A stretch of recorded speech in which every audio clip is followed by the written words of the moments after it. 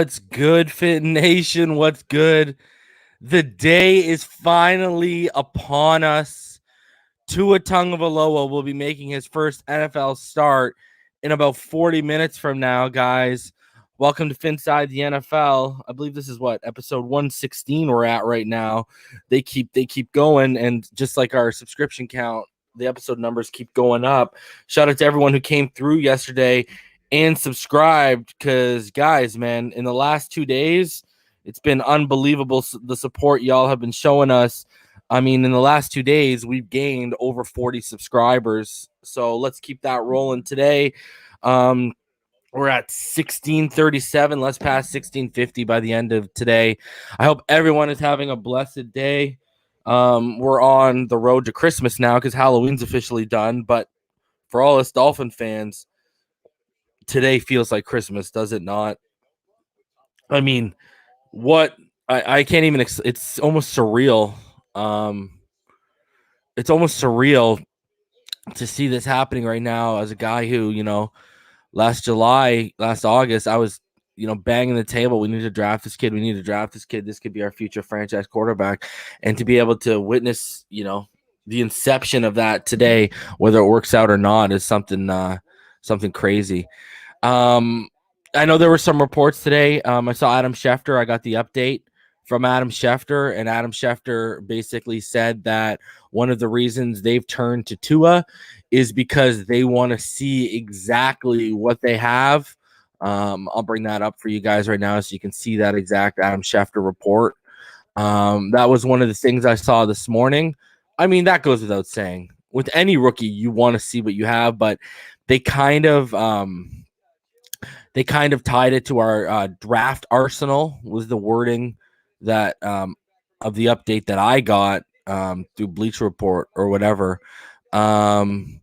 So here it is right here, guys. I'll show you guys right now. Before I got some people lining up right now.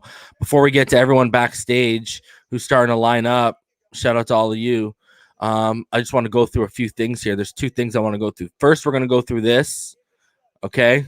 So just so everyone can see exactly what I'm talking about. So basically, it's this article right here from Adam Schefter, and it says Miami Dolphins trove of NFL draft picks factored into the decision to start Tua today. And that was just basically, it goes on to say, I'll open the article for you guys. Why not? Let's live a little. Let me share it. So basically what it's going to go on and say that you guys are going to see here is the whole reason they're apparently one of the factors that's coming in. It says right here, one factor contributed to the Miami Dolphins' decision to name Tua Tagovailoa as a starting quarterback was the fact that Miami Dolphins owns the Houston Texans first and second round picks in next year's NFL draft. The Dolphins need to know what they have in Tagovailoa as they enter the 2021 draft with 2 picks in each of the first 2 rounds, courtesy of their trade last year with Laremy Tunsil. So another thing, guys, that did come out today, the Dolphins did take a call on Xavier Howard, like we all, like I said, it's your job. The thing that turned away the team that called them is they want a Laremy Tunsil-like return for X right now. That came out today. That is factual. That was reported that the Dolphins did receive calls on Xavier Howard, specifically one where they told the team, we want a Laremy Tunsil type return. That ended the conversation. And the whole reason why is because they don't want to trade X. That came out today. That was confirmed. I can find that as we go on here. Another thing I wanted to talk about with you guys today, there is some big news in terms of the activation world. Guys, what did I tell each and every one of you? Okay, I said don't be surprised if someone Tua's comfortable with, a la a Malcolm Perry, was exactly who I mentioned. And guys, as of an hour ago, wide receiver, running back Malcolm Perry will make his NFL debut today. He is active for the Miami Dolphins. You see, I told y'all, it's all about putting him in the best position to succeed and the best position to be comfortable right out of the gate. And that's exactly what they're doing. I called this move literally after they made Tua the starter, I said, watch, Malcolm Perry's going to get called up. And here we are the day of. I mean, you don't have to read tea leaves to see that was coming, but Malcolm Perry will make his NFL debut today. Malcolm Perry is active. So that is a interesting little tidbit for all of y'all today. It's going to be Perry time, baby. So Malcolm Perry is active today. And that chemistry between Tua and him, told y'all it matters. Don't be surprised if Matt Collins gets some more snaps with the offense than he usually gets. Usually gets like what, 2 to 4 a game. Don't be surprised if it's like 6, 8, God forbid 10, because he's got the chemistry. It matters, man. It matters. So just like I don't think the homie Logan Hampton was really off yesterday when he talked about how he expects a big game from Jakeem Grant. I expect a game from Jakeem Grant too. So yeah, there's some news for you guys. Malcolm Perry is active tonight, and he will make his NFL debut for the Miami Dolphins with Tua named the starter, as I told y'all would happen when Tua was named the starter. Let's start things off here for a sec too. Rhino, you ready, bro? I don't know, man. That's crazy, the Perry stuff. I told y'all. Surprise, not surprise, yeah.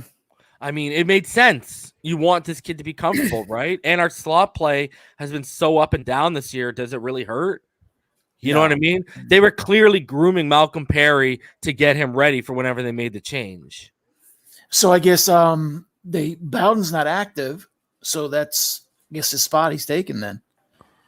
Because I think Bowden's not active. Yeah, I'll bring up the inactives and the actives for everyone right now, actually. Interesting stuff, man. Yeah, that's I don't know, man. That's I love it, bro. It's almost like there's a plan in place, reason. Almost like there's a plan.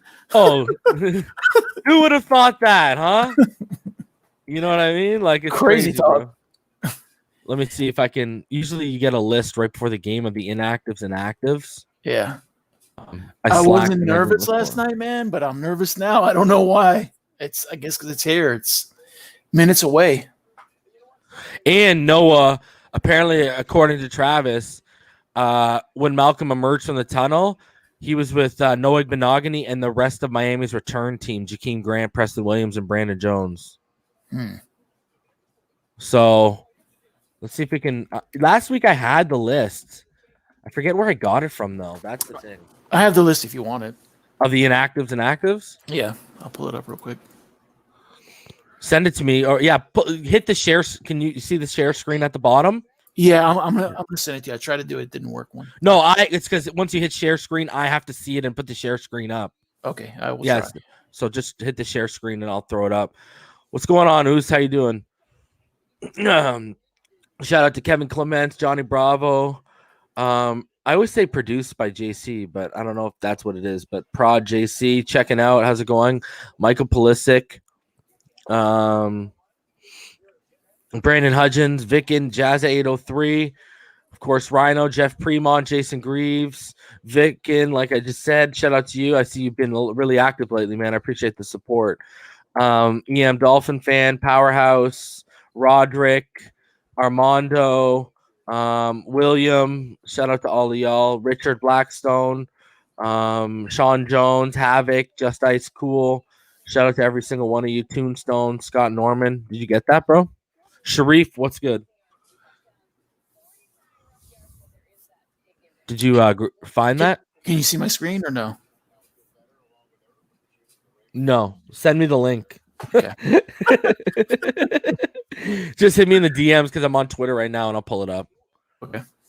Last week, I forget where I got it. I had an image. Shout out to the blonde on NFL Network, Cynthia, for picking us to upset the Rams 24-23 as the upset of the week. I don't even know who this chick is, but shout out to you. All right, I got it. So, guys, here you are. Here is courtesy of the god of the mod squad, Rhino Sith. Here are your inactives and your actives. Oh, here's your inactives for the game. The Lynn Bowden, Salvin Ahmed, Chandler Cox, Jamal Perry, Jordan Howard and Jason Strobridge, and then Malcolm Perry is in. So, yeah, Lynn Bowden is out. I'm kind of surprised to see Chandler Cox. That's crazy. Wow. Yeah, I didn't notice that till right now. Yeah, that's surprising. I wish I could see all the actives and inactives here. Usually there's a list. We're getting a lot of national. Tua's rocking the crosses. And Tua's rocking the crosses, eh? No. Tua's got the cross eye paint going on right now. Wow. Have you noticed how much national media we're getting now? Oh, yeah, because if everyone's going to jock us if this succeeds, both in the fan base with the guys who didn't want him and with all the people that were hating on our offensive line and hating on his size. Once he starts popping off, everyone will jock us. So it is what it is, man. It just comes with the territory. I expected some. I didn't expect this much, to be honest with you. I think it's a lot. Like every 10 minutes they're talking about it, which is cool. Bro, today is the day, bro, that all these people realize this is, like, today's the day everyone's going to basically take back all the crap they said about this kid, whether it's in the pre-draft process or whatever. I'm telling you, I just got a feeling, man. I got a feeling you're going to see really good things from him, and that doesn't mean 5 touchdowns. No. I just think you're going to see smart football, and you're going to see him be conservative. I would be very shocked if this guy comes out with 2 or 3 interceptions. Like, I would be stunned if you see that today. The only way I can see that happening is if the ball's tipped or yeah. Yeah, like I think today people are going to see why they made the change. I hope so. And that's just like I was watching Red Zone. They were talking this ish about Havoc. We're the Rosen truthers, the Burrow pushers, the Herbert lovers, and all the people that didn't want him. There's 4 groups of these mofos out here. And I'm going to tell all y'all, 74 in the room, if you didn't want this kid, it's different if you were on the fence. If you're on the fence, like, I don't know, and then you've listened and you've watched and you'd be like, you know what, I'm down with that kid, that's cool. But if you're one of those people that went to war with Dolphin fans over Rosen, Herbert, or Burrow, okay, and if you're also one of those Dolphin fans who just didn't want the kid and was just hating for no reason on him, but now all of a sudden you're loving on him, keep that same energy you had before. All right, like, go be a Cincinnati fan, go be a Chargers fan, go be go be a Tampa Bay fan where Rosen is. Go follow the practice squad for all I care. All y'all who didn't want him, keep that same energy when it starts popping off. All y'all who are on the fence about him and are now supporting him, welcome on board. That's all I got to say to you. But all of y'all who stood your ground, argued with Dolphin fans, stay on that other side, man. All right, watch the ride. Don't enjoy it because you ain't part of it. That's all I got to say. Yeah. You know what I mean? Real talk. And you can clap all you want. You can do whatever little thing you want to try and make people believe, but you ain't been down. So, I ain't buying that, bro. I ain't buying what you're selling, man. You can't spend an hour and a half breaking down 3 plays, telling everyone how he's a 1-read quarterback, and then come back and say he's my guy, and I want him to not start even just first that. game. Rhino, you can't spend almost a year. If people go back in receipts, last October, last September, they can find the receipts from almost a year ago of not wanting the kid and bashing the kid. Right? Like, it's crazy, bro. Like he stole from your family or something. 20, yeah, exactly, bro. And what's crazy is some of these people ripping on him, they claim to be Christians, yet Tua is like one of the biggest Christians in the world. Are you supposed to love thy neighbor? Well, what's going on with that, bro? There's a lot going on there. Let's take away from football. Let's talk about just as the person, bro. So it is what it is, bro. And this is on every platform, bro. I'm talking to Twitter. I'm talking to YouTube. I'm talking to Instagram. I'm talking to Facebook, especially Facebook. Some of y'all are so damn toxic on Facebook. It's ridiculous, bro. Holy jeez, man. Like, I thought Twitter was bad. Then I started posting stuff on Facebook. I was like, my God, some of y'all are ridiculous. So, I don't know, man. I really got to question people, that, were talking injury about this kid and, like, oh, he's going to walk up when the team selects him and he's going to break his hip as he's walking up to the podium. Like, that's a 22-year-old kid you're saying about that. Let's forget about the fact he's a football player. That's a 22-year-old kid you're talking about. He's not even a man yet, bro. It's creepy. It's just messed up, dog. It's just messed up. You know what I'm saying? Mm-hmm. So, like, and I got to question how many people of these, because I know there's some of y'all out there on Twitter, on Facebook, on Instagram, on YouTube, that you're fronting like you're loving this kid, but I know y'all want him to fail because the ego over the logo. That's what's even crazier, bro. There's people out here, and there's people out here who aren't even acting like they love him and they just want him to fail, especially on Twitter and Facebook. My Lord, especially on Facebook. Facebook's ridiculous for that part. There is a lot of Tua haters and guys who don't want to see him succeed on Facebook. It's ridiculous, bro. So, I mean, I just hope he shuts up all these people, man. Like, whether it's today or not, he will. He definitely will. Like, I don't know. You know what? I hope it is today, bro. Yeah. Because I'm sick of hearing this Herbert and Burrow stuff. Well, Burrow, to me, really earned it after that bounce back from the Ravens, and even before. He's been facing tougher defenses than what Herbert's been facing for the most part, right, since he started the season. And Burrow, I don't mind the Burrow talk. The Herbert talk has been a little ridiculous for me. Mm-hmm. Like, everyone's ready to give him like a jacket from Canton already.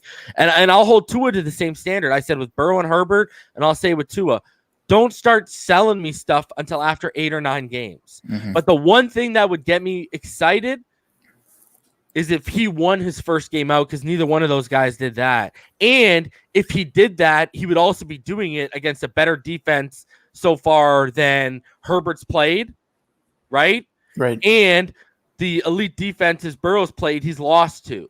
So he would do something Burrow hasn't done as well. Mm-hmm. So, there's a lot riding on. But at the end of the day, bro, honestly, I just want to see good, smart, no turnover football. If I see that from him, I don't care about obviously I care about the W or the L, but it doesn't hold as much weight. If I can come away and I can say Tua played good football and the loss wasn't on him, I'll take that if I have to. You know what I mean? Like that it is what it is with that, because this is a long-term play, right? It's not a short-term play. So, just as long as I see a lot encouraging signs, we're good to go. My thing is, I don't think they're putting Tua in to play a more conservative, scared type of offense. If you're going to bring in Tua over Fitz, you're going to bring in someone you think that it can play at least, like you always say, at least as well as Fitzpatrick. So I expect Fitzpatrick things from him at minimum, but I think he's going to be a lot smarter, like you said. I mean, yeah. My thing is just like I said, I believe one of the reasons they pulled Fitz is because he stopped taking what the defense was giving him. And I know people might call that conservative, but to me, that's just playing it smart, bro. You know what I mean? Like, that's just like, if I take what I can kill you.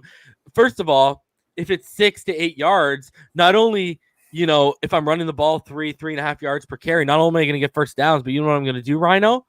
That's slowly slicing and dicing on the short to intermediate level. That's going to kill clock even in the passing game. Mm-hmm. You know what I'm saying? Like, I do not see Tua ideally would not throw more than 25 times. Yeah, that's a perfect number. Definitely. You know what I mean? So, I think that's, I don't see this kid. If we're having to throw 30 to 40 times to this kid, we're probably losing. I mean, that makes sense, but there's a world where that's a good thing too. But no, I mean, I don't mean like we're losing the game. I mean, like we're probably losing. Like we're down by like 2 scores. Yeah. Why are we throwing that much? Because because we're ahead. Yeah. And I feel like with a rookie in his first start, I know the last couple of games we got out to those quick starts. This is the game you really want that quick start. Oh yeah. Let him get ahead by 2 touchdowns, and he'll settle right in. Right? Now, we're asking a lot, right? This isn't a 15-year veteran. We're asking a lot when you actually break it down. We are asking a lot to get up by 2 touchdowns in like the first quarter, but it's possible. I mean, anything's possible in the world, and this kid's so talented that you can't put it past him. But you know what? Defense too. You know what I didn't like, Rhino? I don't know if you're watching Red Zone. was it? I think it was Kurt Warner and someone else. They were really downplaying his athleticism. Yes, I did notice that. Yeah. Oh, it was Mariucci. It was I think it was Warner and Mariucci. Because Mariucci's like, oh, he can move in the pocket. And I was like, what are you doing, Mariucci? Like this guy's getting in like a 3-point stance. I'm like, you're talking about a quarterback, bro. And yeah, like I think they're really sleeping on his athleticism, bro. Like, I don't know what these guys have watched. Like, the kid can run, man. They hold it against him that he likes to stay in the pocket. I don't get it. Well, because he's a pocket passer, but it's a choice. He's not going to run for 100, 150 yards, but this is a kid that could run for 25 to 50 yards a game if you wanted to. Right. He's Wilson, not exactly the same, but he's in that ballpark of athletes. So yeah, man, I don't know, bro. These people are wilding out, bro. Like, so you don't have the wiggle. You don't have the wiggle. Oh, Jesus Christ, bro! I'm creating a shirt, bro. I don't care. A shirt is coming, because guys, either at halftime, depending on how the first half goes, or post game, we'll be dropping the Inside the NFL merch store, guys. I will be dropping the link for that today. I'll be taking y'all through it. We got 5 different designs that are becoming. Right now, it's just T-shirts for women and men and hoodies. I'll be adding mugs and even masks and stuff like that. It looks really good, guys. It looks really good. Yeah, y'all are going to enjoy that. So we got a couple good things. We got a couple memes, and we got just some classic logos, but y'all like that. So an EM Dolphin fan is going to be joining at halftime. Nice. And he is going to be joining, obviously, in the post game. So, man, I'm telling you, Malcolm Perry being activated, Rhino, that makes me feel even more comfortable. Yeah, I mean, I was joking about it, but there definitely seems to be a plan involved here, and it's nice to see they're putting it forward. It has to be a plan. It has to be a plan. Why would you activate this kid after 6 games? There's a plan. And it just happens to coincide with Tua, like I said it would. Yeah, it's beautiful. Oh, boy. Come on, Kirk, you're next, kid. Let's go. I need that ball and speed on the field, man. Oh, man, boys, it's here. Like, we're like 12, 15 minutes away from the. Can you, like, believe we're about to watch this? Good God. I said my prayers this morning. Robert Hunt. I'm hoping God blessed you with nimble feet today, because you're gonna need them. All right, like I wonder if Esther got to church, man, and said his prayers. Bro, I feel like, you ever seen Major League? Yeah. When what's his face starts with the voodoo. Yeah, he starts praying like it was a Jumbo when he like starts like pouring liquor, alcohol and stuff like that, bro. I feel like I'm about to set up a shrine, bro, a voodoo shrine to pray to the gods that Hunt gets feet and protects Tua. Did you see what Tua showed up dressed in? Oh, buddy, the Hawaiian shirt and then that Hawaiian like kilt type thing. Yeah, some guy said it was a lala. I don't know if that's accurate or not, but buddy, that's my quarterback. Man. Yeah, dude.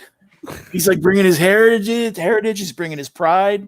He's all in, baby. I love it. You know what I love about having a Samoan quarterback?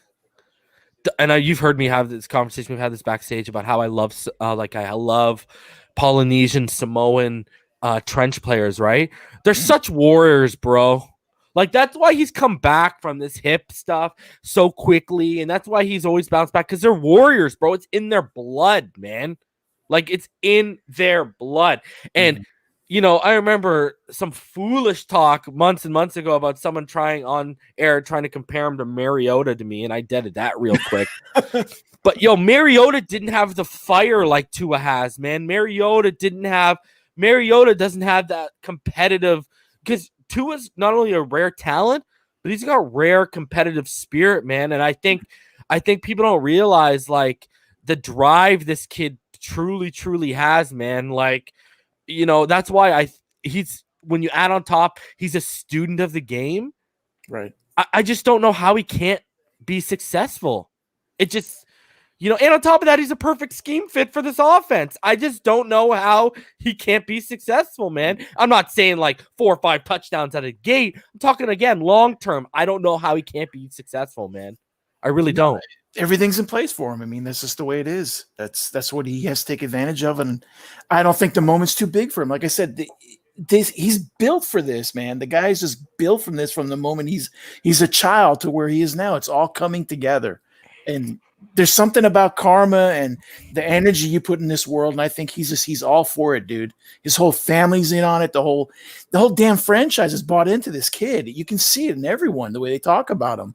It's like they're talking about someone that, has been in the league for 20 years, 15 years. It's really fascinating stuff.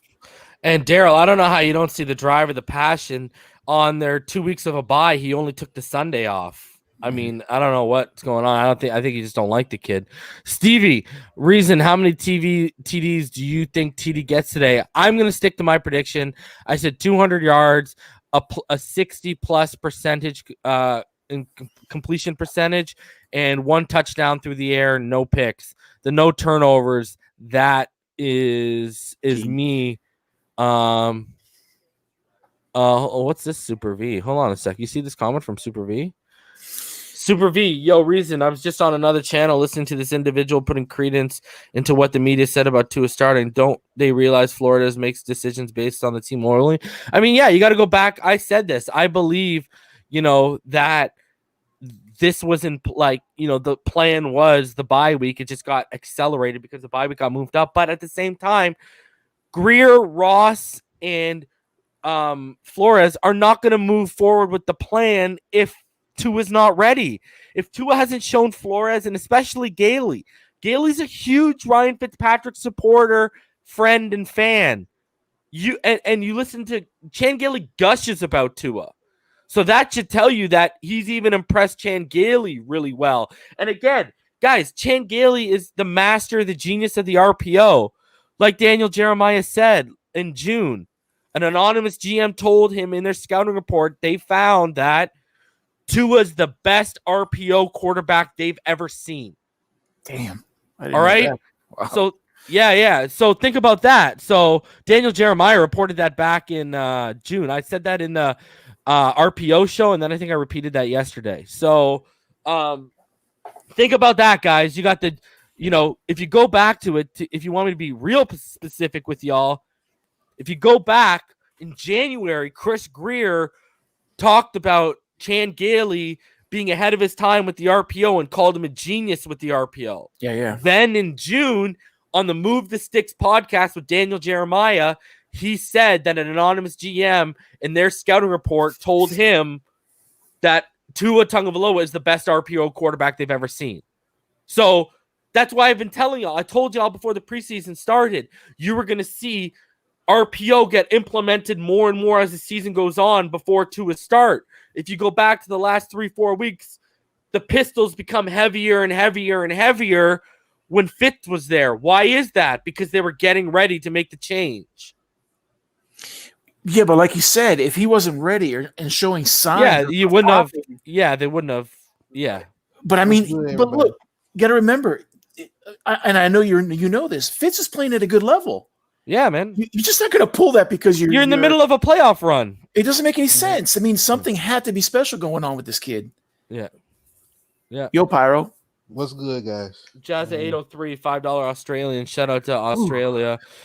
Fins up from the land down under. Nothing better than watching my Fins at 2 a.m. Shout out to you, Jazzy. You're a true fan, bro. On a Monday morning, best way to start the week. Do you got to work in the morning, Jazzy? Because, bro, I got nothing but respect and love for you already. But after seeing that, goddamn, dog. God damn. It's Tua time. That's what Tua time does to people, man. Baby. 10 minutes or so. Bro, Tua time can be 12:55 p.m. in Canada on the East Coast, or it can be 2 a.m. in Australia. Tua time is universal, baby. I love it. Man. I gotta watch it, man.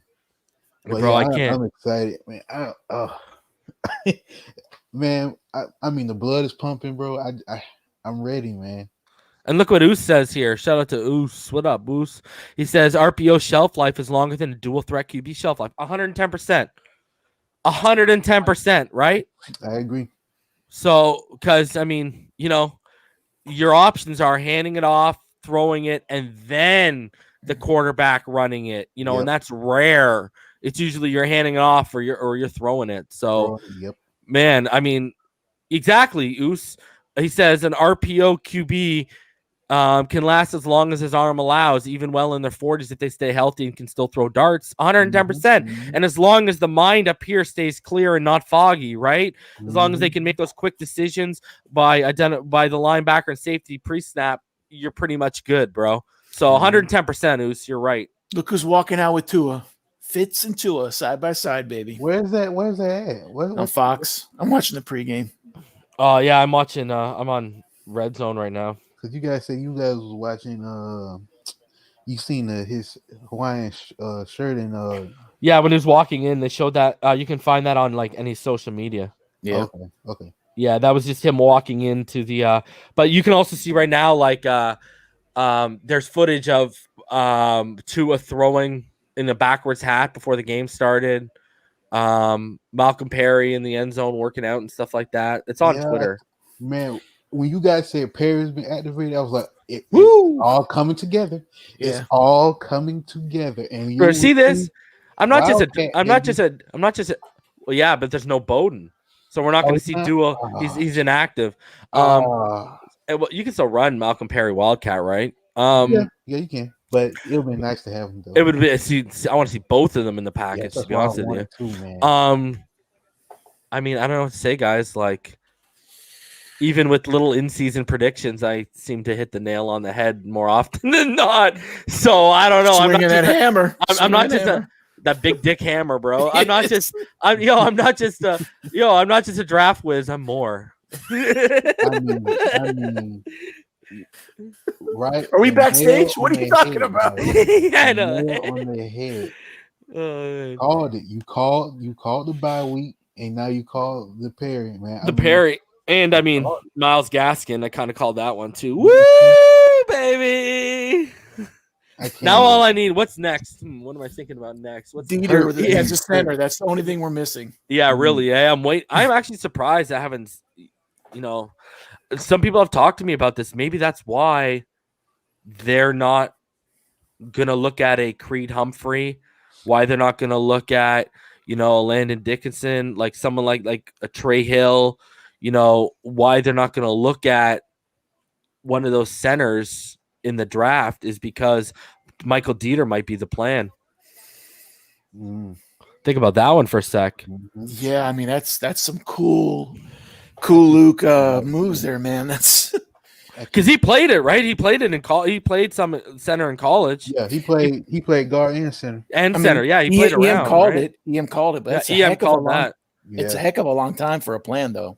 Bro, and EM called it before they even announced them moving him to center. Like they're like, I think they're gonna try him out at center, and it looks like it might be the long play with Dieter. Like they're taking their time to get him right, grooming him. Yeah. Because here's the thing, Karras has started to play better, right? The last couple of games, I haven't heard one rumbling about an extension.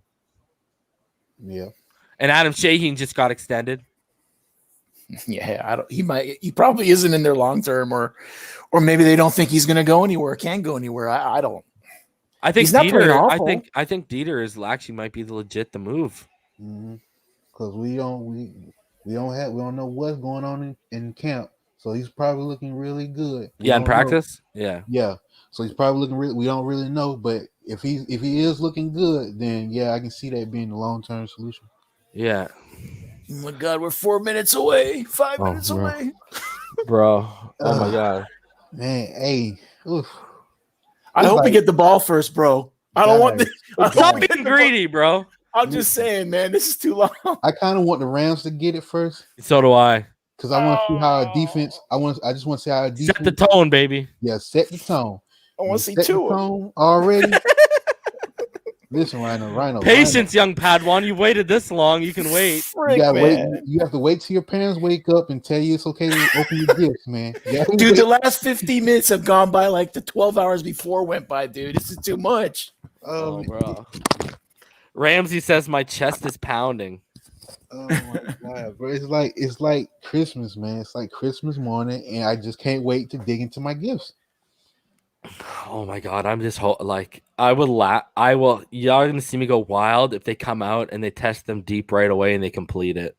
I'm sorry, y'all gonna see me go bonkers. Appreciate you, Red Dino.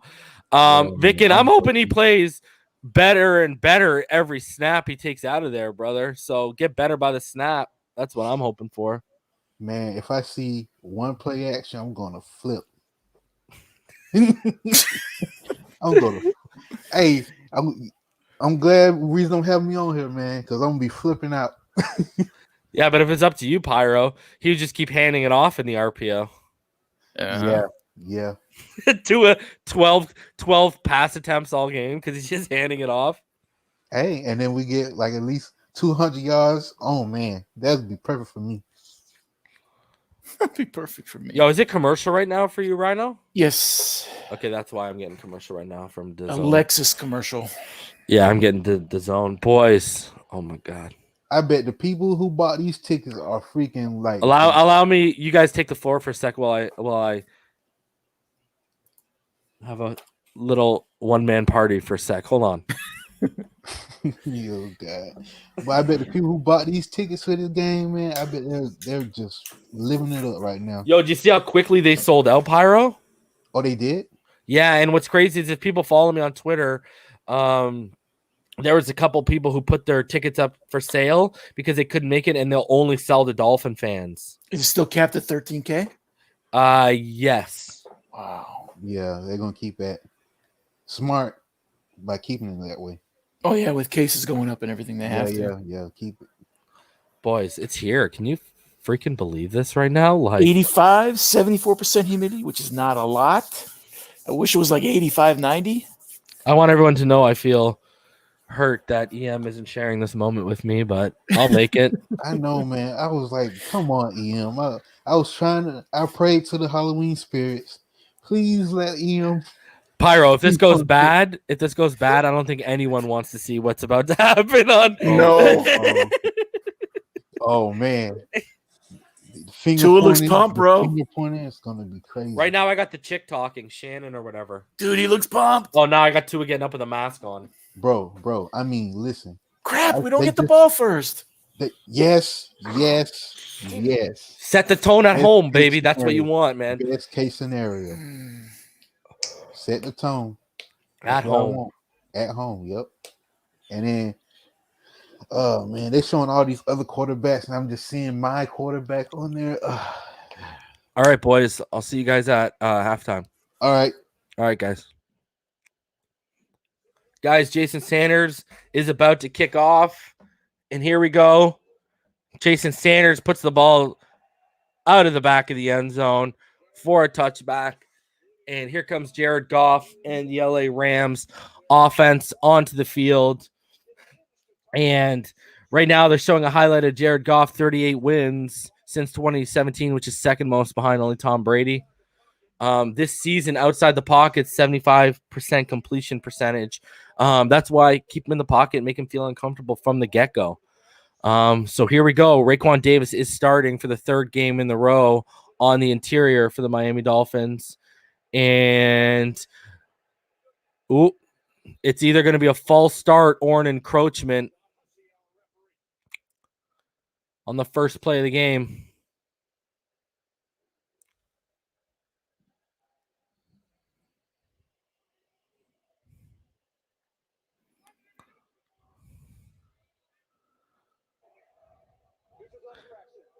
And it's a neutral zone infraction against the Miami Dolphins, guys. Not a good start. So it'll now be 1st and 5. And that was on Van Noy. So here we go, guys. The moment we've all been waiting for is finally here. Now we got to wait for the second moment inside the moment, which is Tua actually taking the field. Let's hope we can get a quick 3-0, but that ain't looking good. It's 1st and 5 right now. And they stack two receivers to the right, motion the wide receiver to the tight right inside of the stack. Now they motion Robert Woods out of the stack to the left side, and they hand it off to Darrell Henderson, and Darrell Henderson's going to get about 4, and that'll bring up 2nd and 1. You're going to see a lot of motion from the LA Rams today, guys. You're going to see a ton of motion. So here we go, guys. Landon Roberts starts today. Look at this guy stepping up. Gotta love it. Getting better and better every week. So 2nd and 1, and they motion the wide right receiver to the inside tight next to the right tackle. And it's another tight condensed formation. And Darrell Henderson is going to get about another 4 yards, and he's going to pick up the first down. Again, you see how tight those formations are, especially with the motion. They're already starting to set the keys up. Basically, they keep motioning the guy in next to the right tackle, and they're running to that side. So they're going to do something later with that, you can guarantee. So it's a 5 receiver set, and they motion Darrell Henderson back into the backfield from wide left behind Goff, who's under center. And they're going to fake the handoff, and he's just going to throw it up to where Cooper Kupp was down in the ground. There was no one there. That's going to be an incompletion. And that's going to bring up 2nd and 10 for the LA Rams.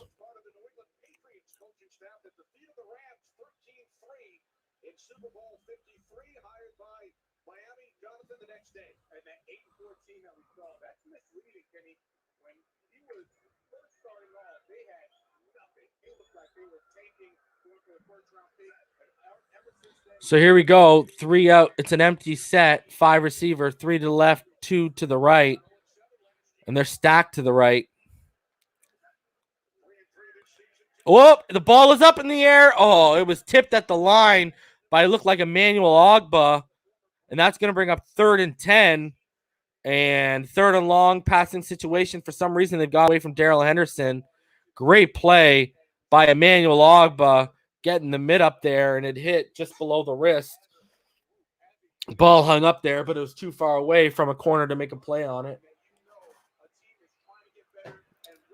So 3rd and 10, guys. Goff has yet to complete a pass. And Goff right now is in the shotgun, and it is again an empty set. 3 to the left, 2 to the right.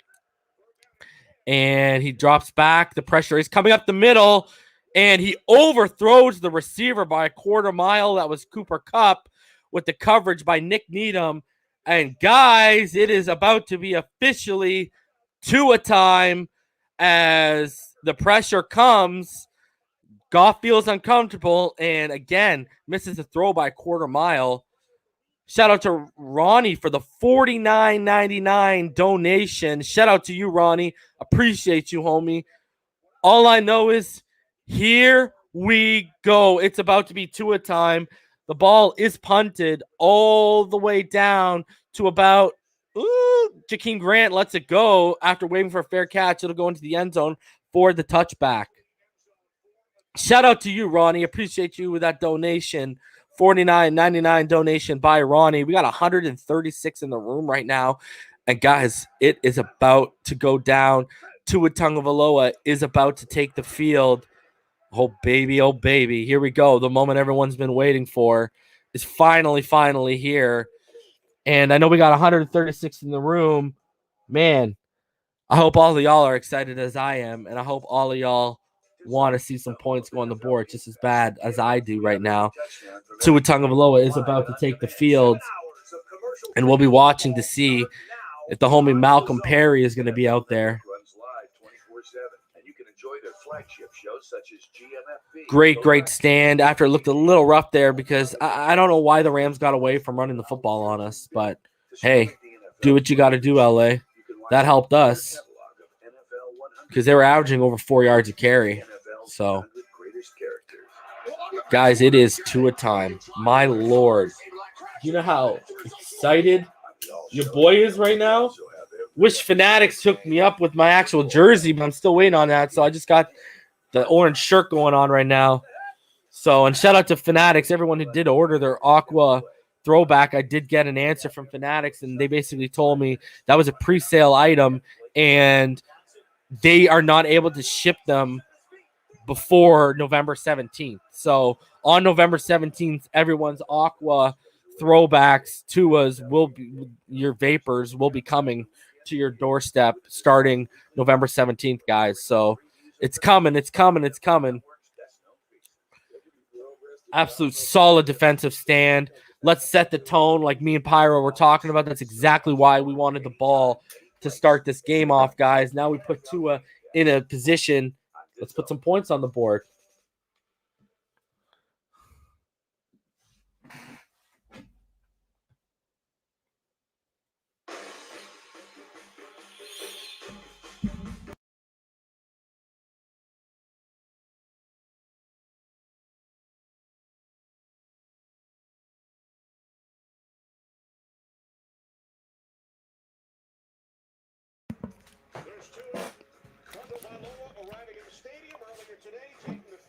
And there you see Tua taking the field earlier today, guys.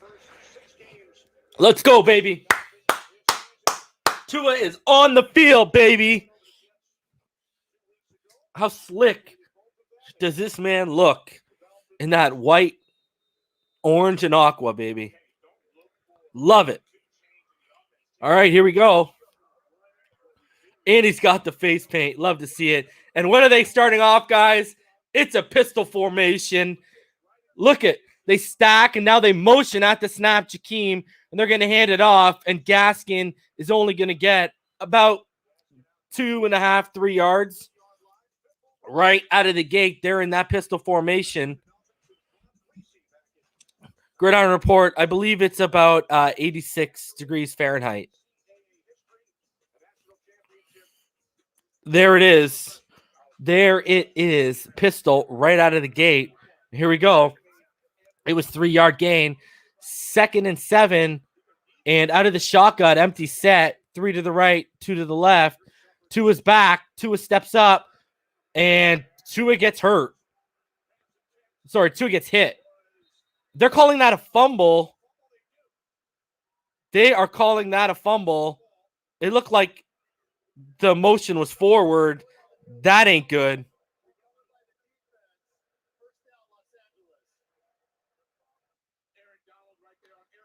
And there's Aaron Donald on Aaron Flowers, and that is a fumble. The hand was going to the back. All of y'all who said Aaron Donald wasn't a problem, I present to you Exhibit A.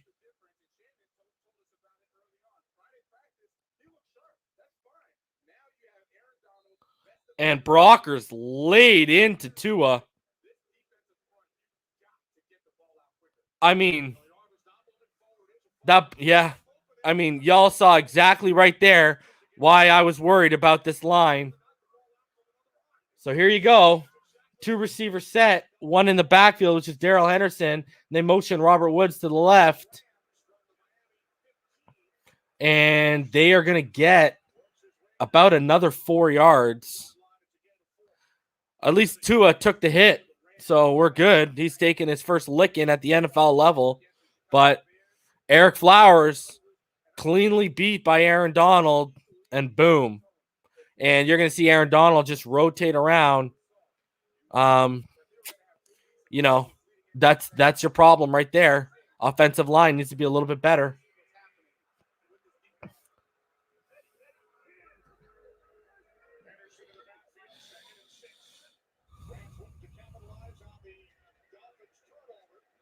And there you go. Darrell Henderson takes the handoff and runs for a first down.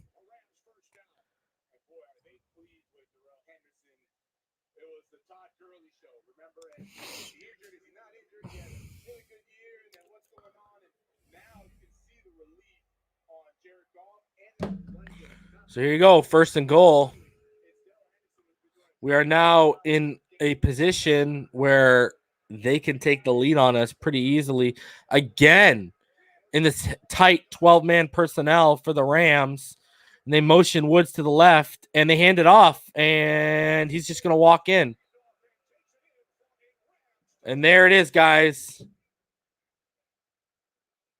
There it is. Touchdown, and it is 6-0 LA Rams. I can't show the game. I'll get hit with a copyright strike, brother. That's simple. Walked right in. Again, motion at the snap like I told all of y'all and I warned everyone about.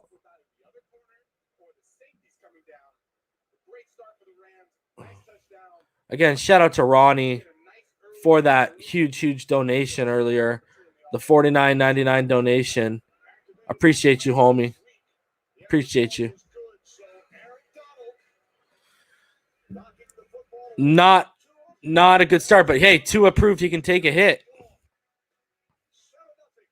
So that was not on Tua. I mean, he better protection. Now, could Tua have got rid of the ball a little bit earlier? Sure. But again, I got to watch the all-22. I can't tell you what was open and what wasn't open downfield. And the all-22 will be able to tell me that. Kyle says Ramsey's questionable to return with an illness. Yeah, there you go. So, I mean, guys, if everything was covered downfield, Fitz would have – same thing would happen to Fitz. Except he probably would have been hit because left arm wouldn't have been stripped. I don't know how you can say Tua looked shaky yet, Mike Pellegrino. It was one snap. It was one passing play, and the protection didn't hold up. And again, we haven't seen the all-22, so we don't know what the coverage was downfield.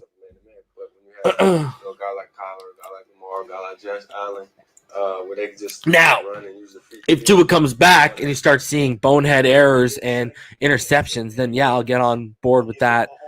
Shaky, but right now that first play was on the line.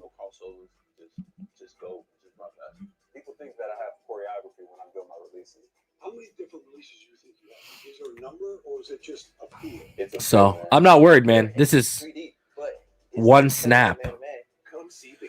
I mean, y'all, I just lost 100. Yeah, that sucks, SJ. I told y'all Aaron Donald. Everyone out here trying to downplay Aaron Donald. I love you, EM, but you out here trying to downplay Aaron Donald. What did I tell each and every one of you? Not only with Hunt, but the fact of how they can move him around. Like now, you're going to see pressure come from Aaron Donald on the other side. And there was Brockers. I also kept telling everyone, don't forget about Michael Brockers. And who's the one who planted Tua into the ground? It's Michael Brockers. Told y'all, man. Right off the gate, my matchup to watch between our offensive line, Aaron Donald, Brockers, Leonard Floyd, Sebastian Joseph Day, and Ekebom, right there. Tells you right there. We were didn't win that one. And what did I say? Bend, don't break in the trenches. That ain't bending. I don't know why everyone was sleeping on Aaron Donald, man. This guy had the most pressures in the NFL coming into this game. So I don't know why people were taking him lightly. Ridiculous to take that man lightly. Now. Oh, Grant. Oh, my God. Oh, here we go. Grant busting it off. Great return after he picks it up after fumbling. And Grant's going to get it back to about the 45-yard line. Great return. So here we go. Let's go, Tua. Let's trot back out there, baby. And again, they're showing the replay right now. You look at the motion. Guys, when was the motion, right? At the snap. Right? So there you go. Boom. And it was a great handoff by Goff. It was a little sneaky one. It was a good little double move by Goff. I'll give him that much. All right, here we go. Xavier can't do anything on that. That ain't on Xavier. All right, guys. So we're from the 49, and we're out of the shotgun. Tua's going to hand it off, and it's going to go up the middle to Gaskin, and he's going to gain about 5 almost. They're going to give him 4, but it's going to be a long 4, so it's going to be 2nd and 6.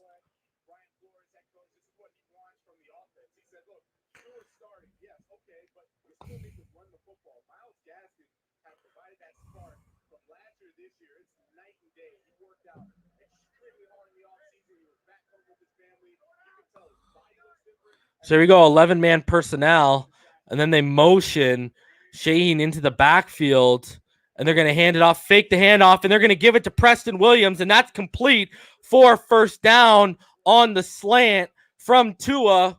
Don't look shaky to me, baby. Looks like it's a first down, Tua Tagovailoa. Nice RPO. Decides to take the throw. Nails it.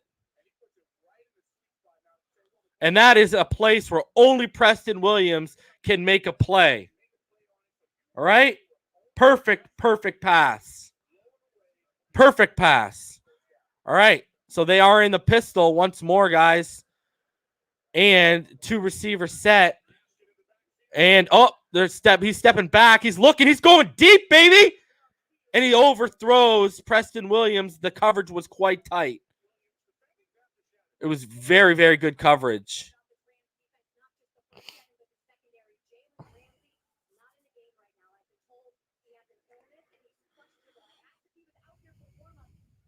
Exactly, Don.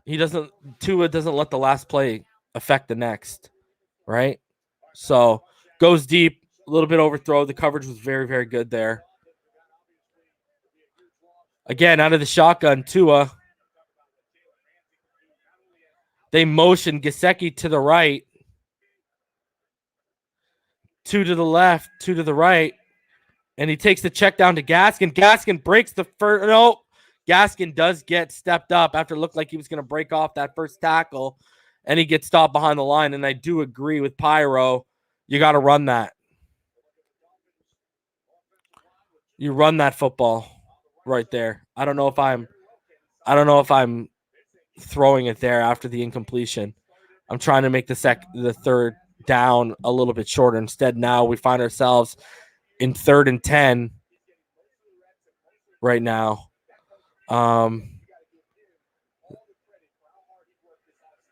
So out of the shotgun, 3 to the right, 1 to the bottom left, and 1 running back in the backfield, which is Gaskin. Quick throw, and it's a bad throw by Tua to Devontae. Parker can't make a play on it, and it's going to bring up 4th and 10.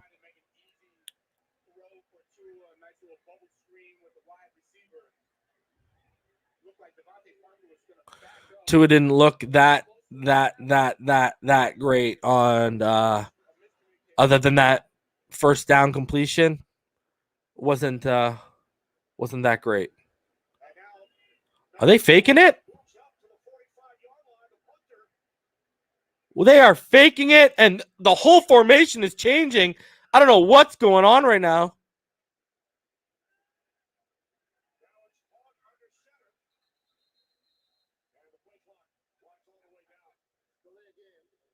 They take a delay of game.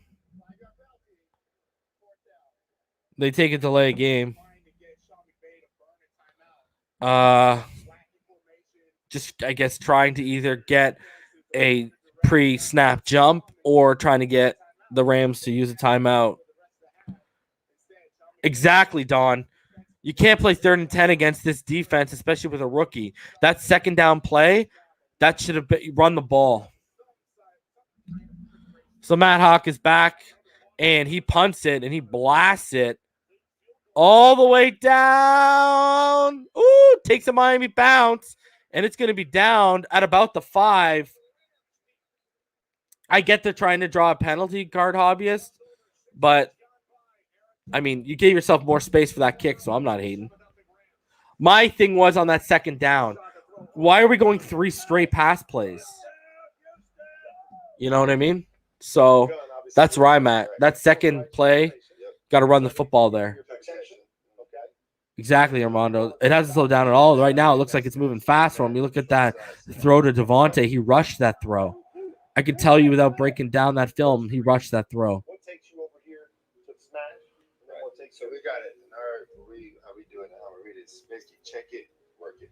So if you got a 2-over-2 man look, or even if it's zone match, you can work this side if you're comfortable with this side. So Tua equals Ryan Leaf. Wow, you must have some magical crystal ball if you can make that kind of statement after the guy's only thrown the ball 4 times in a game.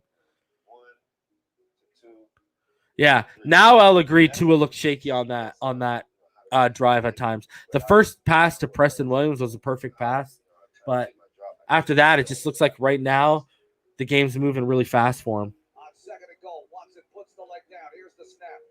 The shot to throw over the middle. Got a man. Fells. Touchdown, Houston. So I'm reading this inside with the defender. Got to make 3rd downs a little bit easier for a rookie against that defense. That's all I'm saying. You got to use that second down and get some yardage after making that attempt to Preston down the sideline and good coverage. Next play, you should come back, run the football, get me 3 or 4 yards. I'll take 2nd and 6 over, you know, a 3rd and 10. Shout out to Johnny Bravo. I know, eh? It's hilarious.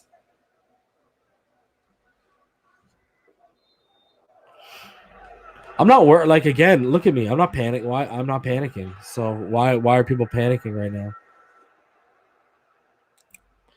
The turnover wasn't on him. That was on Eric Flowers, right? So, I mean, people are panicking right now. He's only made 4 throws in the NFL, and he's at a 50 completion percentage. He could nail his next 6. All of a sudden, he jumps to an 80 completion percentage. I'm not like I told y'all. Just don't throw interceptions. I'm not trying to see turnovers that are his fault. All right, guys. So, again, with that tight condensed formation, and they're going to hand it off to Darrell Henderson. And Raekwon is in the backfield, but Darrell just kicked it out. Wow, and Darrell landed that shoulder on Rowe. Let him know what time it is.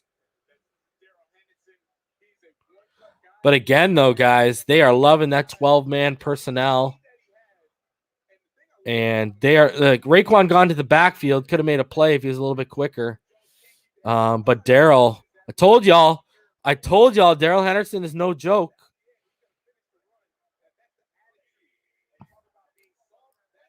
So 3 to the right for the Rams, and they fake it to Darrell Henderson. Goff looking to go, and he's going to check it down to Darrell Henderson, and he's going to overthrow Darrell Henderson.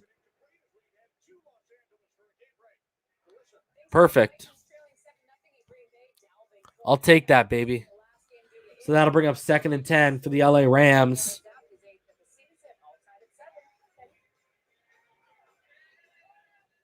Thanks, Chris. 5-1 Packers, 1-5 Vikings. Rams leading this game 7-0. Taco, 85 BS or whatever. Go to here, hold on a sec. I'll put a link. Y'all can stream it. Give me a sec. So we got 3 to the right. They're motioning Darrell Henderson at the snap, and then they're going underneath the Cooper Kupp, and he's taken out of bounds right away by Xavier Howard. He gains about 1. Here, I'll tell y'all. If you're looking to stream the game, guys, and you're on your computer, okay? I'm going to drop this once. So pay attention, right? If you're on your computer, you can't get the game right now. I can't show you the game, but I can drop you a link, all right? Use that link right there that I just dropped.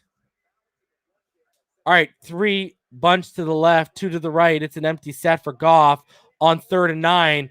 A little bit off his back foot, but he finds Robert Woods wide open, and Xavier Howard makes a tackle right away, but it's too late. It's a first down.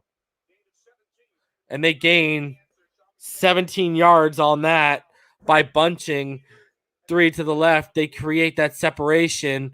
Woods comes through the middle, and he's there, and he's wide open.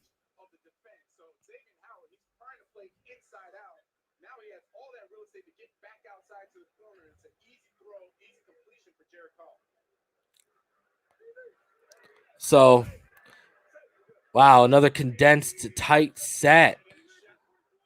Oh, like they motion Robert Woods to the left, and they hand it off to, and it's Malcolm Brown. And he's going to gain another good chunk of yardage, guys. He's going to gain about 6 yards. Can't stop the run right now, boys and girls. Unreal. This is the defense just cannot stop the run right now. 2nd and 4. You know, Goff's only 2 of 6 for 19 yards, but the run is just killing us right now. Again with that 12-man personnel. Oh, it's intercepted! Oh, how do you drop that Van Ginkel? Oh, Van Ginkel. It was there for you. He had it. Oh, and after I tell everyone you're a playmaker, AVG. Oh, great getting your hands up. You had that, AVG. Oh,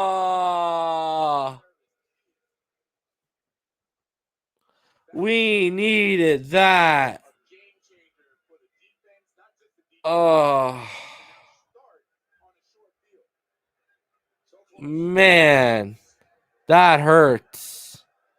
Empty set. 2 to the right. Sorry, 3 bunch to the right, 2 out to the left. Pretty tight. Oh, man. And quick throw. Oh, and it's behind Cooper Kupp, and that's going to bring up a 4th down. Jared Goff has not played well today. So here we go. Tua has a chance. He's going to get the ball back. Let's make something going on.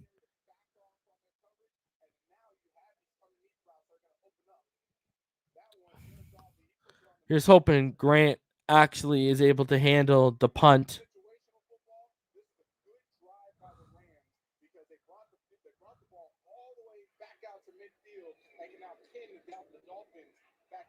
Big punt. And that is going to go out of bounds. Wow. All the way down to about the 9. Big punt for the Rams. And Tua will take the field again. Tua, hey, my dude, if you're ever going to drive, let's go. If you're ever going to establish yourself, let's go right now. Right now. There you go, Rhino. I need a 91-yard touchdown. Let's go. Incoming right now. I'm not trying to see no screens either, guys. Tua can make big boy throws. I ain't trying to see no screens. Let's get some, let's get him comfortable here. Let's get some completions over the middle. Let's run the ball effectively, okay, for one thing.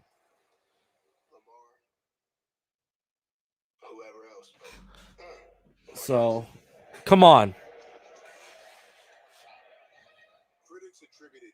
Powerhouse says this is a Tua TD drive. I'm calling it now. Latrell says Tua about to get a TD.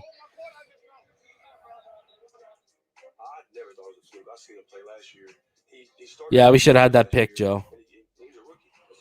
All right. Come on. Give me your predictions right now on this drive. I'm going to say, I hate to be the Debbie Downer. I'm going to say we come away with a field goal on this drive. Let's hear what all y'all think. I'm going to say we come away with a field goal, and if we do get a touchdown, I'm going to say Jakeem Grant scores the touchdown. I'm going to really go out on a limb if there is a touchdown. So,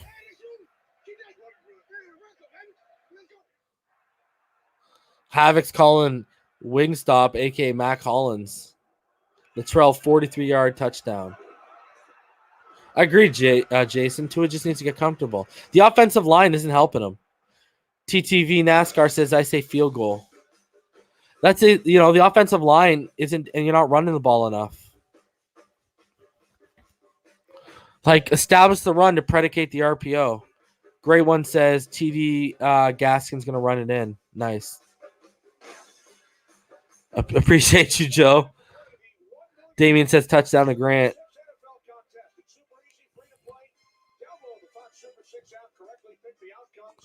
Powerhouse says if we get down that far, I say Preston Williams scores a TD. Pyro says I agree. TD to one of our running backs. All right, here we go, guys. All the way on our own 9. Tua is currently 2 of 4 for 8 yards.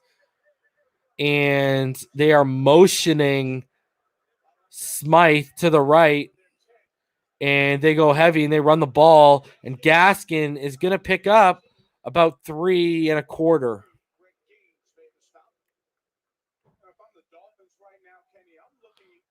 Oh, Rhino, she's just on TV. Shout out to the homie, Allie. Shout out to the homie, Doll Freaky. Friend of the show. Friend to you and me. She's a great person. Can't wait to tailgate with her and that whole clique and Paris Love and all those people next year when everything's back to normal. So here we go. We're out of the pistol. And we got Smythe motioning. They're going to fake the handoff to Gaskin. He's going to bootleg. And Tua, he's going to take it. He's going to take the hit. And he's going to gain a couple yards, no problem.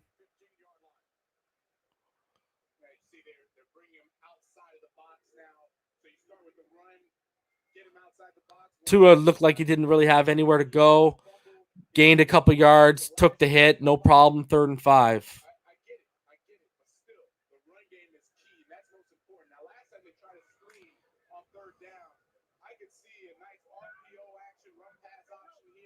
I agree, Phil. So we got 3 bunch to the right, 1 out to the left, running back to the left of Tua in the backfield. Here comes the snap. Tua goes deep. Oh!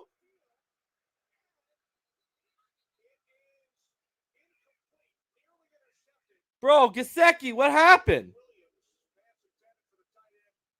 That was in your hands, Gesicki. That was right in Gesicki's hands. Gesicki, that was right in your hands. Come on, bro. That was a beautiful throw. That was on the money, baby. You got to make that catch, Mikey. Come on, bro. 4th and 5. Got to make that catch, Mike. Come on. You got to help the rookie out. A Dolphins bounce is taken, and that's going to go all the way down to about the 22. Come on, Mike. You got to make that. You got to make that catch. That was right on the money, baby. We are not just the quarterback. Our offense needed that catch, Mike. You got to make that catch, brother.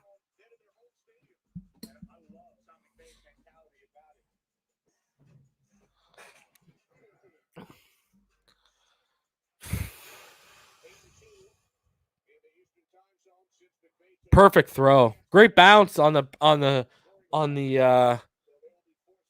punt. I agree with you.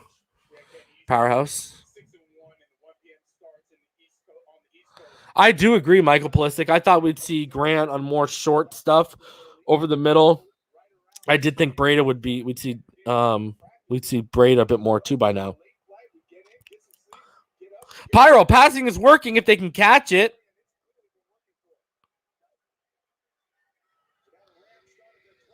So you go 2 to the left, 2 out to the right, including a tight end, but it looks like he's in line blocking. Then motion Robert Hunt at the snap, and Malcolm Brown, when it looked like he could have been stopped at the line of scrimmage, is going to end up getting about 4.5, 4.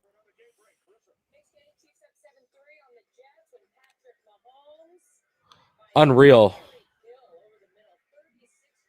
Wow, what a throw by Patrick Mahomes to Tyreek Hill. Beautiful. Man, Gesicki. Come on, bro. And I was preaching you would blow up with Tua, and he gives you a chance. So they fake the handoff. Goff steps back, play action. He goes underneath the cup, who's going to get the first down plus a whole hell of a lot more. And he's going to take it up to about the Miami Dolphins 32.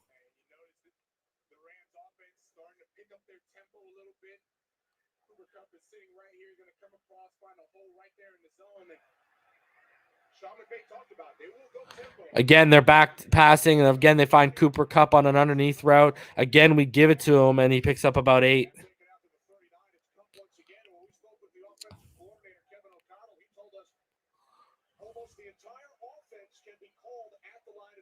Yeah, and separate TBT NASCAR.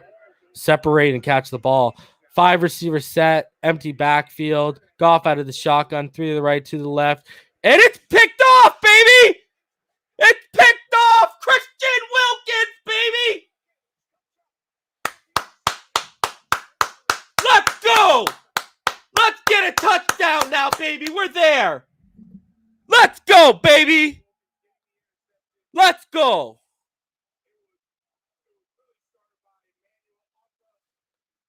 Let's see the replay here. They're highlighting my boy Ogba. Bro, they didn't even block Ogba. Woo! Love it all day, baby. Let's go. Let's go. Ben, don't break, D. Let's go. Let's go. Let's put some points on the board, Tua.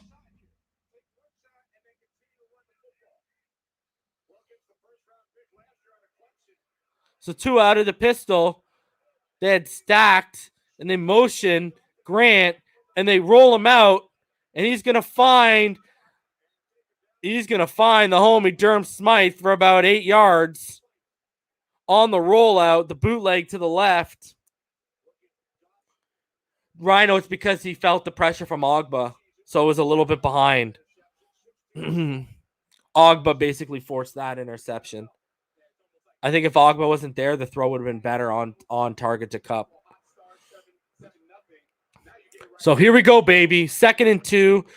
Tua's 3 of 6 for 16 yards right now. Again, out of the pistol. And they motion Smythe in the backfield. And they hand it off. And they go to Gaskin. And he's going to get pushed forward with the help of Kinley, who was pulling to the left for the first down.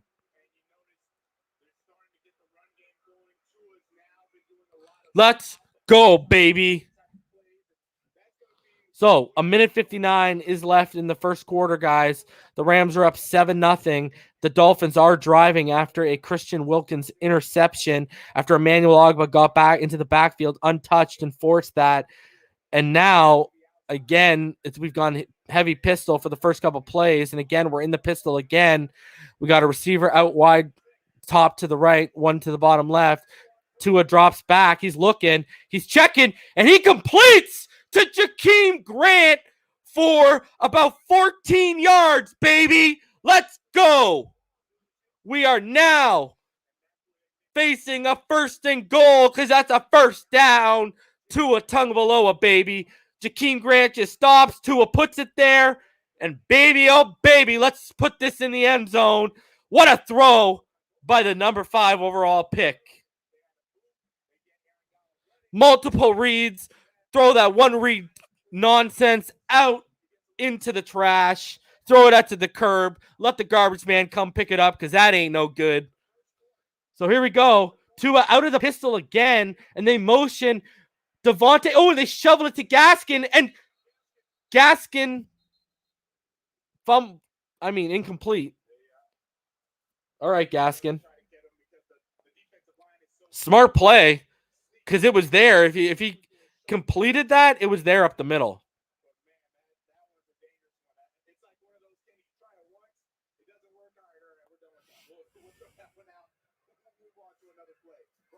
So here we go again in the pistol with Myles Gaskin. One wide to the left, which is Preston Williams. One tight to the right. And they go to Gaskin this time. He's going to bounce it to the outside. And he's going to take it down to about the 3-yard line. That will bring up 3rd and goal.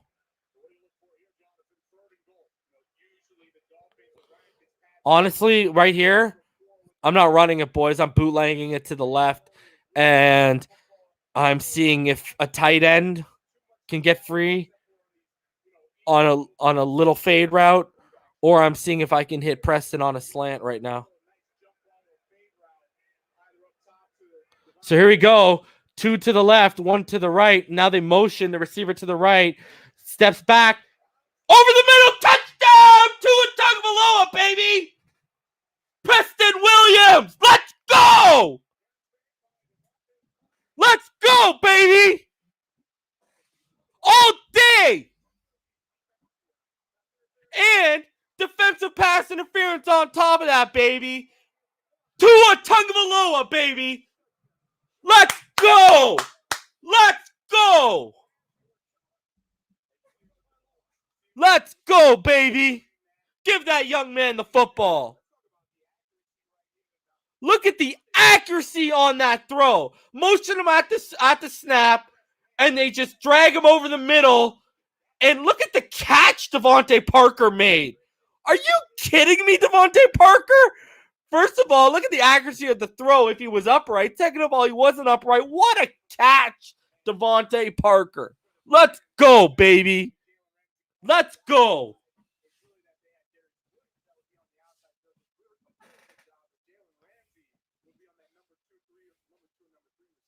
And that'll bring about the end of the first quarter. Rhino says it's like Tua walked up. Let me put this up. It's like Tua walked up to DVP in the end zone and handed the ball to DVP in his arms as he was falling back. Let's go, baby! Let's go! And I guarantee some of y'all out there on this platform, not my platform, but YouTube the platform, after that fumble, we're calling this guy a bust and saying, did we take the right guy? Did we take the right guy? Keep that same energy after that touchdown, baby. Let's go. Let's go, baby. What is good right now? Love it, baby. Man. God damn. Someone else earlier said Tua Tagovailoa is Ryan Leaf. Rhino, ban that fool, whoever said that. All right? Go up there and ban that fool. Exactly, Havoc. Where are the Rosen truthers at right now? Where are y'all at? All of y'all that Rosen is the franchise quarterback. We don't need to take Tua because we got Rosen. Talk to me now, baby. Where are y'all at right now? Unreal. Hope y'all sitting in a corner crying tears onto your picture of Rosen. Unreal. Let's go, baby. Let's go. Dude, I remember that guy was earlier. It was after like the first drive he was calling. He said Tua equals Ryan Leaf. King Tua, baby. All hail the king. All right? All hail the king. And all you who doubted the king, y'all ain't nothing but peasants. Real talk. Let's go. See, that's why did y'all see me panic after the fumble? No. Kept the course, baby. Unreal, baby. Unreal. Tua time, baby. It's like happy hour. Let's go.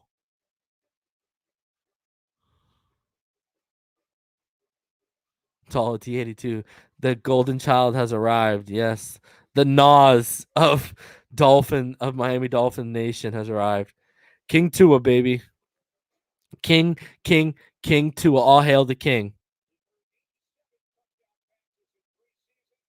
Let's go, baby. Let's go. Now, defense. Let's go, defense. Let's go, defense. Let's go, defense.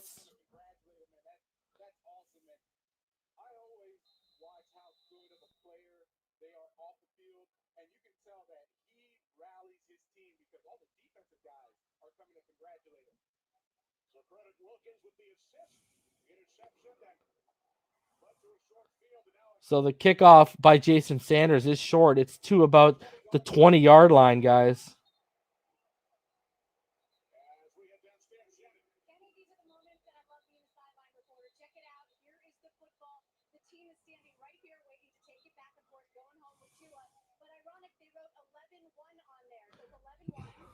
Shout out to Jariq Huggins for the $5 dono. He says, just witness history, y'all. And we all just witnessed it together, Jariq. I love all of y'all. I wouldn't, there's no other family I'd rather be sharing this moment with than the Inside the NFL fam and Dolphin Nation out here, man. Love all y'all. It's amazing to share that moment. My bad to any of y'all who had headphones on when that went down. And, yo, I don't mind spamming Tua in the chat. You can even spam King Tua in the chat if you want right now, because that's what it is over here. King Tua has arrived, baby. Y'all already know the shirt's coming, baby. Shout out to you, Lakeisha Smith. Fins up from the Bahamas. All right, tight set, and they toss it to Darrell Henderson, who 12 yards like it ain't nothing. Ain't nothing. Again, look at two tight ends stacked to the right, and Darrell Henderson just followed the lead blocks, and they were there. I agree. Yeah, checking how out Coward gave him bulletin board material. Mistake for that man.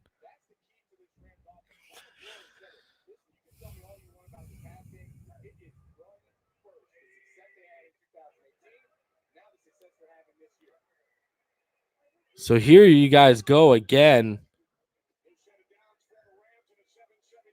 Again, loving that 12-man personnel, and they hit Darrell Henderson over the middle. And Darrell Henderson is going to gain yards after the catch, and he's going to get about 11. So the defense right now is getting pushed around. Goff currently 5 of 12, 51 yards and an interception. Right now, the defense isn't really looking strong. The pressure came from the edge from Ogba once again, but Goff was able to get rid of the football.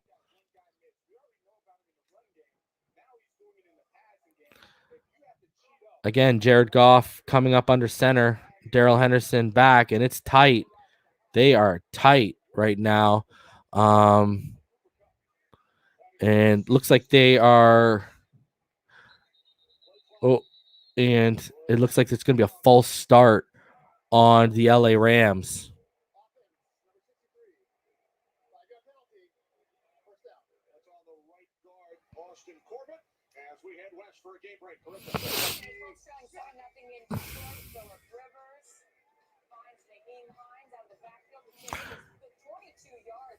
Wow, what a run by Nadeem Hines for the Colts. That was crazy. And he does the cartwheel and the flip over. Shout out to Hines. That was an amazing celebration. That was like a Madden celebration. God diggity, damn. So here you go, 11-man personnel dropping back, and Goff makes the throw to Cooper Kupp, just running a little out route towards the sidelines, and he gets the first down and more on 1st and 15. So it ends up being about 21 yards for the Rams. So the defense right now, Goff is looking like he's settling in a bit more. Nice throw by Goff. And it looks like the Rams are moving the ball with the passing game now as well as the run game. That's not good. The D is just getting shredded right now. 2 to the left, 2 to the right. Only Darrell Henderson in the backfield, and he is stopped at about the line of scrimmage. Kyle Van Noy was first in there getting hands on him. So that'll bring up a 2nd and 10. One of the rare stops on Darrell Henderson. So let's make something out of this. Another stop here would bring up a 3rd and long, and we know Goff has not been very effective today on 3rd down, and especially on 3rd and long.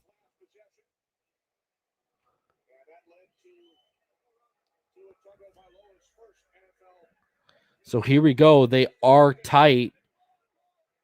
And wow, they are super tight. Again, 11-man personnel, and they formation. Wow, the pressure's coming up the middle, and it's a bad throw by Goff into nowhere. And that's going to bring up a 3rd and 10. Again, pressure created from the defense, manufactured.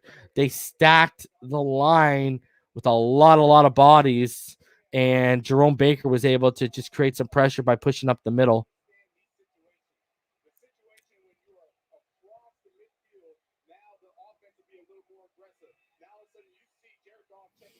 So here we go. Both teams are 1 for 3 on 3rd downs. 11:28 left. 3rd and 10 with the Rams driving. And right now it's an empty set. 3 out to the left, 2 out to the right. Empty backfield for Jared Goff. He drops back. The pressure's coming on a stunt from Van Ginkel. Ball gets over the middle, and it was almost intercepted by Xavier Howard, but he couldn't pull it down, which is a rarity for X. The pressure did come over the middle on a stunt from Andrew Van Ginkel, it looked like. And yeah, and then X was there.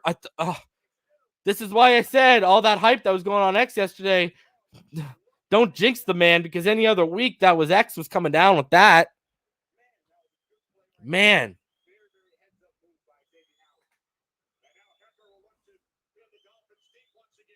So again, a punt from the Rams is going to take us down to about, wow, we're gonna start this drive at about the 3 or 4 yard line.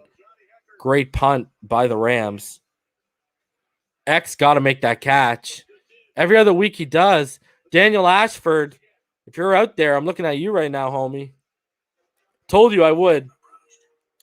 Because any other week, that's a catch from Xavier Howard. That's a rare drop. The guy's as sure as, the best wide receiver hands out there.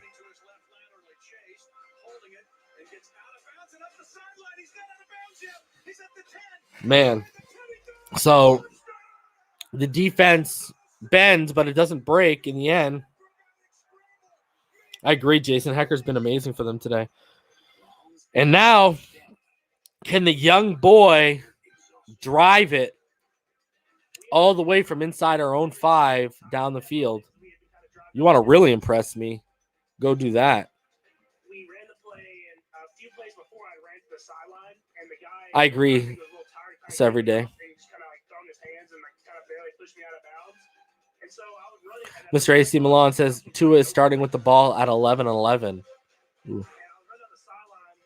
Michael, the line has started to look a little bit better. But that first drive was very worrisome, wasn't it?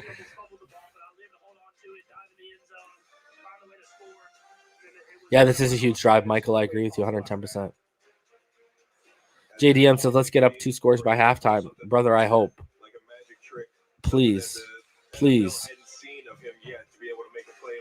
Stevie, if Tua can drive the ball and score here, then we got our QB. I think we got our QB anyways, bro. I really do. Pyro, run the ball. Obviously. Conflict. Yeah, I know.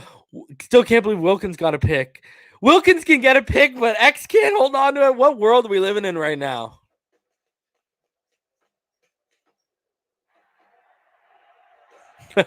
Shout out to you, Daryl. That's hilarious. Yeah, Pyro, we're on like a 3 or 4, right?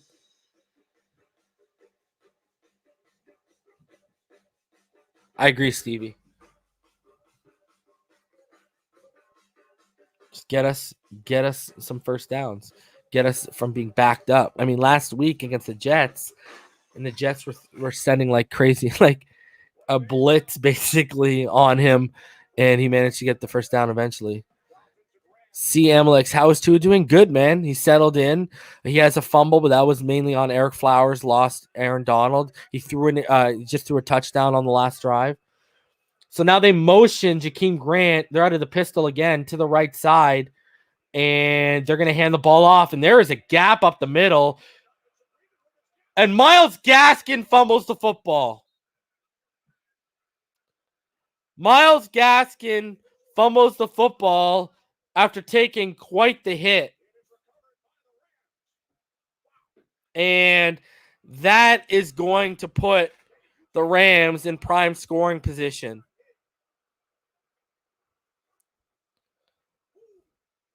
Myles Gaskin was popped in the shoulder by Hill and then stood up straight up by Taylor Rapp. And Taylor Rapp just lowered his body, put his helmet in the ball, and freed it from Gaskin's grasp. That was a good play by Rapp. Taylor Rapp, but we talked about him yesterday on the pregame show. No slouch either. I know Taylor Rapp's a beast, boys. Rare mistake by Myles Gaskin this year. And not an ideal place for that mistake to happen. So now from our own 7, Darrell Henderson will get the ball, and he's stopped in the backfield by a Landon Roberts, shooting the gap and stopping him back at the 10. Roberts looks like he's a little banged up, though.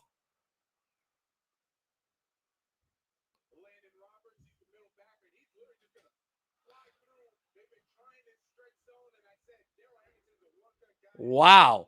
What a play by Landon Roberts. If we can hold them to a field goal here, I'll take that. Obviously, I want a turnover. Great play by Landon Roberts, someone who started off really, really bad but this year, but has got better and better. So now 5-man set, 3 bunch to the right, and then motion Darrell Henderson, fake the handoff, and it's a fumble! It's a fumble, and Van Ginkel has it, baby! Van Ginkel's going! Van Ginkel's going to the 30, to the 20, to the 10!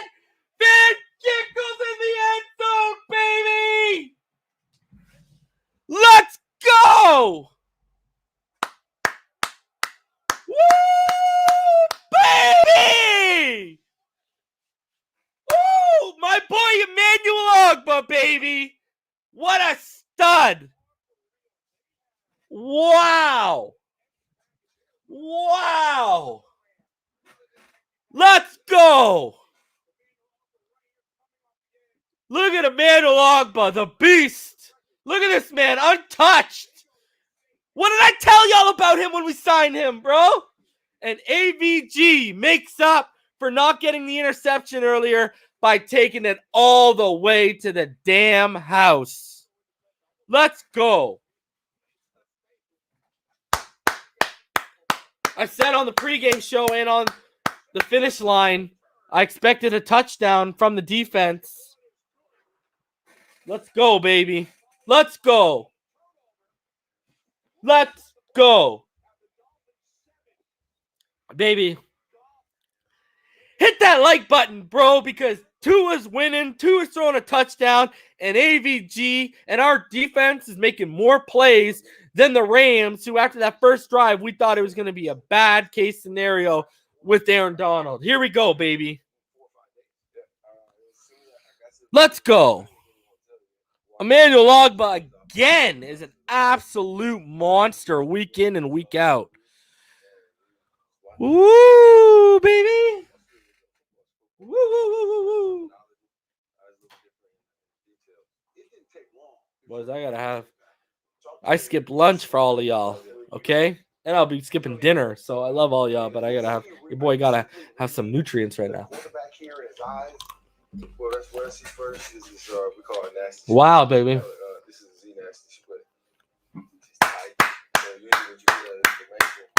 Let's go! Now we're playing from ahead with this kid, which is exactly what I said I wanted us to do yesterday. Let's go. Now, we got to do it all over again, D. Let's get another stop, baby. Let's go, baby.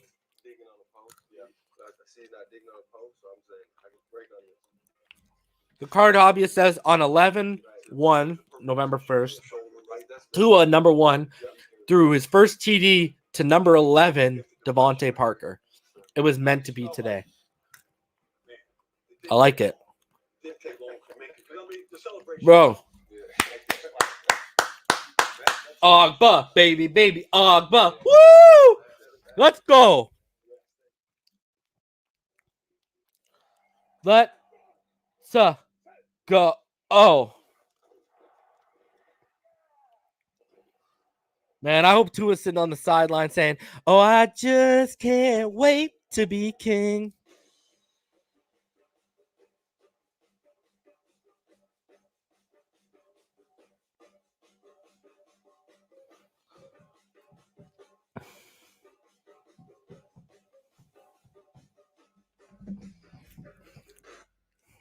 Sorry, I'm letting them all know in the Dolphins Brawl Lounge where all the content creators are that King Tua's arrived.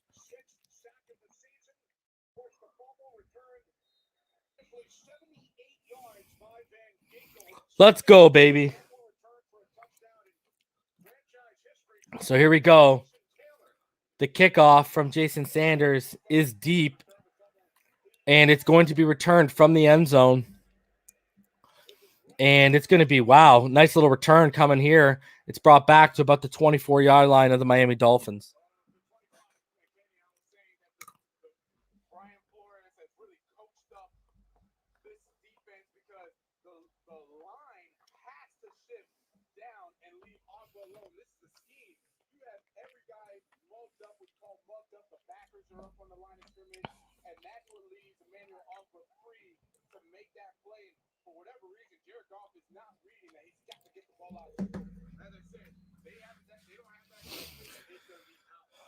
Wow, AVG, baby. Let's go, people.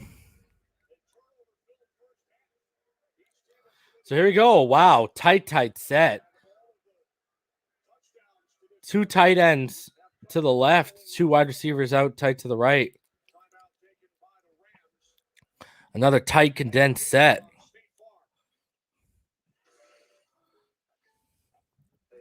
The 12-man personnel. saying the rise rate isn't real. Yeah, but I'm sure you gotta probably pull some strings or something. But there no strings. Here's the deal. State Farm offers everyone surprisingly great rates. Hey, what if the rise is straight? Sorry, Dwayne Johnson. There's a new King Samoan in town. Its name is Tua Tagovailoa. All right, guys, so here we go. The turnovers have been huge. Oh, boy, Jerome Baker in that mic roll. Another tight set, 12-man personnel. They're two tight ends to the right, and then two receivers, bunch to the left. Now they motion Woods, and they give it to Malcolm Brown, and Zach Styler is going to stop him, but he's still going to gain about 5.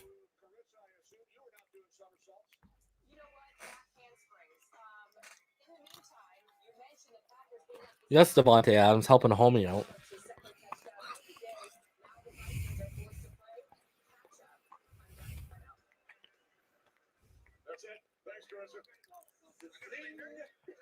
So he's actually they gave him 4. So it'd be 2nd and 6. And they got 3 to the right. Sorry, 2 stacked to the right, 1 out wide to the left. And Goff's back to pass, and a bad pass. Cup, it was like at the shoelaces of Cup. Needham was there in coverage if the completion was made to take him right down. Bad throw by Jared Goff. I'll take it. I agree, Rhino. It looks like they listen to my keys, and Goff doesn't look comfortable. He doesn't look like he's settled in yet. Yeah, Needham locking it down right now in the slot, getting better and better. The flags are starting to go away. Right now, Goff 6 of 15, 73 yards, and 1 interception. So we got 2 out wide to the left, 1 tight to the right, and then Malcolm Brown in the backfield. Oh, the pressure was starting to come. Great play by Byron Jones. Wow. What a play by Byron to get his hands up. Wow, that was a great play by Byron Jones, man. Solid play. Solid play. No issue. Great play by Byron Jones. So here we go. Punt deep. Grant looks like he's going to field it. And Grant's going to take off. He's running. He's going. Wow, he's up the sideline. He's going. Grant's gone. To the 30, to the 20, to the 10. Jakeem Grant. Touchdown, Miami Dolphins, baby. What is going on? Woo! Let's go, baby. What is going on? What is going on right now? Wow, Jakeem Grant finally does something this year, and he does it at the perfect moment and in big fashion. Wow. Wow. Make me eat crow, young man. Go ahead. That's fine. If we win, I'm cool with that. Johnny Bravo says, is this a dream? No, this is Jakeem the Dream, bro. Woo! Let's go, baby. What is going on right now? I'll take it. Let's go, baby. I said, hey, I was right there with you, man. I said, Michael, I was right there with you saying Jakeem would show up. I didn't think it would show up like this. I thought it'd be more in the passing game. But I'll take it, baby. Let's go. Kay says lightning just strikes twice. Rick and Dick. I can't put that up there, but he was gone, bro. Turn off the burners. Let's go. Checking out. Tua brought swagger to the team. KA says, I'm moving to Miami, to Hawaii. Wow. Unbelievable right now, guys. This can't be life, bro. Wow.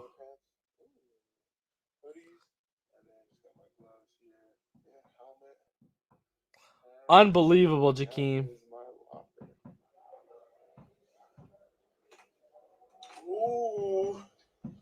Ooh, yes, sir. We got the virtual meeting suite up at Heinz Field.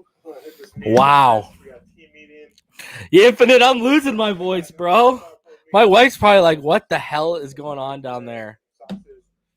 Shout out to my daughter who's somehow sleeping through this. Wow. And Tariq, and we can also say he hasn't been on the field very much, but he started to settle in when he has been. And now, boys, I told y'all yesterday, if we get up 2 touchdowns, perfect scenario for this kid, because now Tua is about to be settled in and comfortable, guys. I would be very surprised if he isn't. But now we just got to wait on seeing him again because the Rams get that ball back. Wow, guys. Yeah, exactly, Dolphin 82. I'm a time traveler, bro. Yep. Coast to coast with our bell. Y'all would have heard me on it about 15 years ago. EM is watching the game. He'll be here during halftime, and EM will be here post game.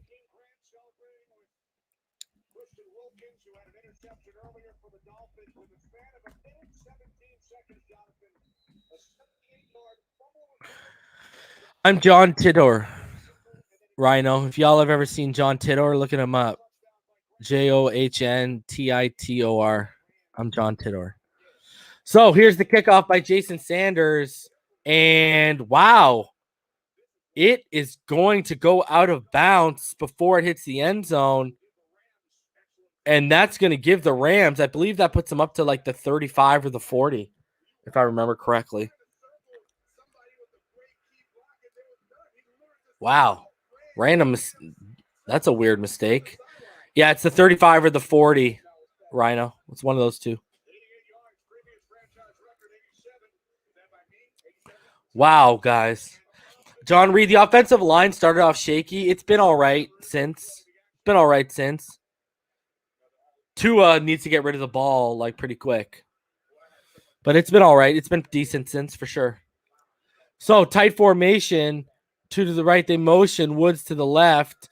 And Cam Akers now, he'll break out and he'll get about 10 yards. So there's 8:30 left. Right now, 21-7 Miami Dolphins, guys. Tua has a touchdown pass in the game right now.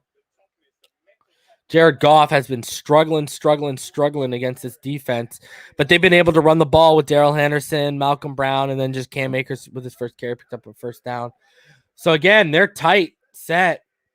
That condensed offense, they motion the tight end to the right in line, and Cam Akers giving the ball again, and he stood up this time as he runs right into the behemoth that is Raekwon Davis. And Raekwon Davis just stood him up, but it was too late. He was past the line of scrimmage, and he got 5.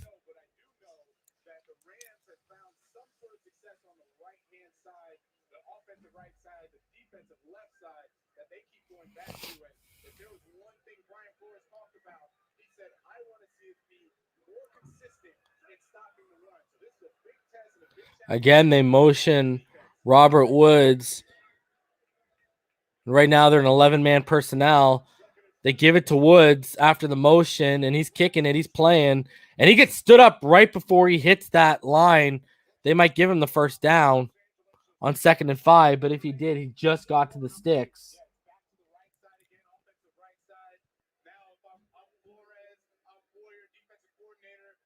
So it's 7 minutes left, guys. They did give him a first down. Right now, Goff, 6 for 17, 73 yards and interception. He has struggled for sure. He also has fumbled the ball. That was picked up by Andrew Van Ginkel and returned for a touchdown. So 3 receivers, 2 to the left. Cooper Cooper Kupp is tight and he's blocking. And wow, the pressure was coming because it was a little bit of a dump off screen. And they ended up going to Robert Woods, and he gets about 8 as off his back foot, Goff is able to make the throw.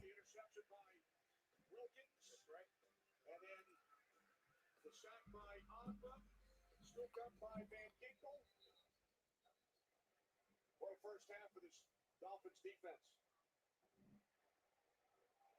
The game is being stopped for an administrative stoppage. We're having an issue with the chains.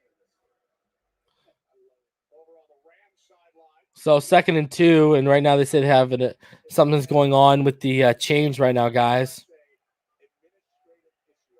They said an administrative issue, so they're stopping.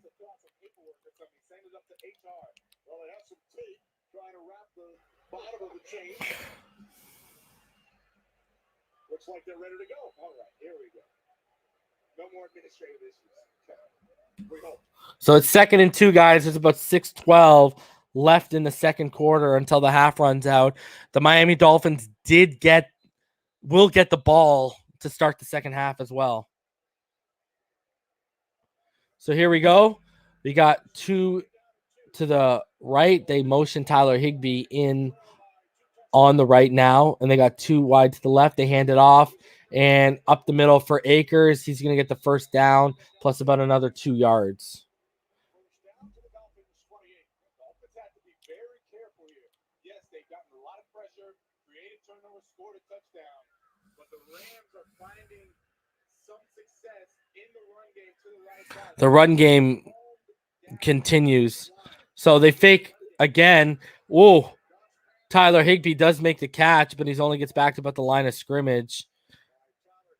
Again, the pressure was coming. Goff made the throw off his back foot and completed.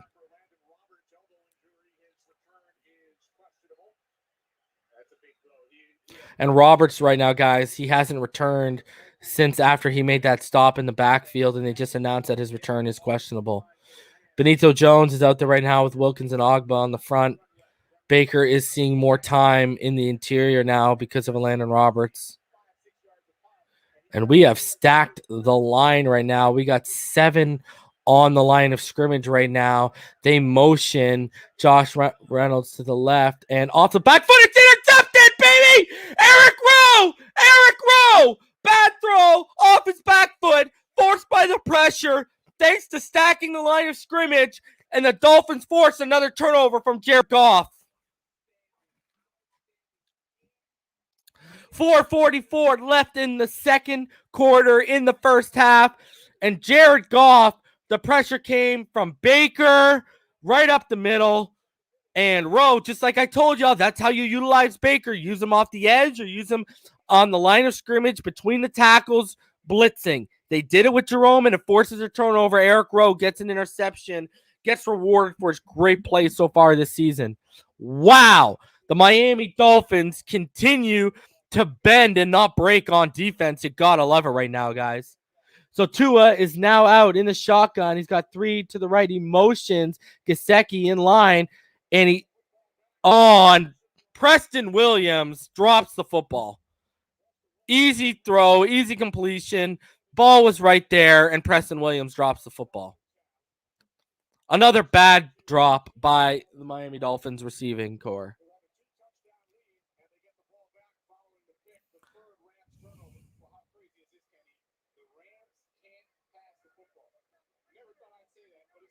So now 2 out of the shotgun. He identifies the mic. They motion Smythe, 2 to the left, 1 to the right, and they hand it off. And we got a Matt Breida sighting, and Matt Breida gets a nice little chunk of yardage on second down. And with 4 minutes and 25 seconds left, it'll be a 3rd and 5. It would have been a first down if Preston Williams could hold on to the football. Do I miss Raekwon McMillan? I did for the first couple of games. So here we go, 3rd and 5, avoiding a 3rd and long, really. And here we go, guys. Let's go. We got 3 to the left. They motion Devontae Parker to the right with Gesicki. And over the, Preston Williams again drops the football, man. What are you doing, Preston? No, Pirates should have run it. You had the first down. They made the right play call. Like, what do you mean, bro, run it? You had the first down, bro. Preston needs to learn how to catch a fucking football. Like, come on, man. Now, like, come on, man. Oh, it touched them, but it's down at about the 28. Come on, Preston.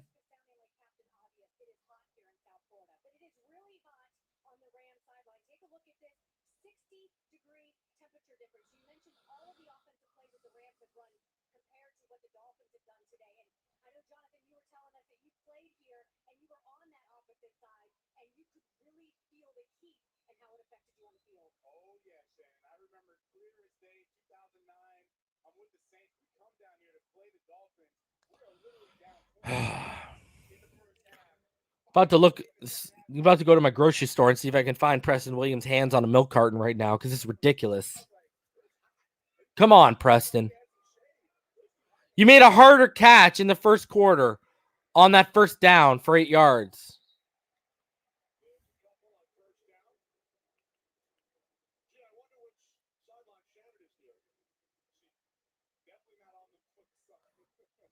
Yeah, we're up 14. I'm not complaining, Will. You're up 14. You gave the ball back to them with 3.5 left. Now you've given them a chance to only be down 7 going into the half. Whereas if those completions happen, drives are extended, time of possession goes up, and the clock continues to get killed through the passing game, not only the running game. So yeah, you're letting them stick around right now. So I'm not happy about that. So Goff, pressure again, right in his face, and he overthrows by a quarter mile once more, tight coverage. And that'll bring up 3rd and 8. I agreed, I'm a fortune teller. Preston made a harder reception earlier in this game on that slant for 8 yards for a first down, and he's out here dropping easy stuff that EM could be out here catching, bro. So, yeah, you got to make those plays. Keep the foot on the throat, man. Bet you Matt Collins makes those catches. Bet you Malcolm Perry makes those catches. All right, guys, 3rd and 8. We need another big defensive stop, baby. Defense, let's go. All right, 2 to the left, 1 to the right. Shaq Lawson is around, and he forces a fumble, and it's picked up by Kyle Van Noy, and Kyle Van Noy's running it all the way back to the 1. Wow! What a game by this Miami Dolphins defense. I hope some of y'all started them in fantasy because I know I didn't, and I really wish I did. Unbelievable. Wow. Just like that.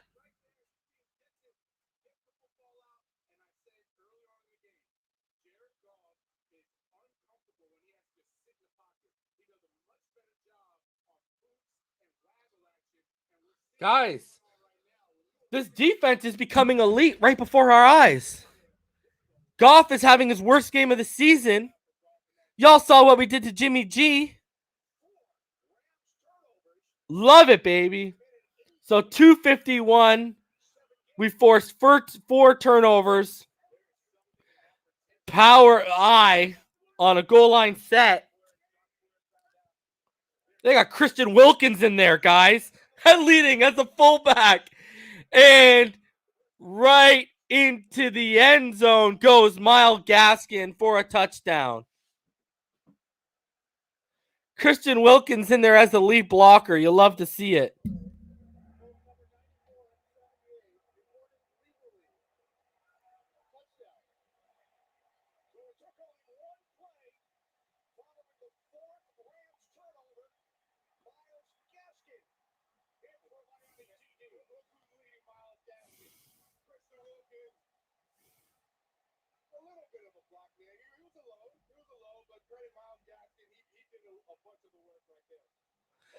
Ball game is hitting up saying, yo, these guys got to be listening to our podcast because they're doing exactly what we told them with trying to keep Goff inside and not let him outside. Wow. Ball game is convinced they're listening to us right now. I love it, ball game. I agree, man. I agree. Wow, boys. Havoc is feeling so happy right now. He's ordering Wingstop. This can't be real. 28-7 with 2:47 left in the first half. My God.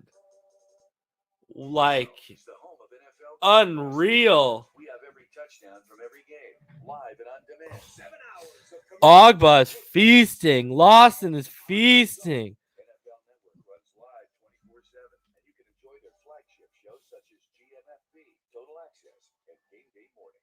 Hope you're having a good day, but there's not much for you out here today. To celebrate the NFL's 100th season, Yeah, Joel. Aaron Donald showed up for that first snap when he forced the fumble after beating Flowers. And, that defense hasn't even been able to make plays for against us, really, because you look at the time of possession, I guess, by our defense is keeping Aaron Donald off the field right now, right? Because, guys, we've only had the ball for 8 minutes and 58 seconds so far. Like, that's crazy. Think about that, man. We don't even have 10 minutes of possession so far, and already 30 minutes are passing, and we're up by 21. When have you ever seen that? Bro. They can be well rested, but I don't know if they have the answers to the test when it comes to facing the New England Patriots defense. All this and so much more. Man. Any place, any device. NFL Game Pass, only on DAZN. And this could be worse, guys. AVG could have had a pick. Howard could have had a pick. And those were all drives that ended without another turnover happening. So you could have added 2 more turnovers on top of this. Guys, I literally think we're watching the defense become elite. Ball game just said this is real. This defense was designed to suffocate, and you're starting to see them suffocate right now. Here we go, baby. Here we go. Tua doesn't even have to hit the field. The guy's thrown like 11 passes. 3 of them that should have been caught. Just hollering at you, Gesicki.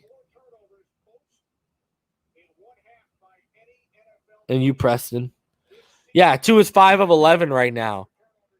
And he has at least 3 drops, we know. So he should adjusted completion percentage. He should be 8 of 11 right now. So he should be over 70% between the 2 Preston throws and the Gesicki drop. Johnny Bravo, I don't know. Are we going to force 10 turnovers? It's looking like it's a real possibility, my friend.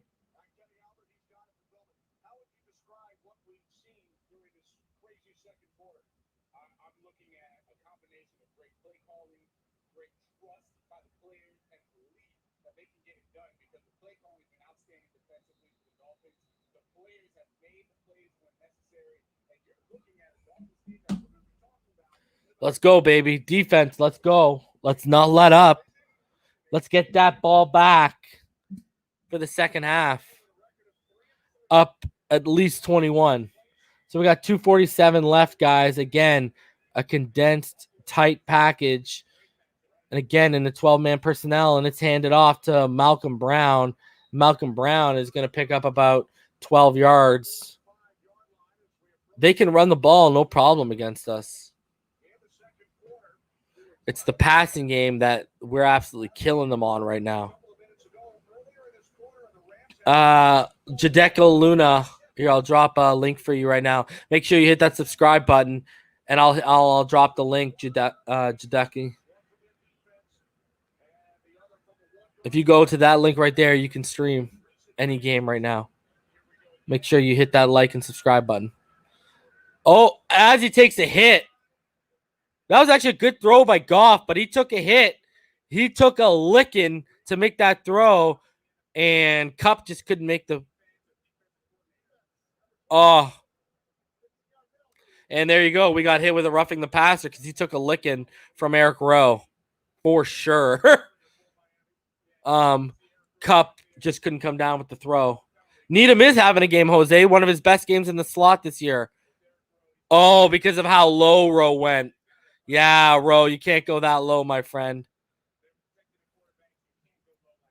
Goff right now, 8 of 21 for 82 yards and 2 picks and a fumble. 2 fumbles, sorry. Wow. 4 turnovers from Goff alone today.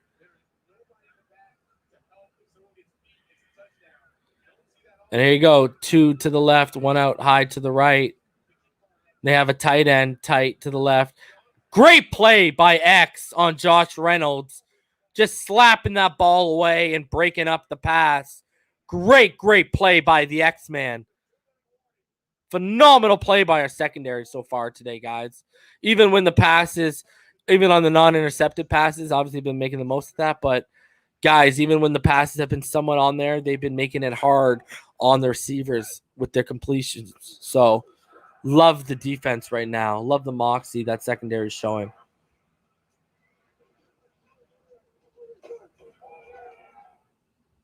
Yeah, Joe. Agreed. And what Joe basically just said is the Rams are going to have to get one-dimensional, and what he's basically saying is they're going to have to just start relying on the pass. And the run has been what's helping them against their offense has established or sustained drives and driven the ball and moved the ball onto our side of the field because of the run, not because of the pass.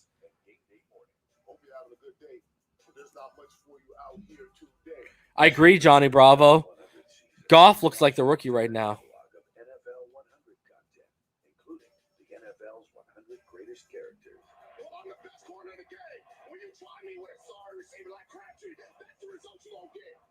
Show's real. We also have every episode ever made of football, like America's Game and Hard Knocks. Yeah, Tua hasn't had to do anything really. Tied the game, and that's all we asked of him. Aaron Donald, what happened? Jose asked what happened to Aaron Donald. Man, we've only had our offense hasn't even been on the field for 9 minutes. The D has just been dominating them. NFL Films comes your way on Wednesday with NFL Game Day. So, the countdown to the weekend begins with a DAZN weekly walkthrough where we bring you previews and predictions from the NFL Network's best-known faces. They can be well rested, but I don't know if they have the answers to the test. Unreal, guys, that we're sitting here 28-7. If I told y'all it was 28-7, y'all would think Tua was balling out, but Tua hasn't even been asked to have to do much. Look at how well our defense has supported our rookie quarterback today. Love it. Love it. Unbelievable play from the defense today. We are watching the Miami Dolphins defense become a leap before our eyes.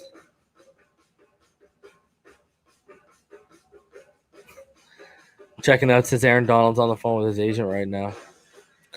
Guys, I'm just waiting to halftime for everyone to jump on here and pile up and get on here and give their thoughts. I can't wait. I agree. Fanatics 13's right. Tomorrow it'll be all about how bad the Rams played and not how good we did. Agreed, 110%.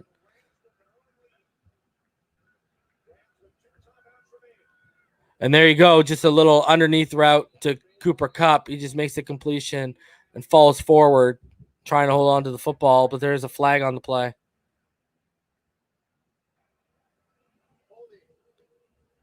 And it's holding on the LA Rams right now, guys. And that's going to push the ball back. You got to love it. You gotta love it. Samoan artist, bro, I'm numb, bro. I can't believe this is happening right now. So 2nd and 20 right now. 1st and 56. 156 left in the second. 2nd and 20 right now. You talk about making them one-dimensional earlier. Now they're one-dimensional on this drive, at least we know. So they got 2 to the right, 2 to the left, and they move Malcolm Brown up to block, and they go again to Cooper Kupp on a little underneath route, and Cooper Kupp, he gets a little bit. He gets about, 8? No, he got 9, so they'll bring up 3rd and 11.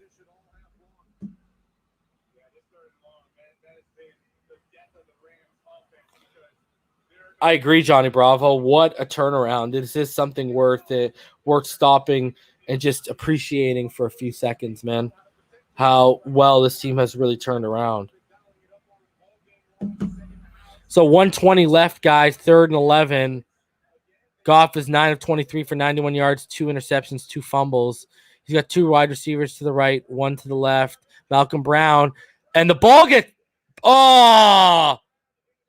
It looked like his arm got batted, and Kupp managed to make a play on the ball. It looked like the pressure got there again. Yeah, man. Damn. Oh, a little quick play out to Josh Reynolds. Woo! Needham pops him. Needham popped him hard. So we're down to 35 seconds left, guys. I'm going to start dropping the link. Some of y'all want to pile back there. And what's great about being up now is we don't got to ask Tua to throw the ball a lot, right? Yeah, that did have pick written all over it, Joe. If we could get another pick, I would be absolutely, that would be ridiculous. So 2nd and 1, guys. 45 seconds are left in the second quarter, in the first half. And then after that, you know what happens. You know what's going down. All of y'all are going to be joining for the halftime show. We'll chop it up. I mean, what better thing to do on a Sunday afternoon to a debut? We're crushing the Rams, and we get to talk about it for a little bit. I see y'all starting to pile up. What's good, everyone? And are they going to give him out of bounds or say that he stayed in bounds? They say he got out of bounds, so that'll stop the clock at 41 seconds.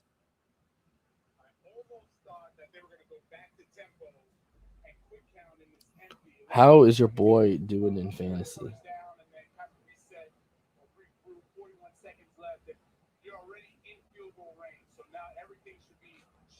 Me and Gray One got a little tight one going on right now, huh?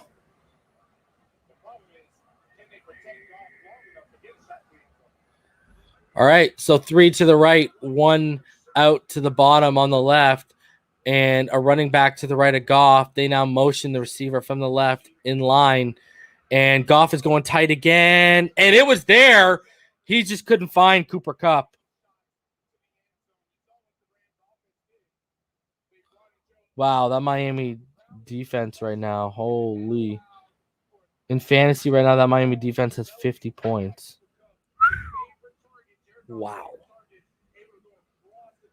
Cooper Kupp, was there a bad throw by Goff? What a duck.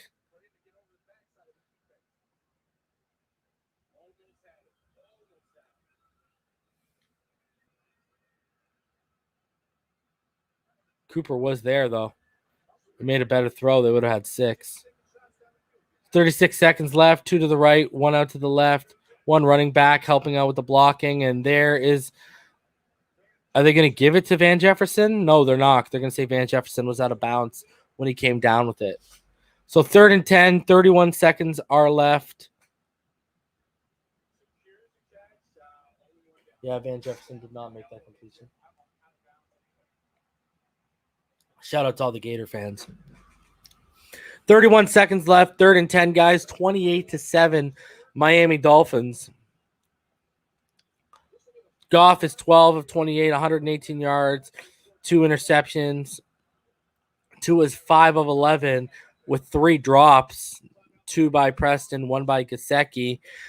He has thrown a touchdown, and on the second play of the game, Aaron Donald beat Eric Flowers and forced a fumble from Tua.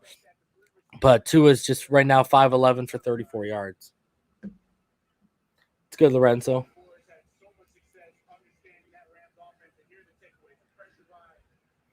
Wow, what a game by the defense right now. Unbelievable.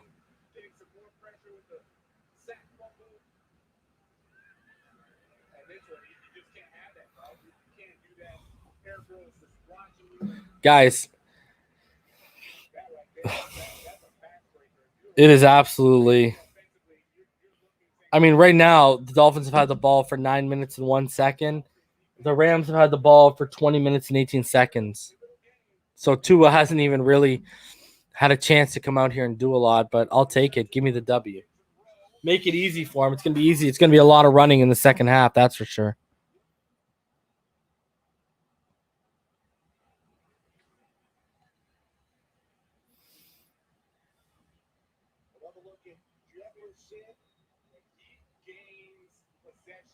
I guess they're looking at this Van Jefferson throw right now.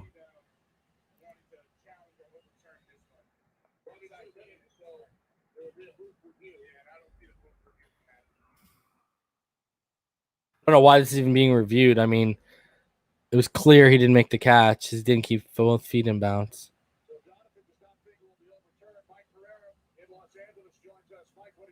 Don, they do factor drops into QBR.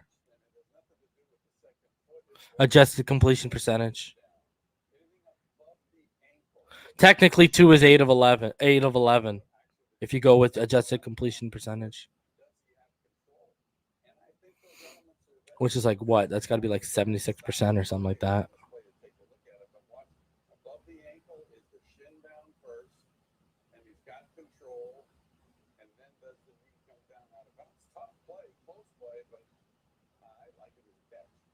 Wow, the Fox guys are saying it's a catch.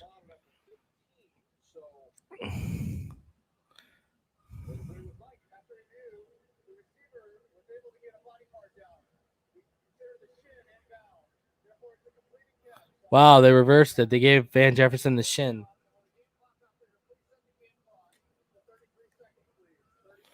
So now it'll be 3rd and 2 with 33 seconds.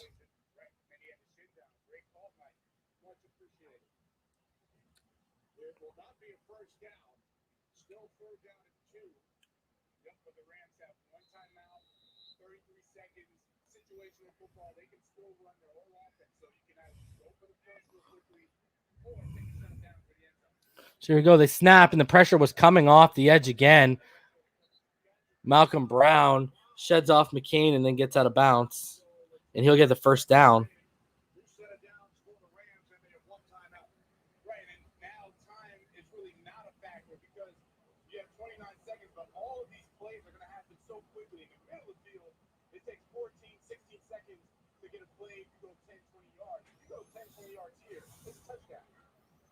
They can run their whole offense, and again, it goes back to protect Jared Goff. That's first and foremost. Timeout taken by the Dolphins. Their second.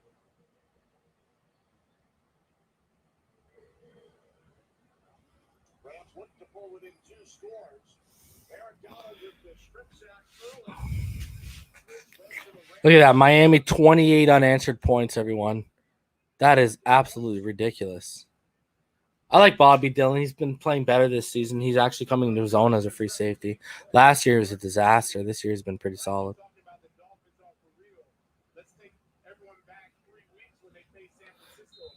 So here we go, guys. 29 seconds.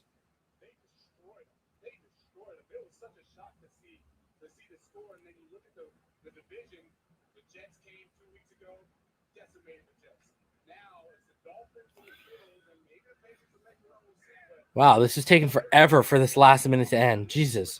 So looks like some confusion on the offensive side, and we've actually stacked the line of scrimmage, and they're going to give it to Josh Reynolds, and again, they're going to go out of bounds. 25 seconds left.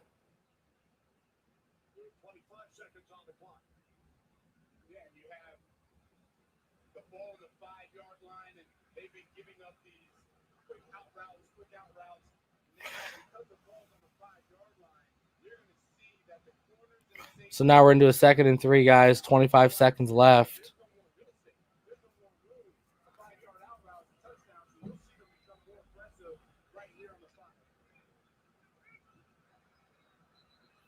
Goff has 3 bunch to the right, 2 to the left, and they use their timeout. Obviously, why wouldn't they? Oh, no, sorry, the Dolphins do. Jeez.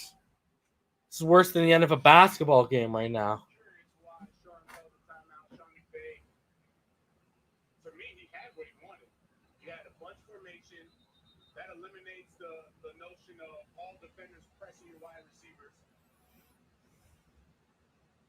Maybe wanted to give a quick look, or he didn't like what he saw defensively. But on him, bunch route the way to go, crossing routes are the way to go, and then have either Robert Woods or Josh Reynolds on a fade route if there is no crossing route available.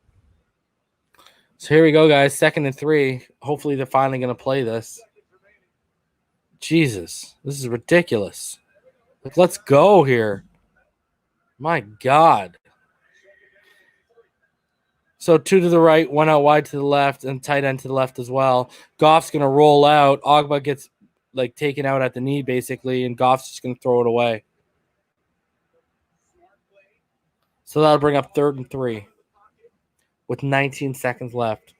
He's had all his trouble inside the pocket. He knows that they've been pressuring up the gut. So get him outside the pocket. We call this a Q8 or a sprint out. Look at Malcolm Brown go low on Emmanuel Ogba, who was broke through. Down to 19 seconds, 3rd down and 3.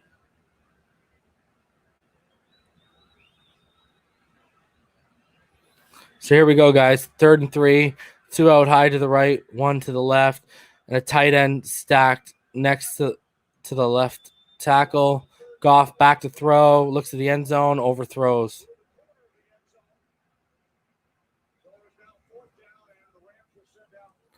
So on 4th and 3, here comes the kicking team. We end after all of that, we hold them to a field goal.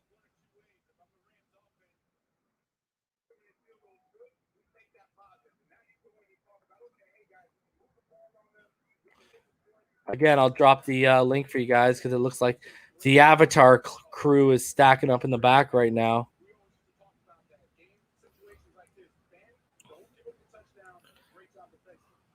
So 15 seconds left. Field goal is good, and that'll make it 28-10. 11 seconds left. Again, the Miami Dolphins will get it back in the second half. Yeah, Rhino. I'm actually living the movie Avatar just in a different sense with y'all.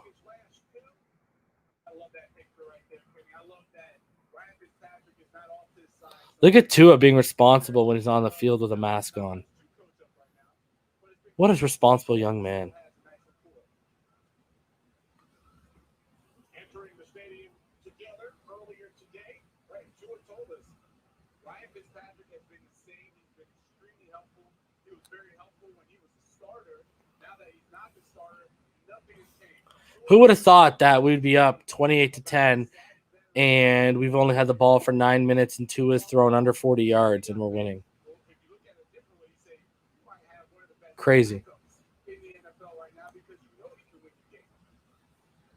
Fitzpatrick, the first quarterback in NFL history to start. Fitzbeard is a HEPA filter? That's hilarious. All right, 11 seconds left. Ball is obviously kicked deep. I mean, why would they squib kick it so we can just get out of this quarter? So now Tua is going to come on. We are clearly just going to hand the ball off. Again, Tua Tagovailoa right now is 5'11", 34 yards, 1 touchdown, 0 interceptions. He has a fumble that was forced by Aaron Donald on the second play of the game for the offense, but that 5-11 is misleading because he has 3 drops, 2 from Preston and 1 from Gesicki. So that's why his QBR is currently 83 because they're going off an adjusted completion percentage. And Tua is just going to take a knee, and he's going to run out the clock. Thank the Lord Almighty we can get out of this quarter.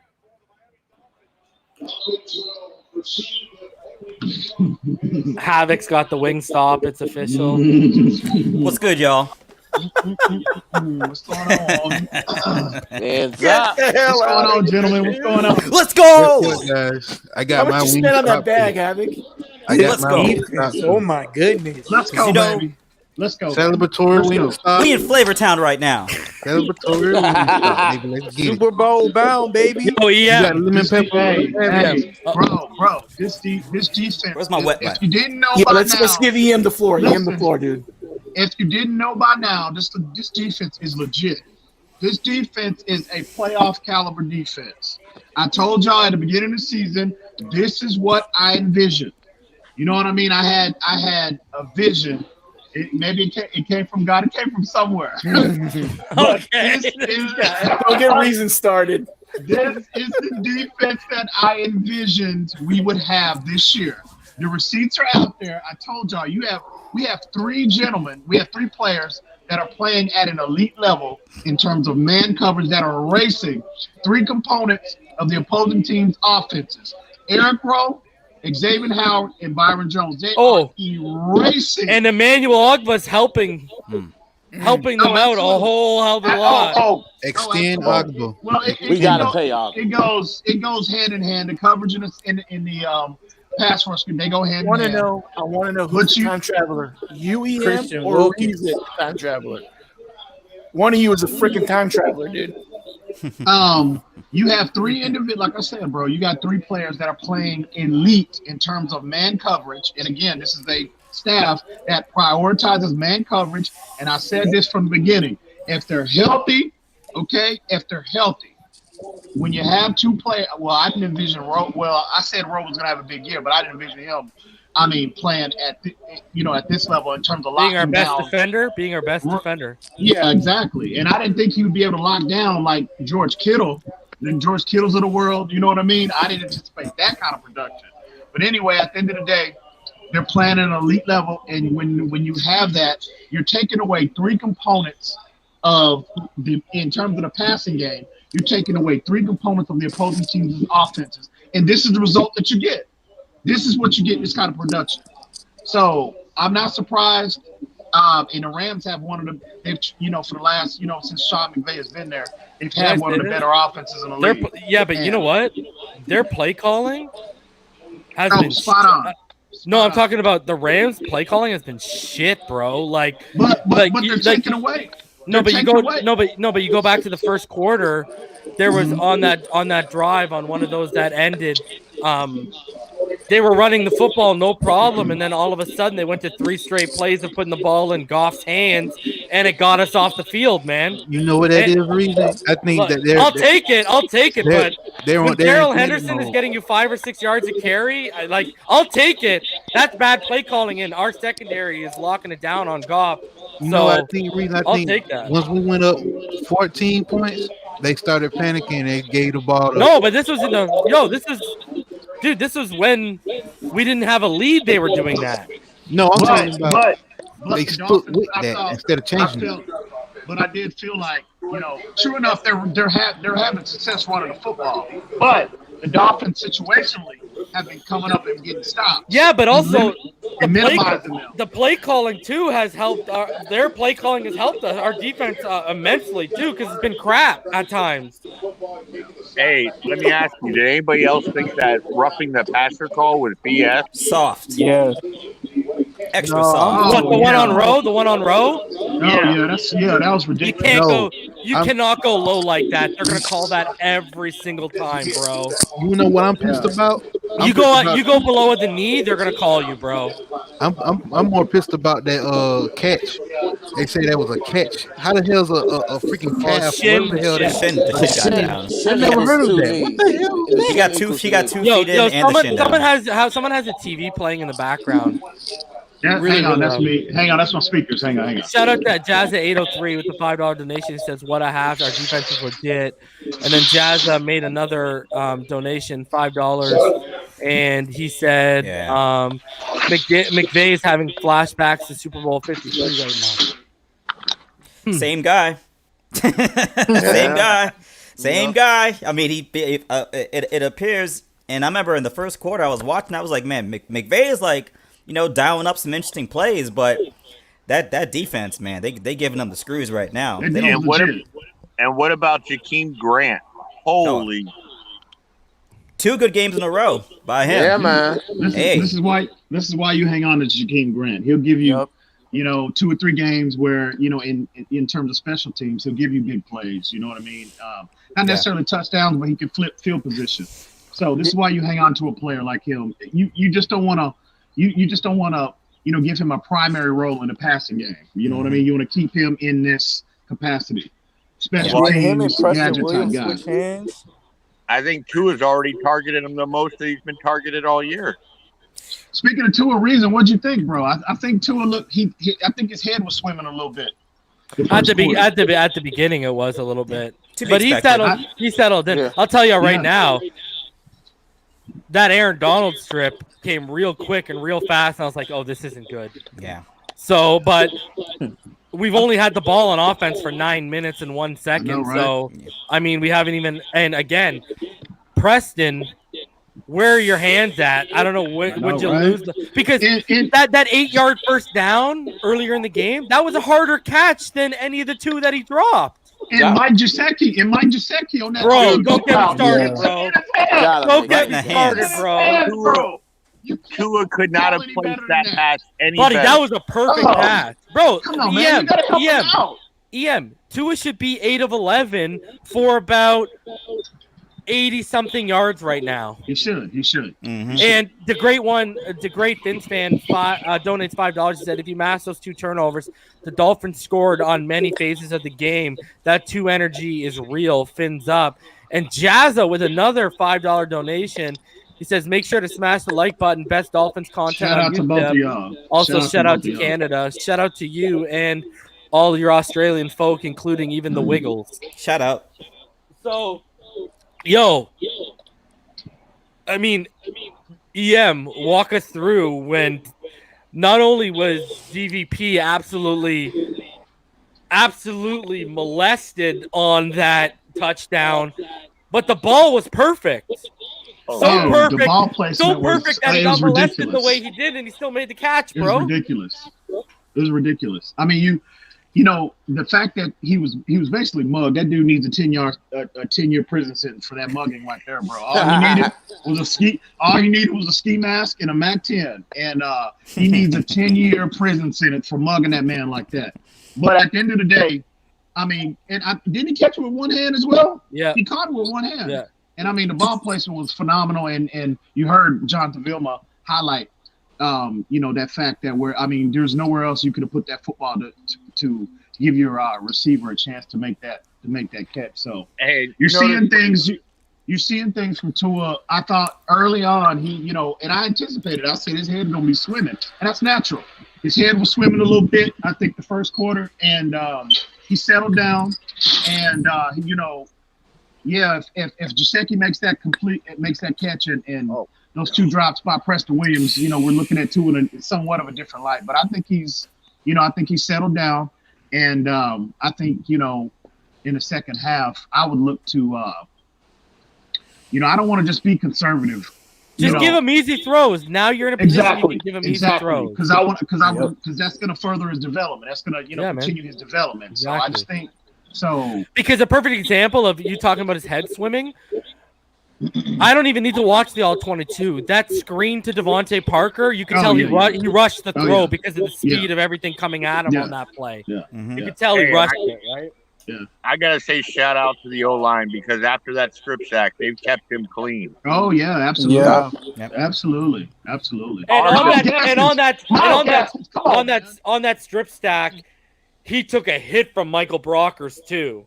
Oh yeah. And he took a hit on that 2 or 3 yard. He took a hit on that 2 or 3 yard run as well. So we can all exhale in terms of him. The first hit he's going to get, he's brittle, and his first hit he's going to be out for 3 weeks. Stop it. Yeah. I'm hearing people saying, "Oh, I'm going to be so holding my breath for his first hit and worried about him getting hurt in this game." Stop it. It's not. Bro, and Brockers, where are you hearing that from?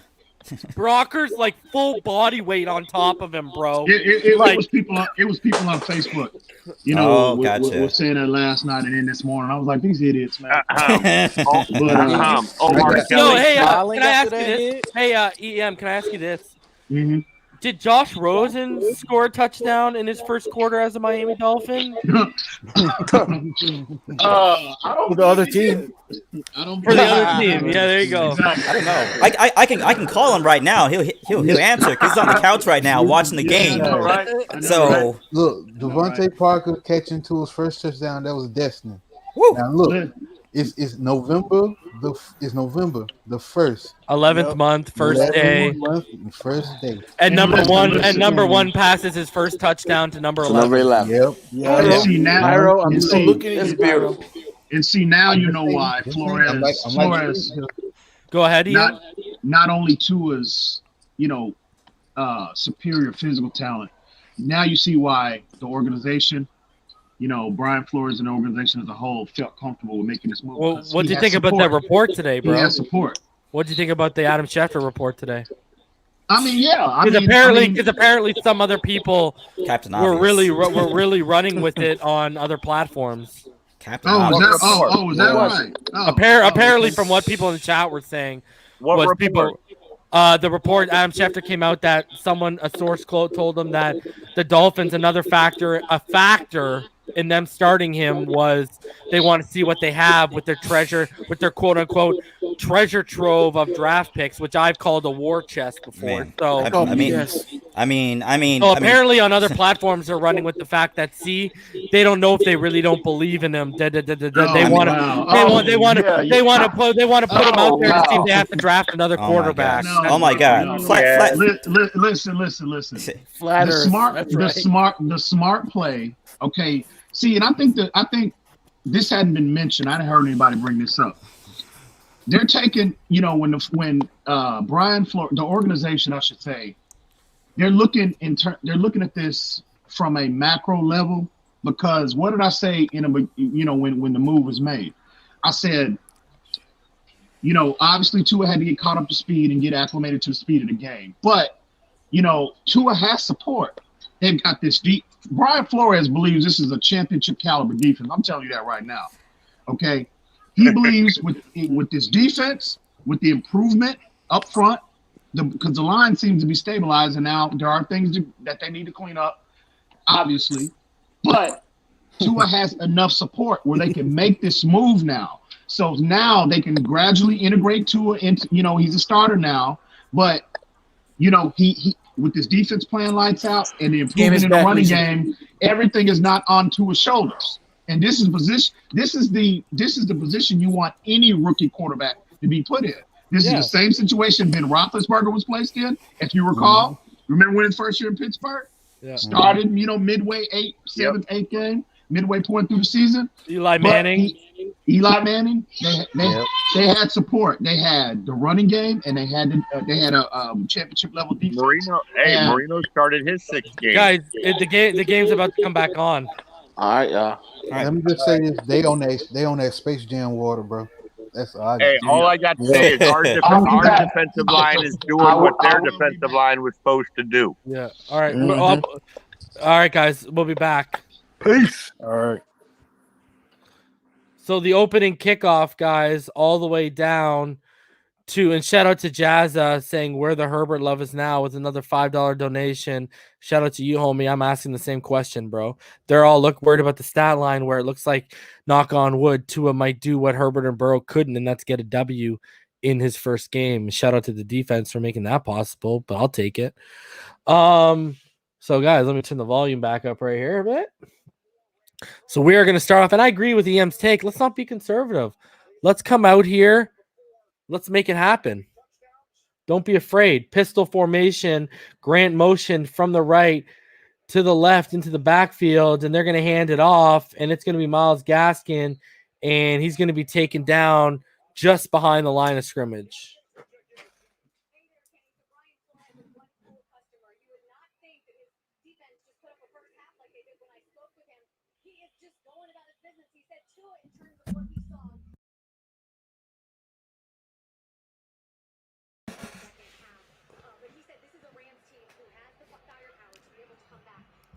So here we go, guys. Empty set, 2 to the left, 3 out to the right. Tua alone in the backfield, and they're sending a rush. And Tua gets it out under pressure to Gaskin, who's going to be about half a yard short. Great throw by Tua. Perfectly accurate to his running back. Identified the corner. I believe that was a corner, was blitzing. And he knew where the hole was going to be in the coverage, where that man was not dropping back into coverage from, and he threw it right there. Great identification by your franchise quarterback, Tua Tagovailoa. And here we go. They're in the pistol, and they're motioning Tua out wide to the left. What's happening? direct snap, and I don't know if they're going to get it, guys. It's going to be very, very close. They're going to say 4th down.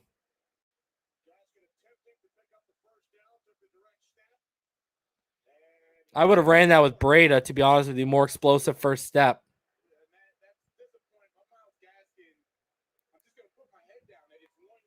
Yeah, that's an explosive first step. I'm just going. I agree, Powerhouse. Fake it right here. They're lining up like they might.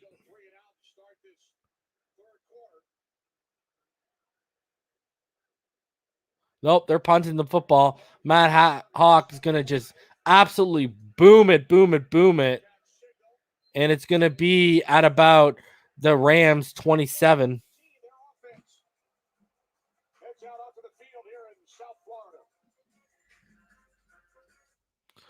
Shout out to Jamal Adams for being the most unreliable safety in the NFL right now.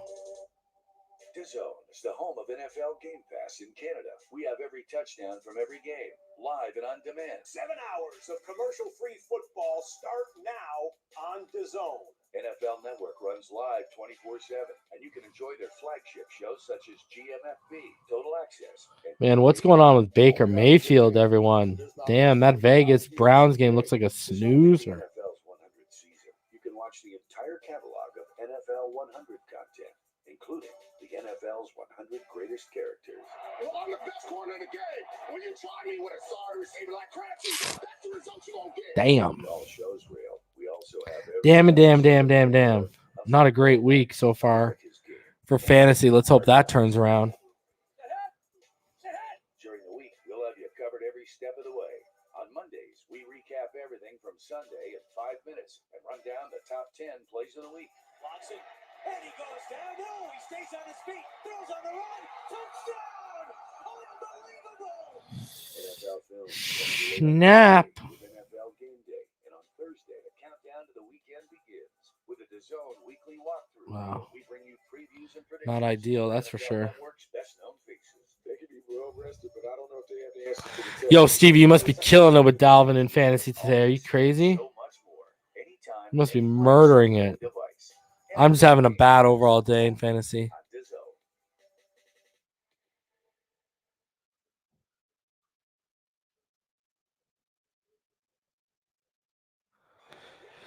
Don, what are you talking about? Who's saying that? Don says we have another moron declaring Tua overrated based on 1/2. He had 3 balls dropped. Yeah, he should be 8 of should be 9 of 12 right now. That's why his QBR is so high. Who said that, Don? I agree, checking out. Najee would have got that first. 110%. Etienne would have got that first. I think Breda would have because of his more explosive first step. Gaskin kind of delayed with his first step.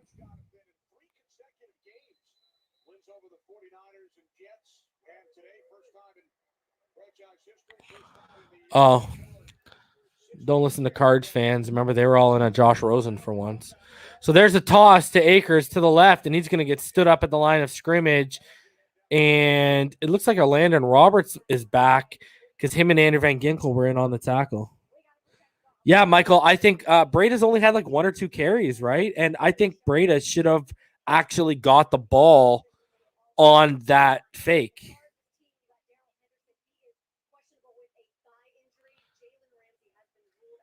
And guys, Jalen Ramsey is out.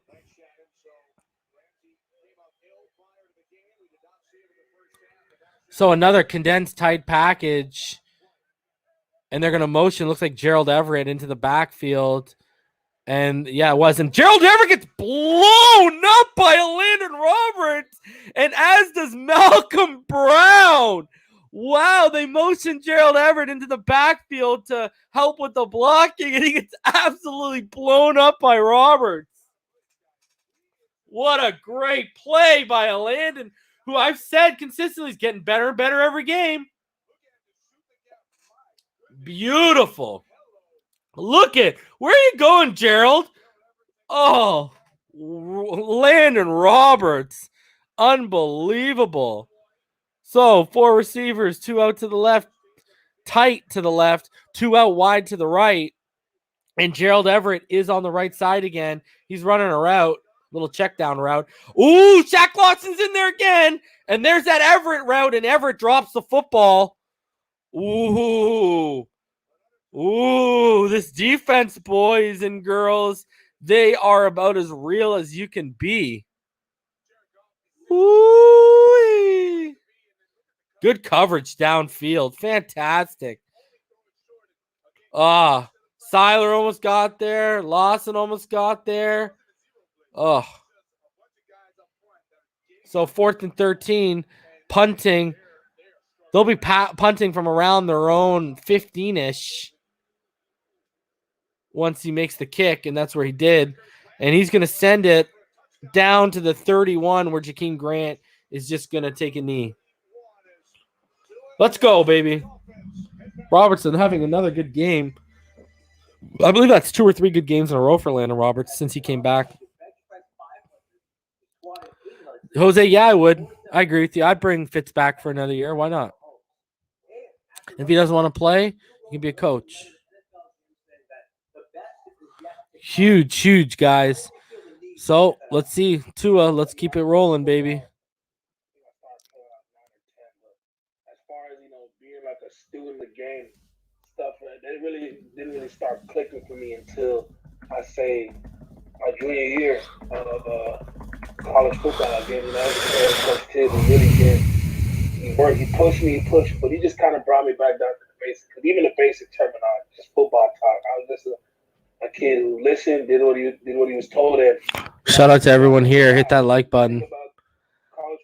Yeah, the defense is swarming, Jay Bleasy. It's a beautiful thing to see right now. This defense is for real, man. Let's be honest with ourselves. I mean, just for me being in that position, and even right now, like going through this camp, I'm learning so much. There's so much that I'm like, wow, like nothing's boring to me. Everything is still fresh. I'm still taking everything in, and just be able to trust my abilities and kind of trust the process. Man.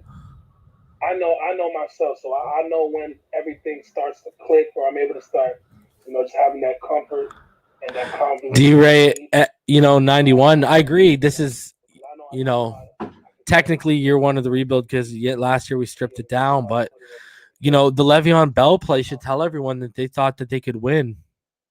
And again, Le'Veon Bell on what they did on that gimmick play, right? He probably gets that first down. Pyro, if this offense gets it going, it's around. And here's another thing I don't think enough people are talking about. Preston might be having problems with Tua's ball because a left-handed quarterback puts a different spin on the football than a right-handed quarterback. And it actually is an adjustment. I think it was Jerry Rice talked about the adjustment of going Montana to Young, and it's a legit adjustment. The ball spins totally differently. So maybe that's why Preston was having a problem. I don't know. So he's currently 6 for 12, but he really should be 9 for 12, right? So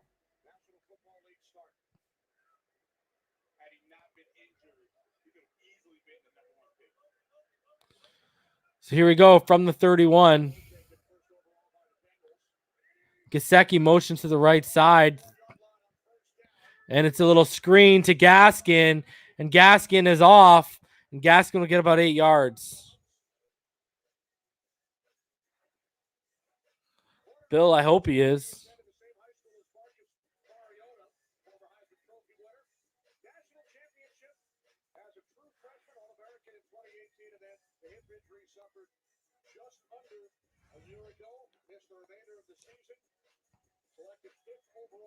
Yeah, agreed, Rhino. If we win, it's the first time Flo's been over 500. Good point. All right, so here we go. Out of the pistol. He fakes it. And he throws a Malcolm Perry sighting, baby. There you go on the bootleg. Malcolm Perry on the bootleg, baby. Great play. All day, baby.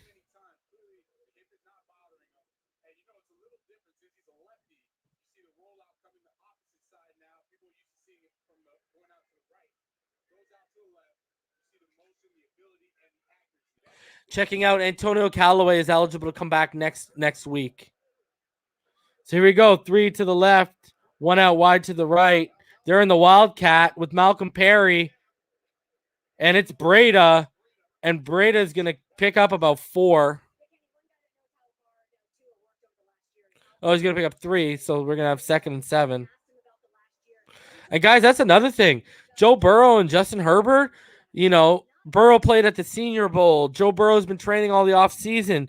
These guys are at a different, in terms of being football conditioned, they're at a different level than Tua is too, because, Tua, this is really his first game action since November.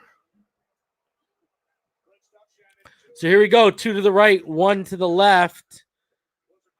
Gaskin and Breda, and it's going to be a sack as Aaron Donald, all of y'all were asking where he was, and there he is. Aaron Donald shows up, and he sacks Tua Tagovailoa, and that's going to bring up a 3rd and 12.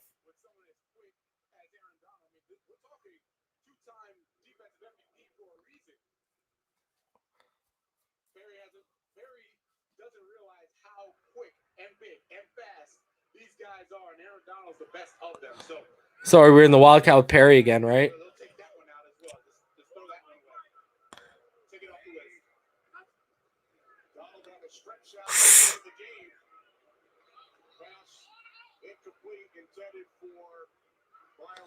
Ooh, who came around the edge there? They got Tua low. It was Aaron Donald again, guys. I think that was Leonard Floyd. Was that Leonard Floyd on that one? Let me see a replay. They got around that edge on Robert Hunt real good. Yeah, Robert Hunt, he got beat pretty cleanly on that one.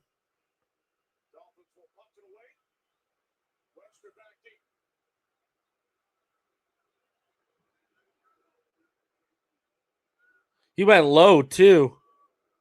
So Matt Hawk kicks it away, punts it away, all the way down. And Dill's down at about the 9. Perfect hunt by Matt Hawk. Yeah, Johnny Bravo, that right side and that middle.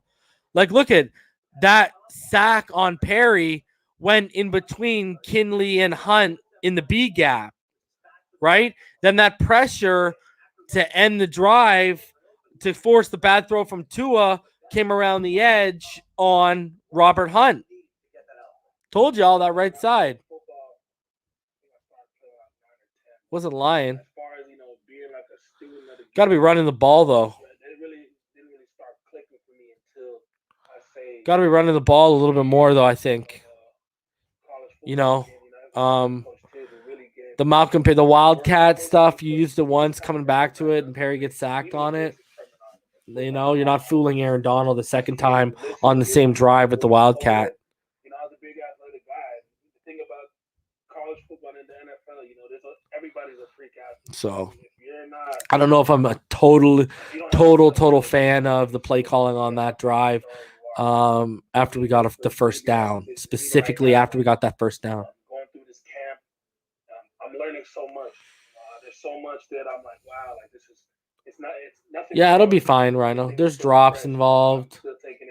It is what it is, right? Kind of trust the process, man. I know Pyro. He did hit him low. I know when everything starts to click, or I'm able to start. I'm pretty sure that was Leonard Floyd. It was Leonard Floyd or Donald. I know I hit a whole nother level. I know I can play at this level. I know I can compete, but again, it's just about putting everything together as quickly as possible. I do think the play calling can be a little bit solid. We should have, after we got the first down, let's run the football. Not go back to the Wildcat and then put ourselves in the position where we gotta throw the football.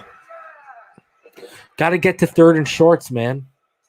Stop worrying about this other stuff. Get to 3rd and shorts.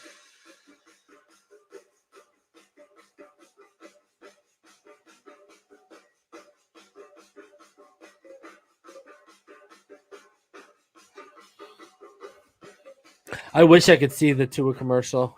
Instead, I got these ads about, because I'm using DAZN, DAZN, and I'm just getting ads about their soccer and stuff like that. Yeah, Latrell, the play calling has been eh. Why are you getting away from the run, man? I agree, Daryl. You had a positive, like the first time they ran the Wildcat, they had a positive game. Take that and now put it back into the, back on the shelf for a little bit. Don't come back on like after you get the first down, come right back with it. Like, I don't know about that. And Byron Jones just came down. Byron Jones is down on the ground. So that means Noah will probably be coming in and seeing some snaps.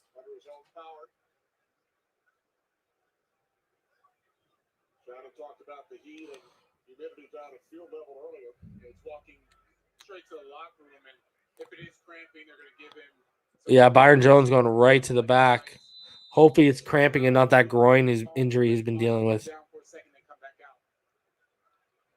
So there's 8:16 left in the third. The Rams are on their own 10. 3 to the left. And they motion Robert Woods. And it's handed off, and it's given to Malcolm Brown. And he's going to get about 3 yards.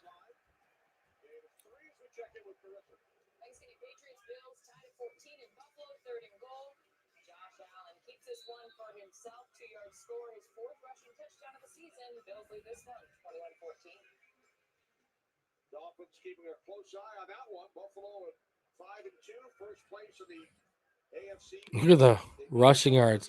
26 rushing yards, 57 passing yards. We only have 83 total yards of offense. 2nd and 7, 3 to the left. Goff looking there immediately, and he gets it to Reynolds, and there's a flag on the play. And Iggy got beat on that.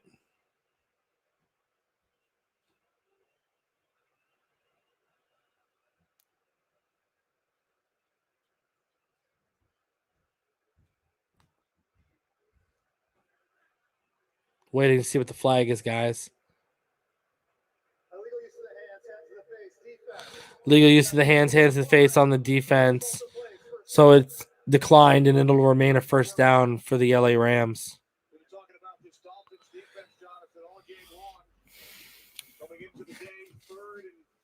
They're going to target Noah. They're going to start targeting Noah. Hopefully it was cramps, Rhino. To the left, now they motion Malcolm Brown into the backfield. Goff walks up under center. They got 2 stacked to the right, tight.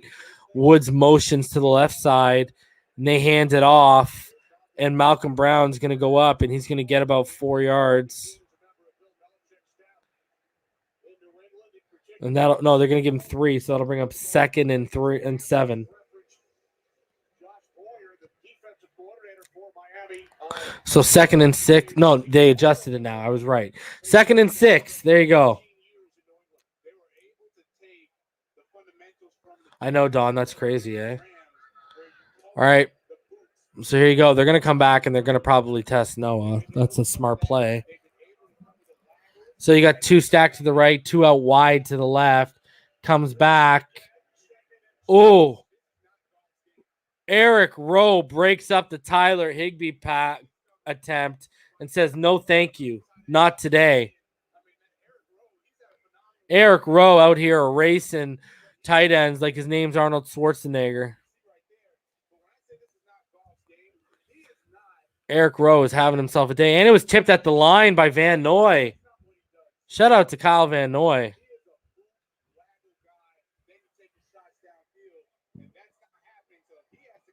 So here we go. 3rd and 6, 3 to the left, 2 to the right. Including Malcolm Brown, who sheds. Goff's going deep. And he overthrows Cooper Kupp by about 2 yards, 2.5 yards. Great coverage.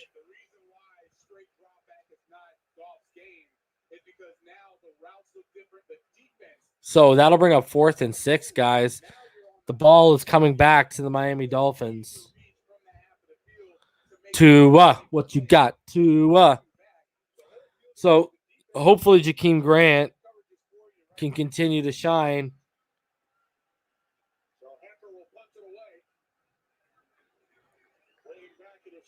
Ooh, special teams is showing heavy pressure up the gut. And it comes. Ooh. And it's kicked pretty deep. Jakeem Grant downs it at about the 25-yard line. So Tua is about to come out, and I agree with Joe Christ Kim. This is an important drive.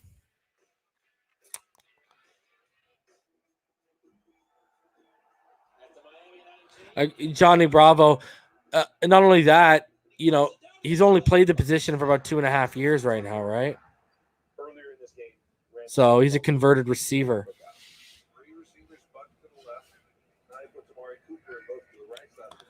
So I'm not going to hate on it. Then you came back and you run the same motion for skinny.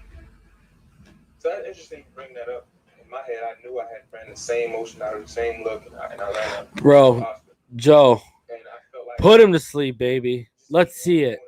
Shout out to you, Chef Jew. Shout out to the whole mod squad and everyone out here showing love. I agree, Bob. I agree. In this game, you need more, especially with the RPO, the heavy pistol. You need more out of Gaskin. You can really see why Le'Veon Bell was targeted. You watch this game, Le'Veon Bell makes a whole hell of a lot of sense in this offense. I honestly think they should be giving the ball to Brady a little bit more. You go back down to that first down where the third down where we motioned Tua out wide, right? If that's Breda, that first step, that's a first down. I mean, you traded a draft pick for him. Let's see what he's got, man. Breda's been pretty good this year.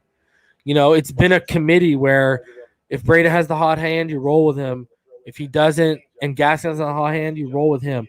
They've also stunted that with bad play calling by bringing in Jordan Howard at times in the second half when one or the other, whether it's Breda or Gaskin's, had a good first half. All right, so a little update. Welcome to the Rookie Diaries. I agree, Johnny Bravo. Byron's the key to that secondary. Byron and X are the keys for sure. I agree with the quick passing game too. Problem is these guys are dropping stuff.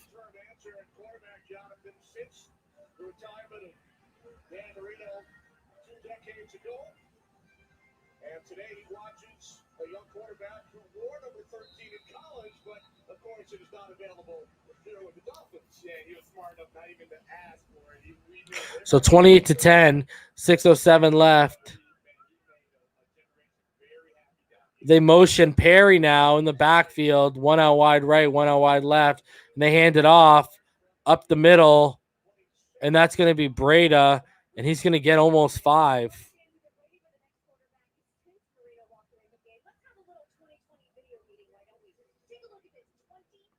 How do I evaluate Tua so far, Jose? 3 drops. Ball's been pretty accurate. He looked shaky on that Devontae Parker screen throw earlier in the game. He's been pretty good.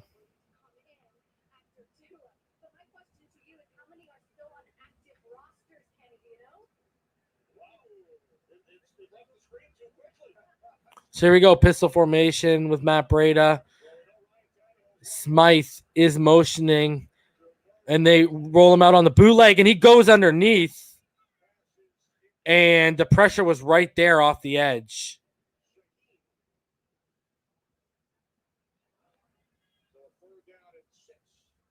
They're loving that bootleg. They are loving that bootleg. He had to get rid of the ball, Rhino.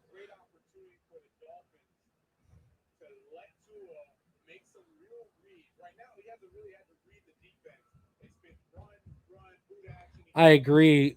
They got to stop with the boots, Johnny, man. I want to see this guy drop back and, go. So 3 bunch to the right, 1 out wide to the left. That is Gesicki. They motion Jakeem to the left. Tua drops back. Bad throw. Pedaling backwards off his back foot instead of planting because he was feeling the pressure. Because again, Aaron Donald comes right through.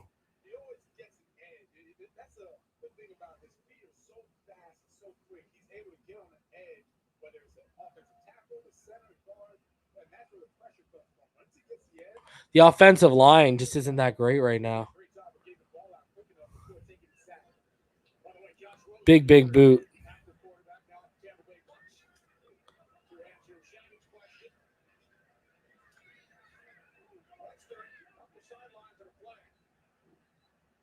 There's a flag on the play. They got to stop with these bootlegs, man, and we need protection. Eric Flowers is getting handled by Aaron Donald steadily. Hunt, when they put him up against Hunt, Hunt's had problems with Aaron Donald.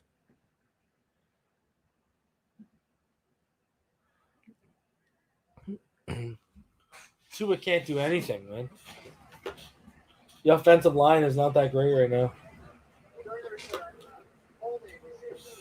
So a holding on the Rams. The ball will come back. 5 minutes and 2 seconds left in the third quarter.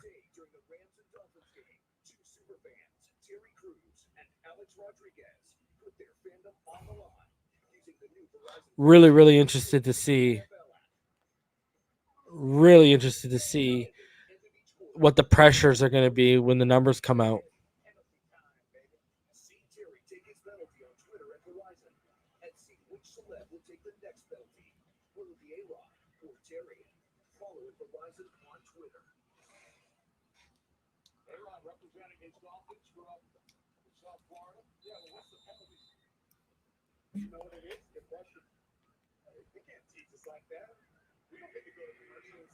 Yeah, Havoc Flowers is getting dominated.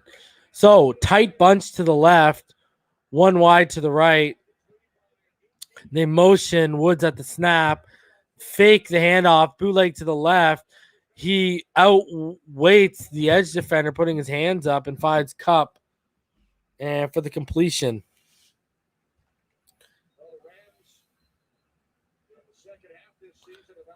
They're sticking around, boys.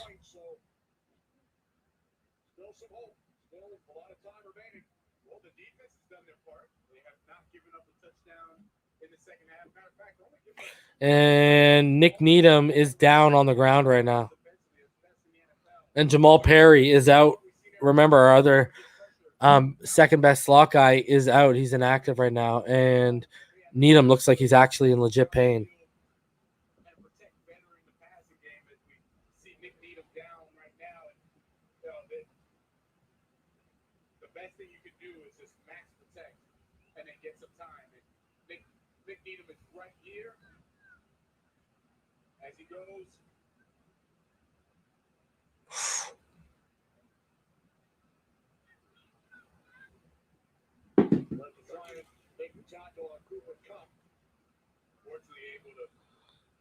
So Needham's up. Gets off the sideline. He's limping, though. And Jason Greaves just said Travis Wingfield tweeted out that Byron is working with trainers on the sideline.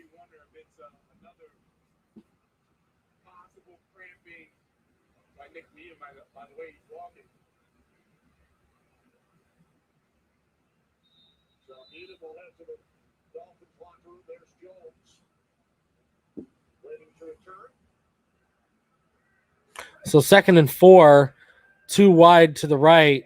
They motion Woods tight to the left. I believe it's Cam Akers in the backfield right now. It is, and it's handed off to him, and he stood up at the line of scrimmage. So it's going to be 3rd and 4.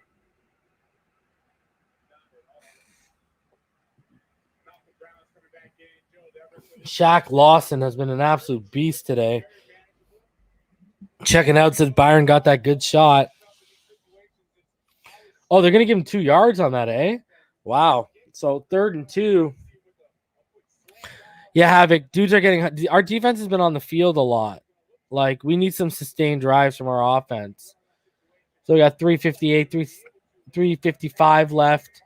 3 bunch to the right, 2 to the left. It's an empty set. They motion Cup out to the left. It's probably where Goff's going to go. Nope, he goes over the middle, and he finds Woods. And Woods will take it down to Dolphins territory, down to about the 41.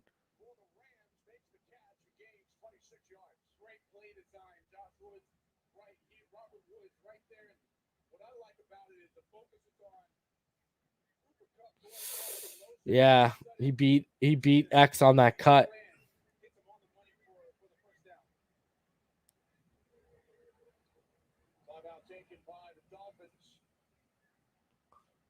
So the Dolphins take their first time out of the second half. Is that to put someone back in who was sitting on the sideline?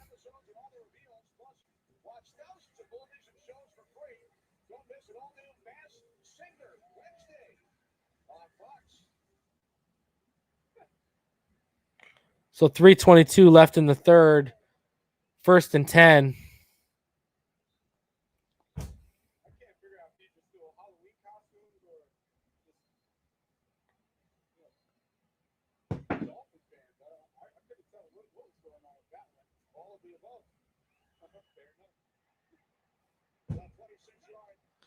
So there you go. They fake play action, fake the handoff. They're going deep, and he's wide open. It's Cooper Kupp, and Cooper Kupp gets tripped up by Andrew Van Ginkel. There's a flag on the play. And Cooper looks like he might be hurt. That would be a big, big injury. Wow. Holding on Robert Woods, huge. And Andrew Van Ginkel is down, and Andrew Van Ginkel has blood coming out of his right ear. Wow. Van Ginkel has blood coming out of his right ear. Kupp looks like he might have done something to his right arm or his wrist.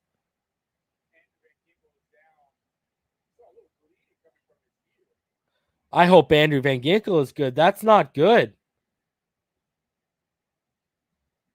Oh, he got the cleat up on the side. Yeah, the helmet came up, guys, and Cooper Kupp's cleat came up along the side. Oh. The ball is coming back, though, on a holding from Robert Woods. And if they lose Cooper Kupp, that's huge. Huge loss. That's about as big of a loss as you can have for that offense. Yeah, Robert Woods. Looks like something's wrong with his arm, his wrist. Might be his elbow, too.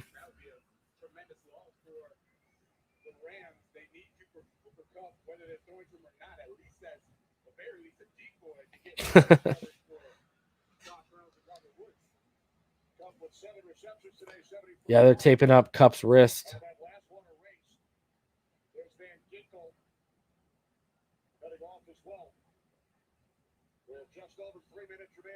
So 3:14, it'll be 1st and 20, guys.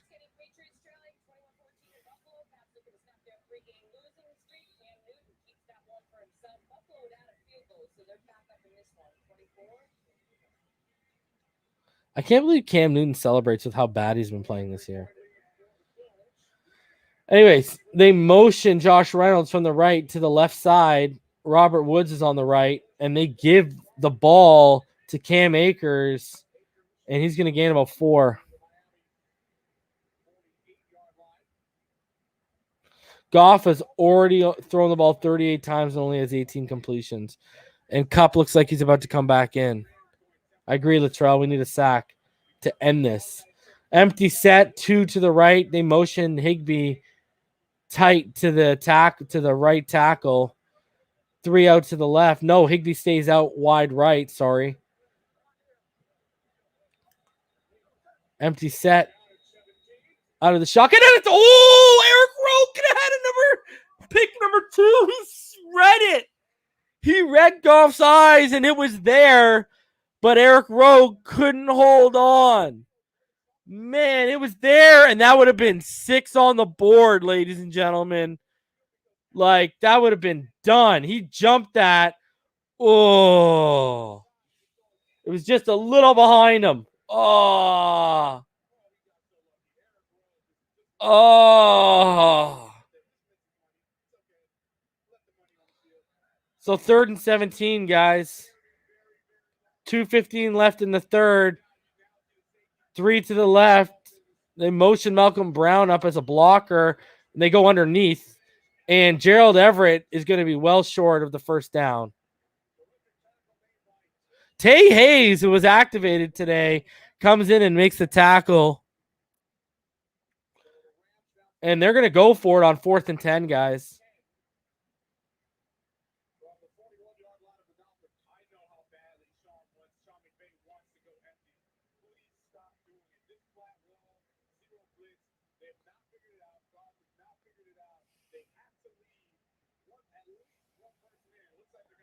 Huge down, guys. Wow. 2 receivers out wide to the right with Everett tight to the right tackle. 1 receiver to the left. Malcolm Brown to the left of Goff. And the ball gets batted down. Great play. Defense again, right in the grill of Jared Goff. And I want to say that was Zach Seiler who got his hand up. Oh, no, it wasn't. Got deflected off the left side of I think it was Shaq Lawson or Eric Rowe. Because they had those armbands up there. I think it was Rowe.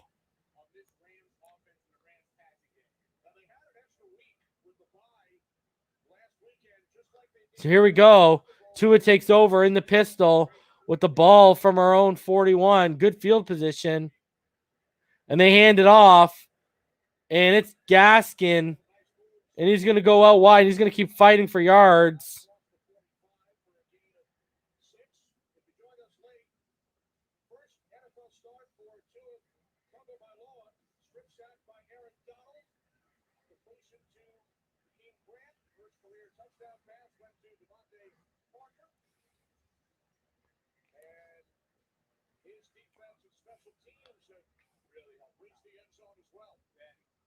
So here you go. There you go. Tua stats, 8 of 17, 3 drops. So it should be 11 of 17, 60 yards, 1 touchdown.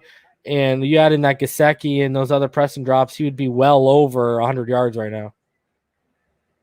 And then they're going to hand it off to Gaskin, and Gaskin's just going to get a yard, and there's a flag on the play. And that'll be probably a holding more than likely. And they just showed a holding. So, yeah, it's going to be a holding. It's going to bring up 2nd and 15.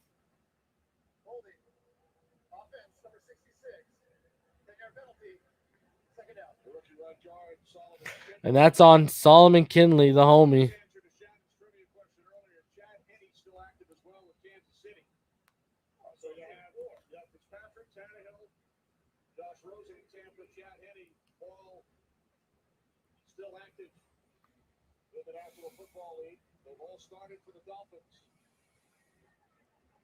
So 3 out wide to the right. 2 is in the shotgun, 1 wide to the left. They hand it off to Gaskin on 2nd and 15. Wow, playing super conservative now as the clock runs down in the 3rd. And that'll bring up a 4th quarter, and your Dolphins are leading 28-10. And it looks like they've gone conservative.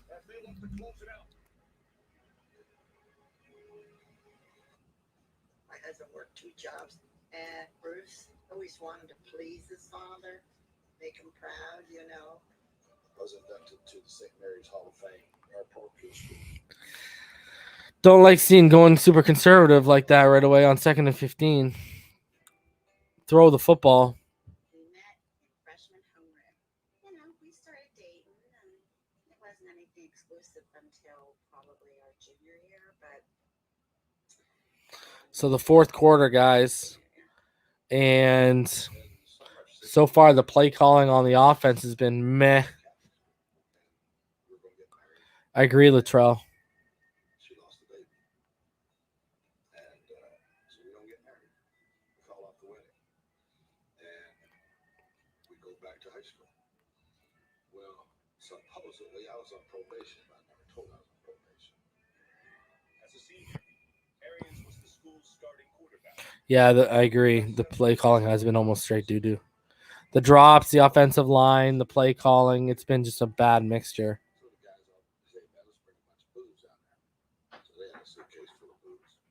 so all the boys got in trouble. Yeah, it's been pretty brutal. That scarred me because I saw the look on my father's face. Got to wonder how that offensive line is going to hold up against the Chargers too, right? In our family, that you have your name and your honor. Because they got pretty good guys along with Melvin Ingram, Joey Bosa.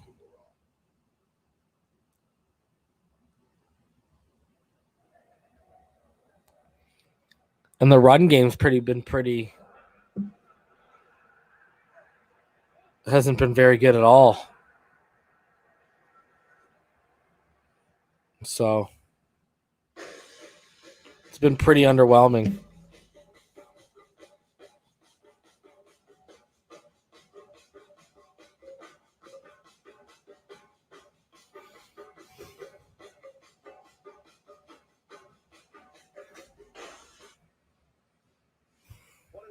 For the Dolphins in the second quarter, they lead the Rams 28-10. We're down at 14 for the Dolphins. All right. 3 to the right, 1 out wide to the left, 3rd and 14. Tua drops back. Preston makes the catch. And that'll bring up 4th down. Very safe call, and I'm fine with it. I know the fans, Dolphin fans, they want to see more from Tua and say, come on, let's see him throw the ball down the field and show his arm and how far he's progressed. But look at the score of the game. Look at what the defense is doing. You don't need to let it rip right now, checking out. You're up by 18. Now, they should have ran that play on 2nd down, so we'd be on a 3rd and 7, and now you can say Tua, go for the chains. But instead, they put him in a 3rd and 14 or 15. Like, bad play calling on the 2nd down, man. Wow. And the momentum will take him out of bounds on the punt down to like the 11. That's good for us.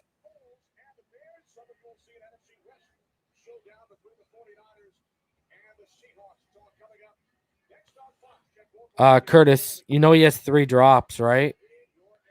So that's why he's actually 12 for 18, and he should be over 100 yards right now. Gesicki has a drop, charged him, and then Preston has 2 drops.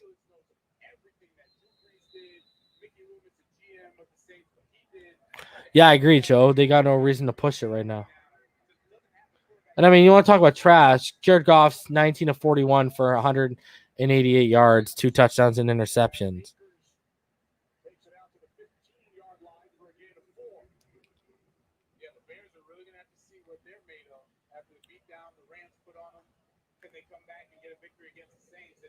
Meanwhile, the Rams here, we talked about consistency was the theme for the Rams, and they looked poorly against the 49ers. They looked really good against the Bears. Offensively, just have not shown up today. And our offensive line has not been good today. This shoulda, woulda. That's on the receive. What, has Tua got to catch his own passes too? Can't use shoulda, woulda on that.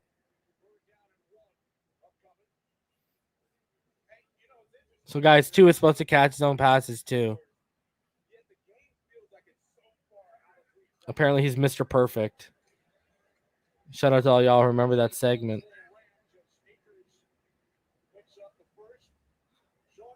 Coaching here in Miami, that's his outside linebackers coach, Chris Shula, the grandson of the Hall of Famer Don Shula. They were teammates in college at Miami of Ohio. Yeah, exactly, Esteban. That's another thing. The time of possession right now is like 30 minutes for the Rams, and we have like 17 minutes. And we had only 9 minutes in the first half. So we've only had 8 minutes so far in the second half. So 2 stacked to the left, 2 to the right, including tight end Higbee.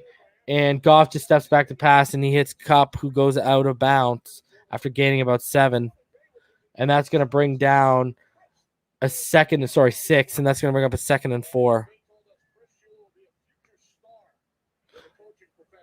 Curtis, they were easy. They were give me passes. They were inexcusable. The Prestons were inexcusable. How are you in the NFL and you're dropping both those passes? They're inexcusable. The Gesicki one, sure, I guess you can make a case, but he should have made the catch. But the two Prestons were inexcusable drops.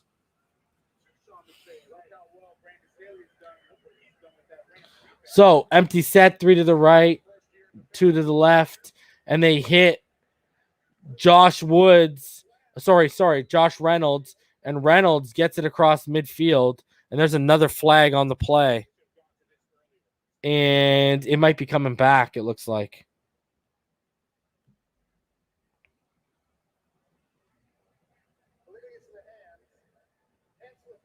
Wow.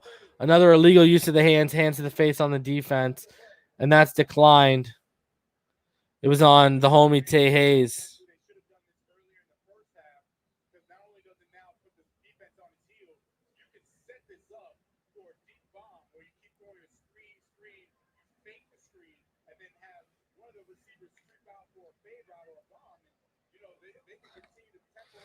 Miami Dolphins on offense.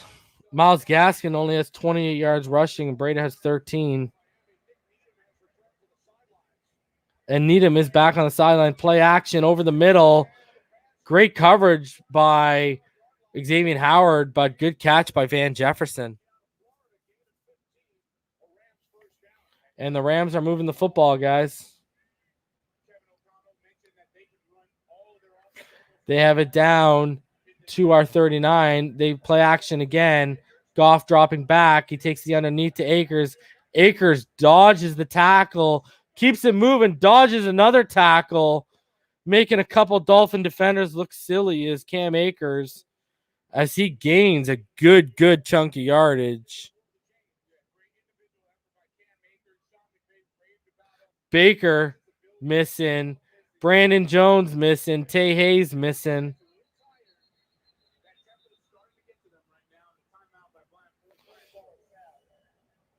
I mean, this defense has been on the field as well as they've played for over 30 minutes already.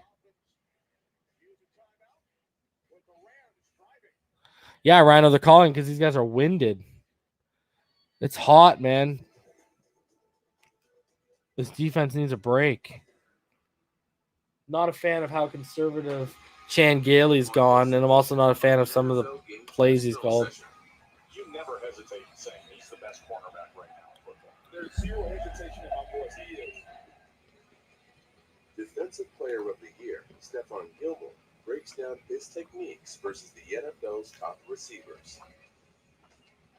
It's 3rd and 2 from Amari Cooper following the whole game. Yeah. I said, okay, I'm not going to get physical with him. I'm going to just undercut him.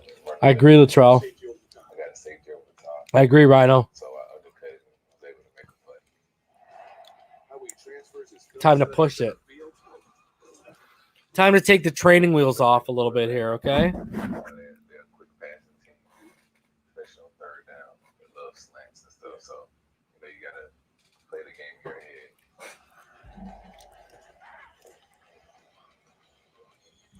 How trusting your teammates can lead to big plays. I was able to undercut it because I trust those guys. I trust Devin on the back end. Yeah, anytime you can, got trust on the back end like that, you can just play aggressive. That's an outstanding play by Gilmore, one of the elite defenders in the league. Tell me why you're the best. I need that.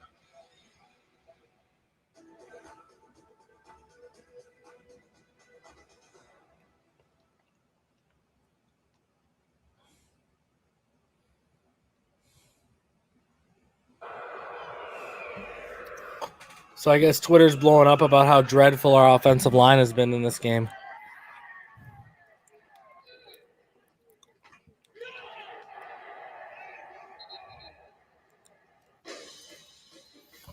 The offensive line has not been very good today, guys. Mixed in with the play calling. Running backs aren't really creating big gains on themselves, and can't depend on the running on our offensive line to open holes right now with how they've been playing.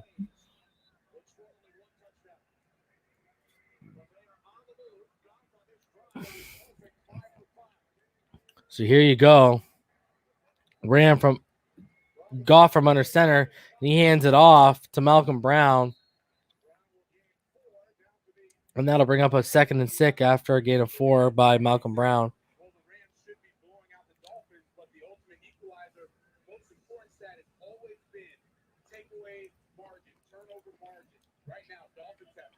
Two receivers to the right. Gerald Everett motions in line beside the tackle, in between the tackle and Woods. They fake the handoff. Goff's back. He goes over the middle, and wide open is Robert Woods. And that's 6 for the Rams. And there you go. 28-16, and is now only an 11-point game.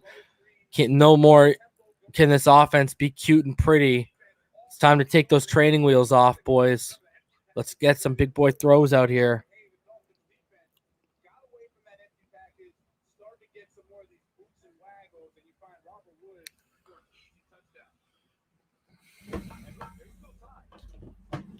Not a fan of this, because this is now a 2-possession game.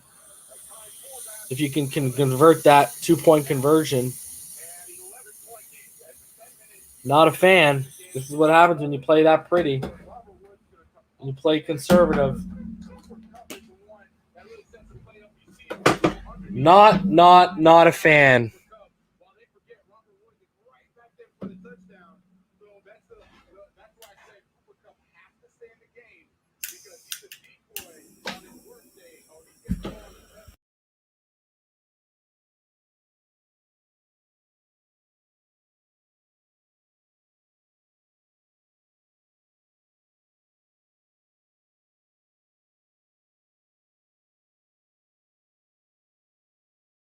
Yeah, Michael, I'm not liking where the tempo's going right now.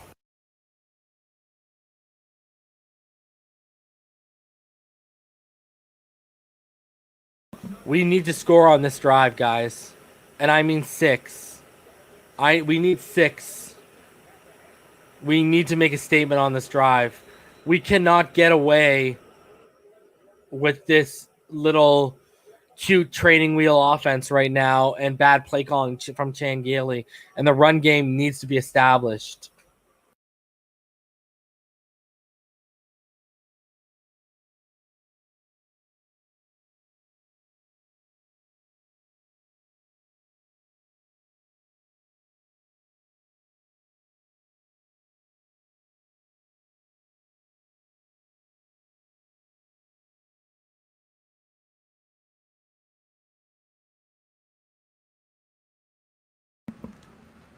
So now Tua's back out there, guys.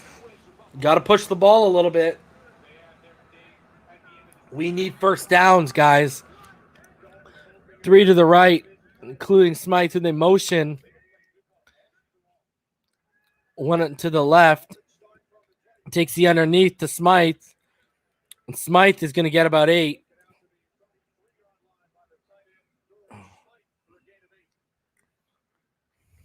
Rhino, we need a nice sustained drive if we're going to only settle with 3. If we're only going to settle for 3, I want us to take it down to at least in or around the red zone.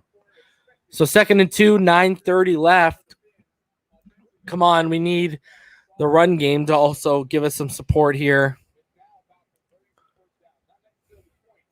Just get some first downs, boys. Out of the pistol, giving to Gaskin, who goes out wide, and he's going to just be just short of the first down.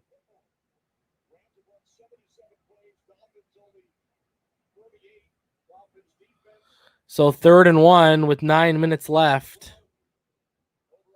You got to get that first down, Miles. I want to see a little bit more Breda today, guys. The guys, 3 carries for 13 yards.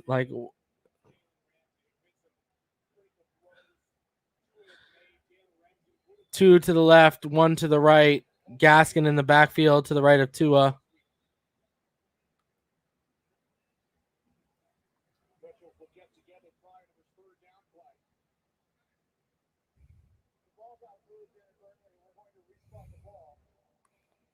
So they're respawning the ball because apparently got moved in inadvertently.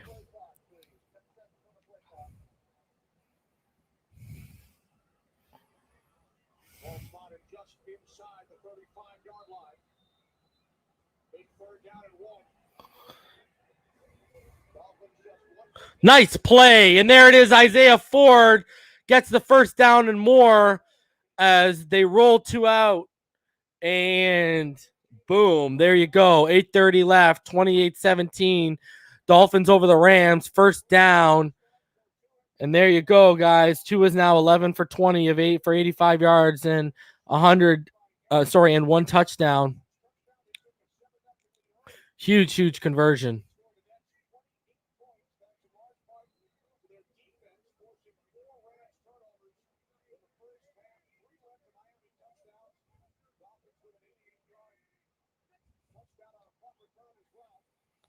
And they give Breda, and he gets stuffed at the line of scrimmage. That'll bring up 2nd and 10.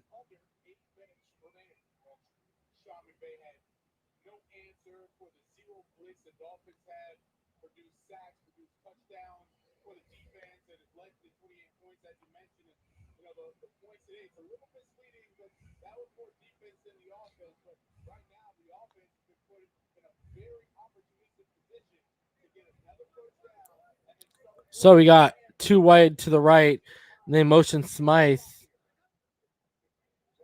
And Tua, there it is to Gesicki.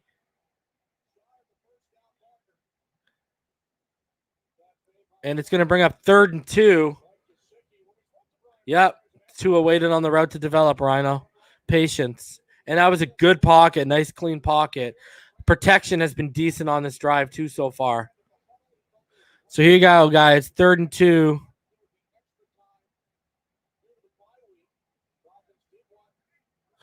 Wow, empty set. 3 out to the right, 2 to the left. Well, on 3rd and 2, when you could have ran it. Okay. And they just go underneath. And again, another drop. Another drop. Myles Gaskin now decides he's going to get in on the drop game. Right in the numbers.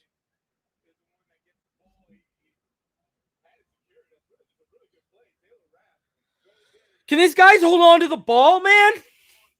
Like, this is now multiple first downs we've missed out on because guys can't hold on to the ball. No wonder he doesn't have 100 yards yet. Guys can't hold on to the first down. We can't sustain drives. This guy starts moving the ball, gets it across the half, and come on, man. Unbelievable. Absolutely inexcusable, man.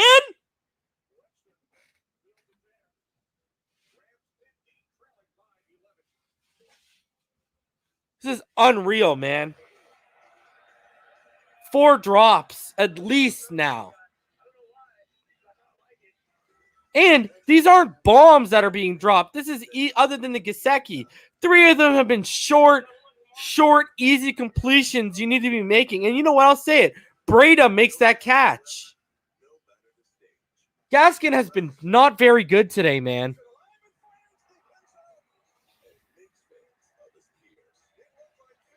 Like, you're past the first down marker.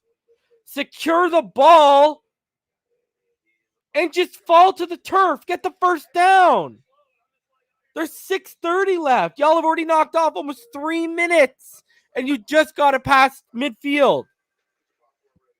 Dude, if we finished with a field goal like Rhino said, we could have taken off another 3 minutes. Because what I told y'all, that short intermediate stuff, if you complete it and keep it moving, you're going to take clock. Because the run game just isn't there today, man. I had a pretty good rush, and I'm running at him full speed, and he's just backpedaling. Mahomes retreats, and I'm thinking, Jonathan Ayala, I mean, that's you know, it is a different spin on the football when they're left-handed, but Preston, okay. Myles Gaskin, you basically made your name in training camp and on this roster working with Tua. So there's no excuse for Gaskin. Gesicki been bragged about working with him since the scout team in the offseason. No excuse on that perfect pass earlier for 25-plus yards. You know what I mean? Like, Preston, okay, you and Devontae don't have a ton of reps with him. But even with Preston, he made a way harder catch on that 8-yard completion in the first quarter for a first down. And we're finally start getting good protection from the offensive line on this drive, and this receiving core goes back to dropping the football. Like, give me Devontae Smith, boys and girls. I'm sorry. Give me Devontae Smith or Jalen Waddle next year. I'm sorry. I'm all in on one of those receivers, especially Devontae Smith. All in. If we don't get Parsons or Sewell, all in on Devontae Smith. All right. 2 stacked to the left, 2 to the right, including Higbee. See, Kupp makes the catch. And then he's taken down after getting the first down by Jerome Baker. And now they're just going in a hurry up. Yeah, Najee's a second round, though. I'm talking about a receiver, man. Give me Juju, too. Tyler Higbee makes the completion, and he's pushed out after a good gain for the Rams. And here you go. Now they're just moving the ball on us. Because it's Devin. Hey, checking out Salvin Ahmed time. Good point. So now from their own 30, they drop back Goff, and Goff completes it over the middle to Robert Woods. Van Noy doesn't wrap him, and Baker wraps him but pushes him forward. So it's a gain of 9, so it's going to be 2nd and 1.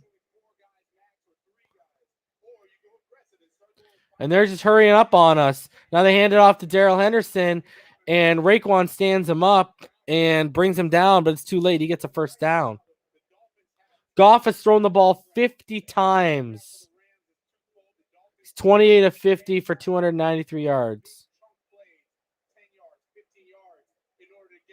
Wow, they're stacking the line, hurrying up, showing heavy blitz, heavy pressure, and Goff checks at the line. He's got 2 stacked to the left. Malcolm Brown in the backfield, and it's tipped up. Oh, almost intercepted by Zach Seiler as he dives forward for it.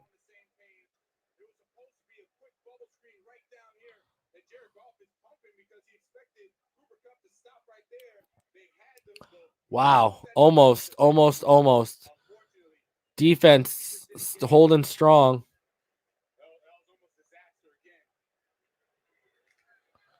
4:56 left. 28-17 Miami Dolphins.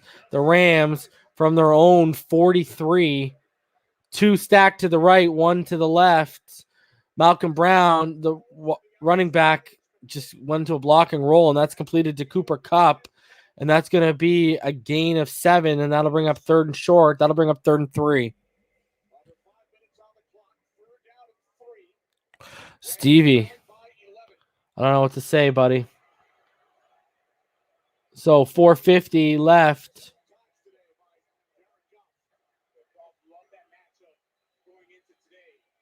Two to the right, 2 out to the left, and it's Kupp on the bubble screen. And that's a first down and more, and he's finally brought down, and this defense is just getting worn down and tired now.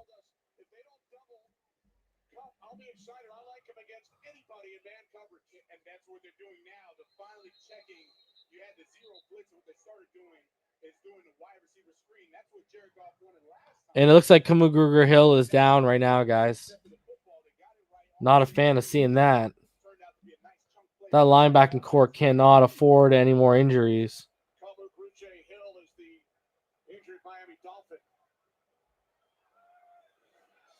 a day for this Dolphins defense. Yeah, we're watching the beginning. This was really what set the tone for the whole day. The empty formation, Sean McVay, Jared Goff, they thought they had something in that empty formation. And boy, were the Dolphins ready. And they created sacks, turnovers. I mean, anything and everything that you wanted from the defense today, you got from the Dolphins. That helped out the offense. It helped out. I didn't start Damian Harris today, boys and girls. Wish I did that. That's going to win you the ball game. 4 takeaways all of the first half by the So here we go, guys. 4:30. It was a fake timeout, Joe B. Stop the clock. 2 to the right, 2 stacked to the left.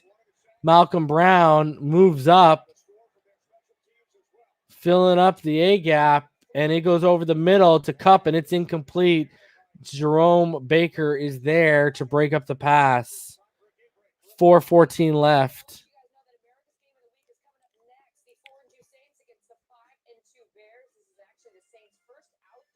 I agree, Simone Artist. The offensive play calls, the drops, and for a certain period, our offensive line wasn't doing us any favors. Although on the last drive there, the offensive line was holding up pretty reasonably well. I know, Michael. I just want to get out of here with the dub. 4:14 left, guys. Goff steps back, goes over the middle to Gerald Everett, and he's tackled, and that's going to bring up a 3rd and 5.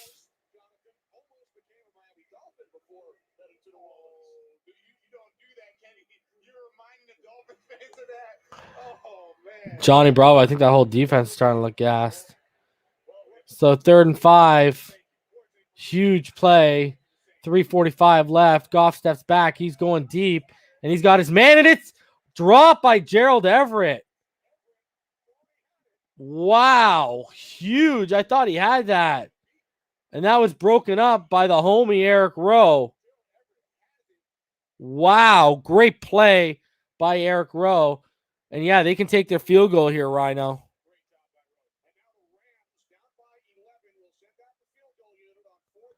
We need a block.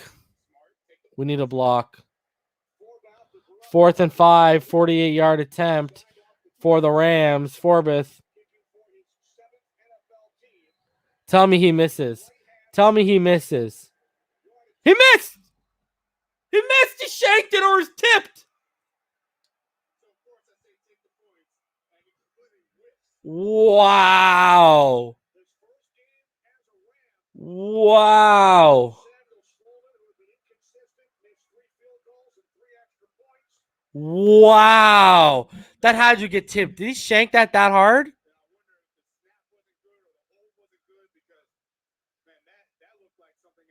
That was brutal. Hold is good.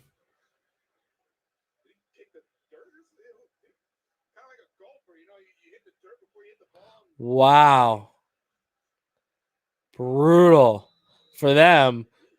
Huge for us, baby. Let's go.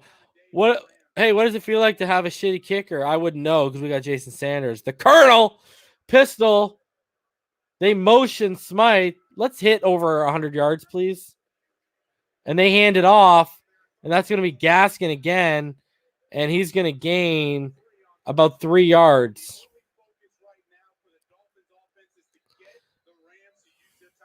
The Colonel, Jason Sanders, baby.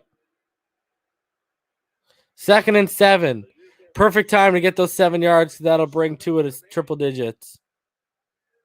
Still a 2-score game following the missed field goal.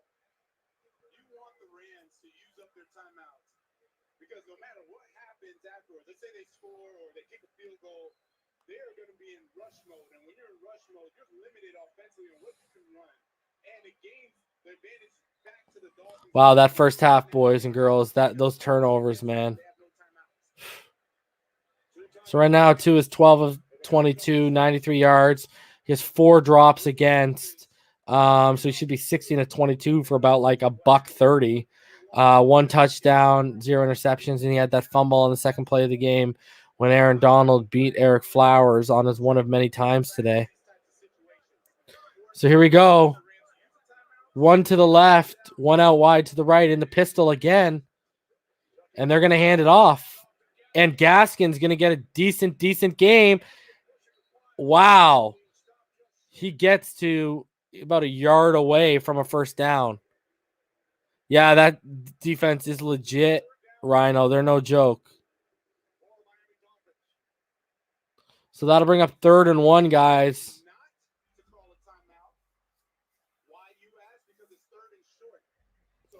Huge play, guys. What do? Do you bootleg it or do you run it?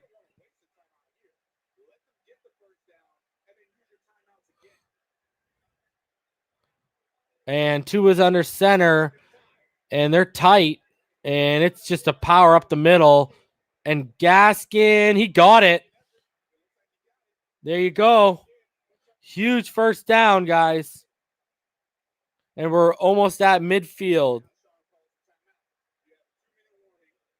And there you go. Sean McVay's going to take a timeout, stop the clock at 2:29. Huge, huge, huge. Guys, I'm hoping there's a win here so I can debut in nice fashion our beautiful new store for all of y'all. So we're going to go over that if everything goes down. You can bet your bottom.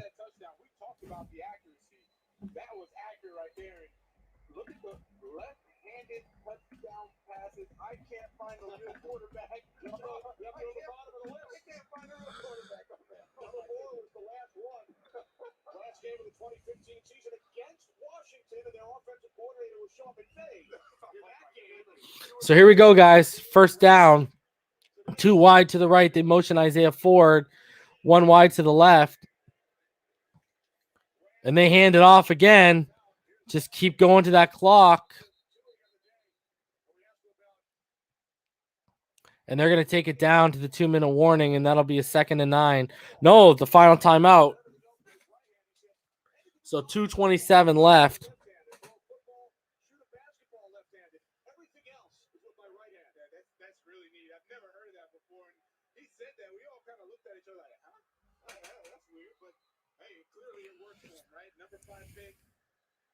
Had a good game today, or I should say an efficient game today. You know, you can't say that you still got your guy. You haven't seen him lead the Dolphins to a game-winning touchdown or anything like that. But from everything we saw in practice, he looks the part, he acts the part. He was all ball in practice. That's what I loved about him as a rookie. All ball, no BS. Let's go, guys. 2nd and 9. 2:32 left. Out of the pistol, they motion Smythe to the left side. And they're just going to hand it off again to Gaskin. And Gaskin's going to keep fighting. Gaskin's going to get a huge chunk. He's going to bring up 3rd and 3. Gaskin gains about 6. Wow. Fighting forward. Just like Rhino said, like he's 300 pounds. And this will take us down to the 2-minute warning, guys. So, personally, right here, I'm bootlegging it. I'm getting that first down. Because a run, they'll call a timeout anyways.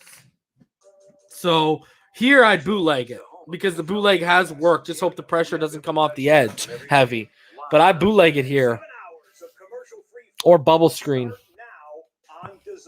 NFL Network runs live 24/7. Got to get this first down, man. You get this first down, you win the football game. Hope you're having a good day. But there's not much for you out here today. So I'd say put it in the young kids' hands, man. Just bootleg it. Something with the tight end.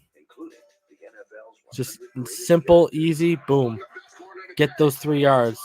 Just get the ball to the chains.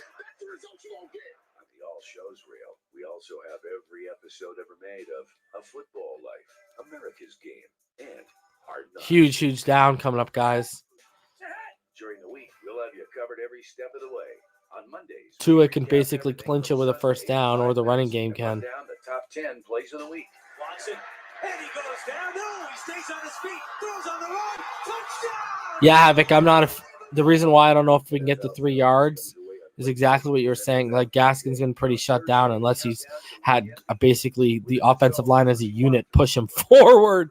You know what I mean? Like, he was hit like a yard and a half beyond the line of scrimmage and he still ended up with 6 yards. So, Nico with the flea flicker. There you go. NFL Game Pass, only on DAZN. Really pat the stats, Nico. Get him up to plus 150 and add another touchdown if he can complete it. Yeah, Tua was efficient if you don't include the 4 drops. Because all of a sudden now he's 16 of 22, and he's probably sitting at about 140, 150. 1 touchdown, 0 interceptions.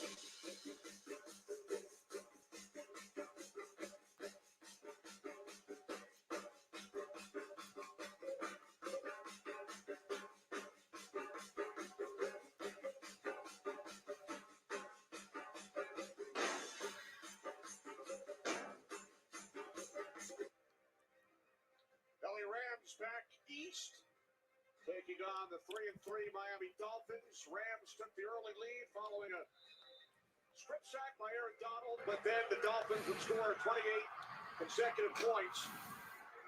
3rd down and 3. Rams out of timeouts. Oh, and they give it to Gaskin. Gaskin will be stopped. 3 yards shy of a first down. So I don't know. I'm throwing there, guys. we'll let the clock run down. Rams cannot stop it. Miami will send out the punting unit. And Gaskin is limping. Still needing 2 scores. And I don't think the Rams are going to get 11 points in a minute 15 or 10. They're going to need a kick return for a touchdown right here.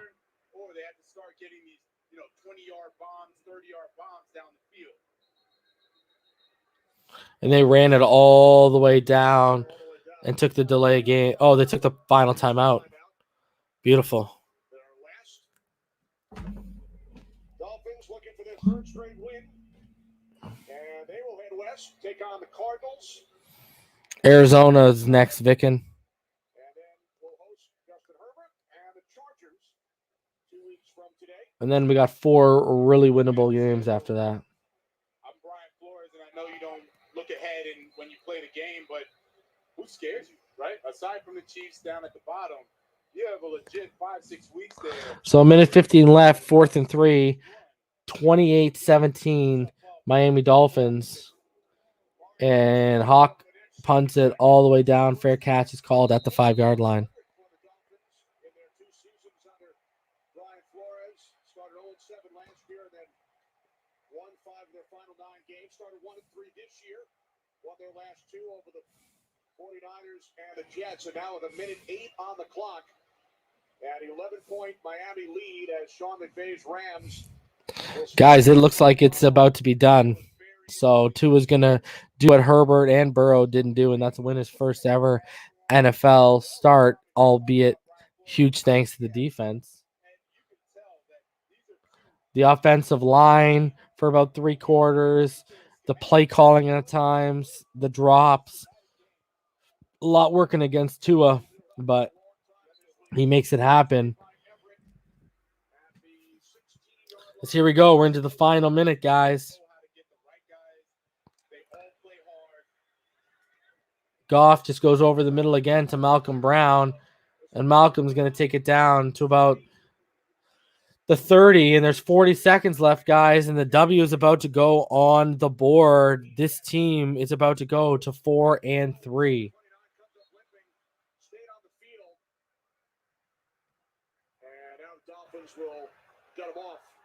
Brandon Jones is limping now.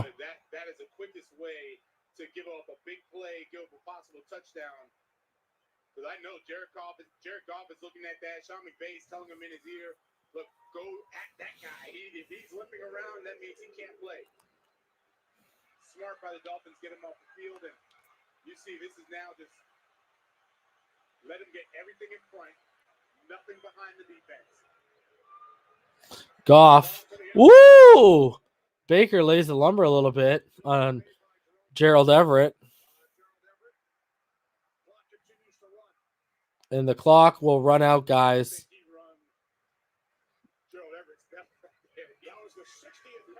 All the way down. Whoa, what a hit on Woods by Howard. Wow, they're laying the lumber. There you go, boys and girls. The Miami Dolphins in Tua's debut get the W, and the push for the playoffs continues, everyone. Wow. I'll take it. It wasn't pretty, but I'll take it. With that said, I've already dropped the link, and I've already got a couple people back here. Rhino, Pyro, gentlemen. Well, I feel disappointed. Yeah, the offensive line. The whole offense. The second half, I don't know. They couldn't get nothing going. Whether it be passing or running, we couldn't do nothing. The defense was out there. You might as well just say the whole half. The defense was out there. So I couldn't blame them for letting them get some yards off, and then the touchdown. They was out there for so long. I can't really blame that. I can't put no blame on the players. The offense was not giving them any favors.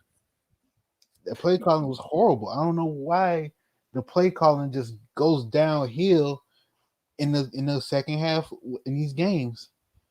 Yeah, so we only had 9 minutes and 1 second in the first half, and we finished with 23 minutes and 31 seconds, and the Rams had the ball for 36 minutes and 29 seconds. Jeez. And you guys could tell, a lot of the stuff that they were giving Tua was a lot of simple stuff, right? So, and the thing was, he was taking what they were giving. He wasn't pushing the ball. Those drops hurt because all those drops could have extended drives, and we'd be having a different conversation maybe about Tua's performance, right? So the Gesicki drop could have got us beyond, could have got us into Rams territory, right? The first the drop by Gaskin, we were crossing territory, right? We had just crossed their territory. So, the offensive line, the play calling, and the receivers at points weren't doing us any favors. No points. Preston dropping back-to-back passes too. Don't forget that. Yeah, they're both first downs. Back-to-back passes. I was like, what the heck? I was like, Pyro, I think you're nuts. I think we had a 21-point lead going into the half. I think we had drops like Reasons was saying. I think, whoa, guys, we just beat a 5-2 team. We're 4-3. Yeah. This is not all 22 time. Enjoy it. Wait, Go a little cook. No. Hey, No. Don't give me that. No. With the run and No. Can I tell y'all this? I wanted 200 yards, a touchdown, and an interception. You add in those 4 drops, and I get probably 150, 160 yards, a touchdown, and no interceptions. I'm not upset about our defense, dude. They just grew. I'm not. No, we're not upset at the defense. No, I'm just saying, won the game. If you're sitting there as the head coach, why wouldn't you lean on them? I'd lean on them. Yeah, I think Flores got the game ideally that he wants from his defense, and more importantly, an offensive defense. A team that creates turnovers, particularly. I don't think there's any doubt that we have probably possibly the top special teams in the NFL at this point. Hey.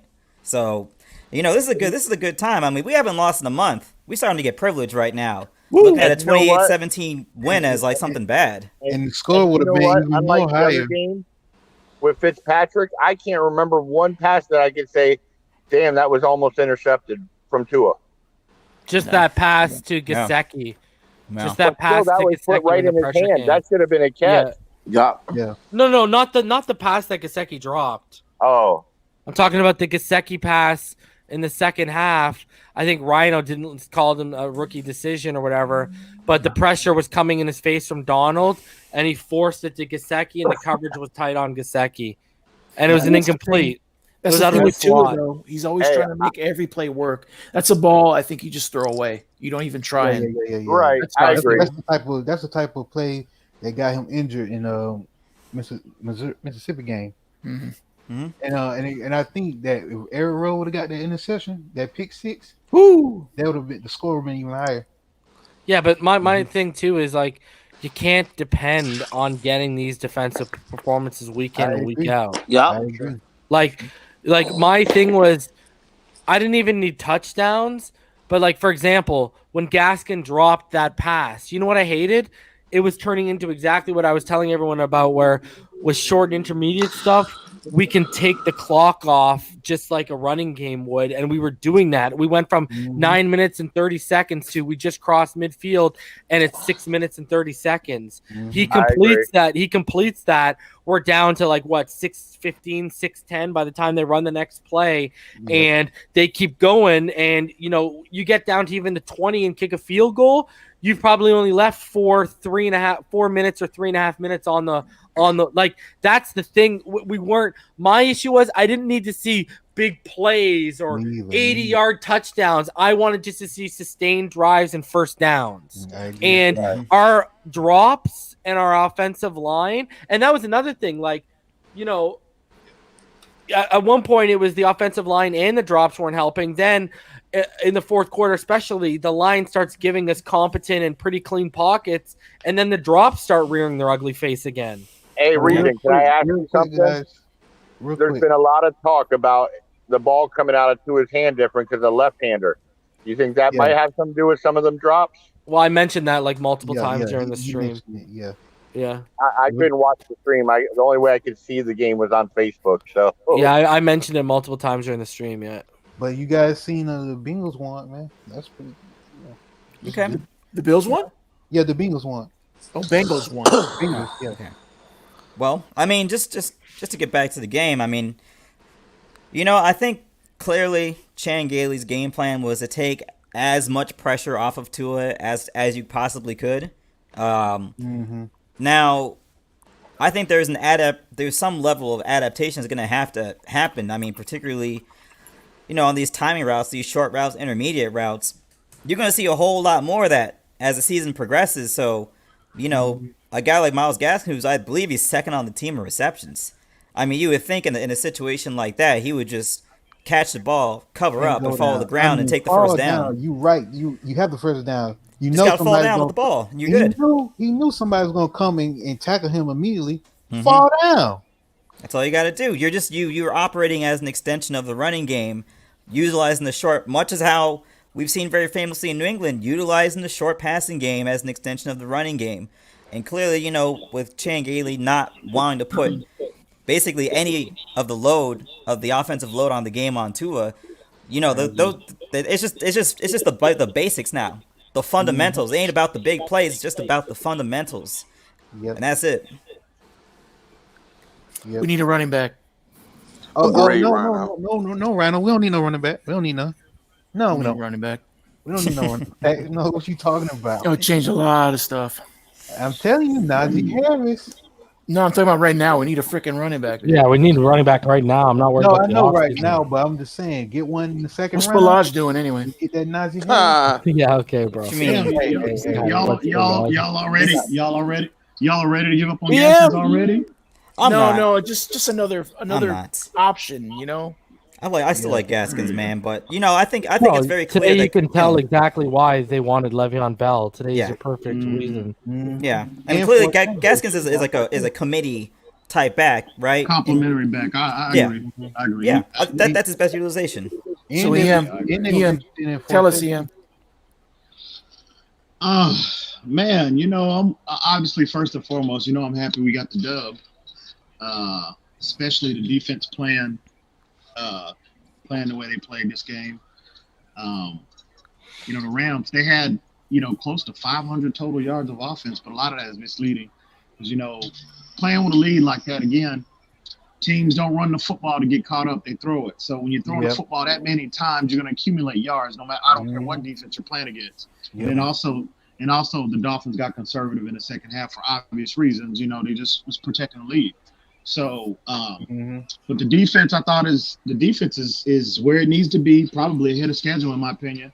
But offensively, that it's not all on Tua's shoulders. It's collectively. There's work that needs to be done. They have to get they have to get better establishing a running game. Period. We all know how we've been highlighting that aspect of the offense on this channel since day one. And it's a lot to clean up, but at the end of the day, we got to win. And I like Tua's, from the second quarter on, I liked his poise. He again, the first quarter, he looked like his head was swimming a little bit, but I thought he got his foot underneath him, and from the second quarter on. And you saw on that last drive, not the last drive, but the drive before last, he looked, He looked like lightning, bro. Yeah. He looked confident. You know what I mean? He looked like he was just getting his feet. He was getting his feet underneath him, and they didn't put him in a situation where I would have liked to have seen, the play calling be more aggressive, to put Tua in a position where he had to read more, read the defense more, because again, that's going to help his development, for down the road. But again, he won. We as a team, we weren't in a position to. We didn't need to put him in that situation. So, I want to see moving forward. The Rams almost put us in that position, though. Yeah. Well, the game. I don't. And that offensive, we need better. Again, the offensive line. So we need more consistent, because they didn't really start to look competent somewhat till the fourth quarter in terms of giving actual time more than like 2.4 seconds and clean pockets. And when we were they need to clean up on when we're in third and long type situations. You clearly saw.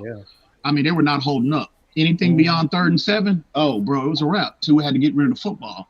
Yeah. So, again, you clearly see the difference, what type of team we have when we play with a lead as opposed to the game being tight.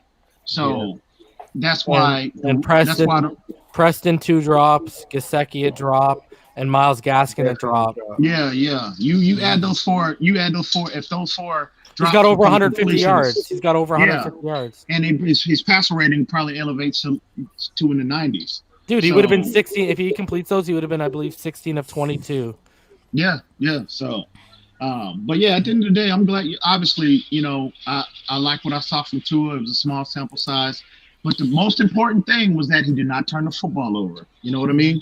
Did not turn the football over. So that's encouraging. Yeah, because that fumble was on Eric Flowers. Yeah. Oh yeah. But you said the reason they gonna target Flowers and Hunt. With good reason why.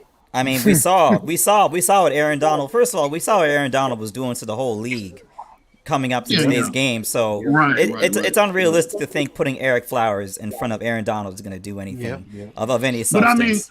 But if you go back to the matchup to watch, that's why I had look at Leonard Floyd was giving Robert Hunt fits too at times. So it was Michael Brockers had a pretty decent game too. And then but if you look at Aaron Donald's in terms of his impact, I told y'all, I didn't anticipate him dominating this game to where he was wrecking the game for the Dolphins. I did not see that. And we only had the ball for 9 minutes in the first half. And in the 9 minutes, he had a strips. He had basically a forced fumble and like two. I think I counted 5 pressures. He was around all game. Yeah. Well, he made the presence known. I mean, I'm gonna have to go back and watch the tape, watch the game again. I'm here shortly. I'm gonna dive right back into it. But for the other than the first quarter, do you remember his name being called? I mean, really? Yeah, in the second half, he showed up too. And then that's why I said in the fourth quarter, we started getting better blocking from our line, specifically the right side. Because Leonard Floyd was giving them problems too. I agree. Aaron Donald, to my count, I counted 5 pressures. So again, that's a pretty good day at the offense. Yeah. While consistently getting double teamed. I just didn't think even his statistics. I mean, it wasn't to the point where he was wrecking the game for the Dolphins. You know what I mean? So Tua took a hit. Obviously, if you single block, players like him, generational players like him, obviously, he'll get statistics, but you just want to be in a situation where you control him as much as possible in terms of his impact on the game overall. And I just didn't think he was, other than the first quarter. Our defense is basically who you can attribute to him not having much of an impact, because they kept our offense off the field. Yeah, basically because we were scoring points on defense and special teams. And then when that's legit. Because they had almost 40 minutes of possession, and we just had over 20 minutes. And when the offense was can on argue the that. field, it's because we got the turnover on defense. We essentially had 2 pick sixes, even though one wasn't, and 1 punt return for a touchdown. It's crazy. Eric Rowe. And oh my Rowe God, missed another pick Oh six. man. Oh, Yeah. What's up, y'all? Man. Eric Rowe could have had 3 interceptions and 2 pick sixes, man. That's all I gotta it's say. Yeah. And I was being generous with golf because I said just one interception. I didn't expect this. The defense left some stuff on the field without a doubt, man. This could have been even a bigger blowout. They're playing at a high level, bro. What do y'all think about that play? I don't know if y'all talked about it yet, where the ball got tipped and Eric Rowe just slapped it down. I was like, that ball was in the air forever. He could have went after it.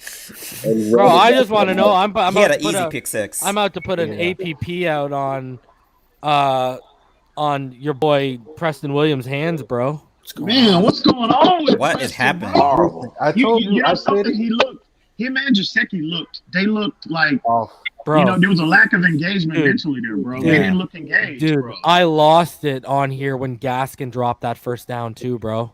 Ugh. Because you know what? So you know what I hated about that? We were finally getting good protection from our offensive line. And we Tua had driven the ball by himself with the run game. He in the run game had moved the ball beyond midfield, and we were sustaining a drive, and they were doing exactly what I was telling everyone. Short intermediate stuff was killing the clock. I said this earlier before you joined. It was 9 minutes and 30 seconds when he got the ball. He went 30 yards and took 3 minutes off the clock. It was perfect. And then Gaskin, all you got to do is complete that pass. And, dude, we keep going, and we take probably another 3 or 4 minutes off that clock, and we settle. At worst, we get a field goal. Yeah. And you know what? That's huge. And that's huge for Tua's confidence, and Tua breaks the 100-yard mark. One thing we don't need to lose sight of, this is the top 5 defense he faced.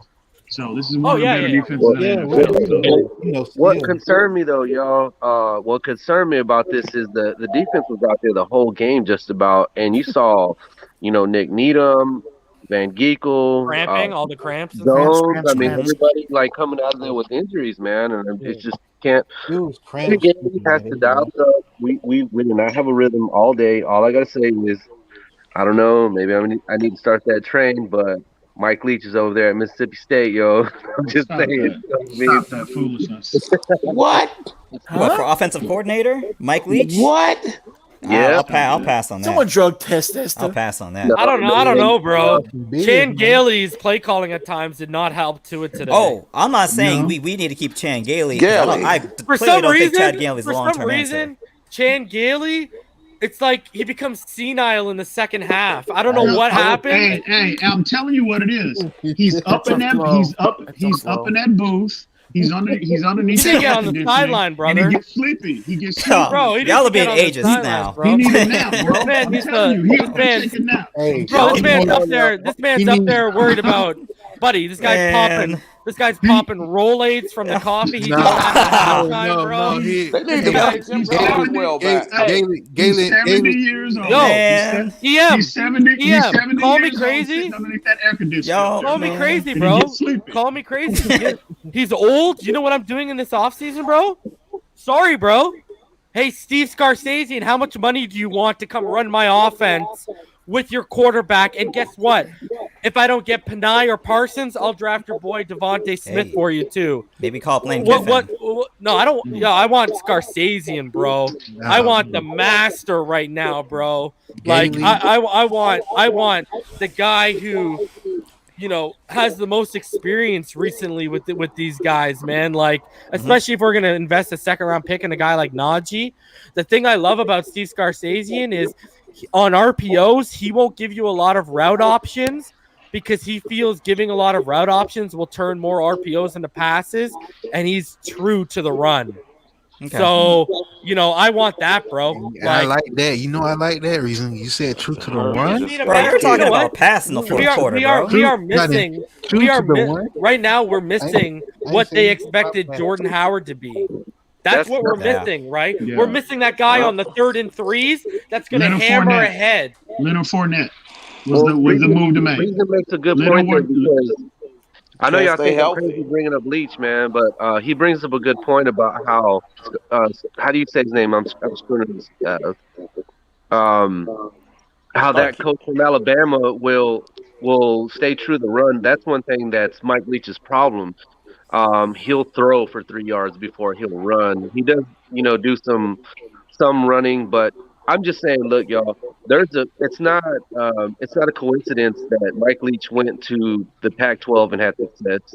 A lot of his quarterbacks would be good backups. And I mean, you got absolutely Minshew, not. you got Minshew, you have Cliff Kingsbury. Bro, Everybody's praising him over there. hold on. Didn't Kellen Mond throw for like over 500 yards in his first game under Mike Leach this year? No, Vaughn is the Texas A&M. Or KJ Costello. My bad. It was KJ Costello, right? Yeah. Like, but we had Jim. That guy's like a 6th or 5th round at best quarterback. Yeah. Yeah, I mean, Jim I Caldwell. think He's healthy I think now. he can dial it up pretty good. I've always Come on, man. Give me. You know what? feared him, but I don't want Jim Caldwell again. We're dealing with old. Scarsazian's young. Old. Yeah, Scarsazian's young, bro. And my thing with Scarsazian is, show me you're all in with this quarterback and this offense. Yeah. That is how you be all in. Man. My opinion is that comes from Flo. I think Flo is determining how they want to run the offense. That's just my feeling. I could be wrong. No, but we could be having some first game frustrations like when the season started, because it's a process, and they're only going to get better, after today. They're going to improve next. Yeah, but my week. thing with Chan Gailey is, and you can ask EM, you can ask anyone on here who's been around me post game. Third downs, I've had issues with his play calling when Fitz was there. Yeah. I've had tons of issues with Gailey's play calling even when Fitz was there, bro. Now, don't get me wrong. There's been a lot of games where there's been a couple of games where he's had very good play calling. Yep. But like, the Jags and the San Francisco game, pop out. But even in the second half of the Jets, we highlighted Fitz was being greedy, but we also highlighted that Chan Gailey's play calling reared its ugly head again. Yeah, but the drops just killed him. If I'm Flores, first thing I'm doing, I'm putting his behind on the sideline because he getting too comfy up there in that booth. Underneath that air conditioning, bro. Man, you got Chan Gailey on the Maxwell House label with the sweater on, drinking the cup of coffee. like he can't stay awake right now. Hey, soon the second half you got him on the label right now. Soon the second half comes, Chan Gailey get on his recliner and by the fireplace. Man, y'all got Chan Gailey on a lazy boy right now, just half retired, chilling by the beach. Y'all are gonna really be in for it when you get what you want, and he walks down to the sidelines and he's got his house shoes on, bro. His grandchildren are gonna be around. Bro, this guy's got his Miami Dolphin slippers on and a Miami Dolphin robe. And he's going on the sideline, bro. Chan Gailey gonna be asking you where the movie theater is. Yeah, hey, Danny boy, my hands are cold. You got me a pair of those isotoners, bro? I'm telling you right now, if the camera ever goes to that booth and they catch that dude nodding off, I'm gonna bust a gut, bro.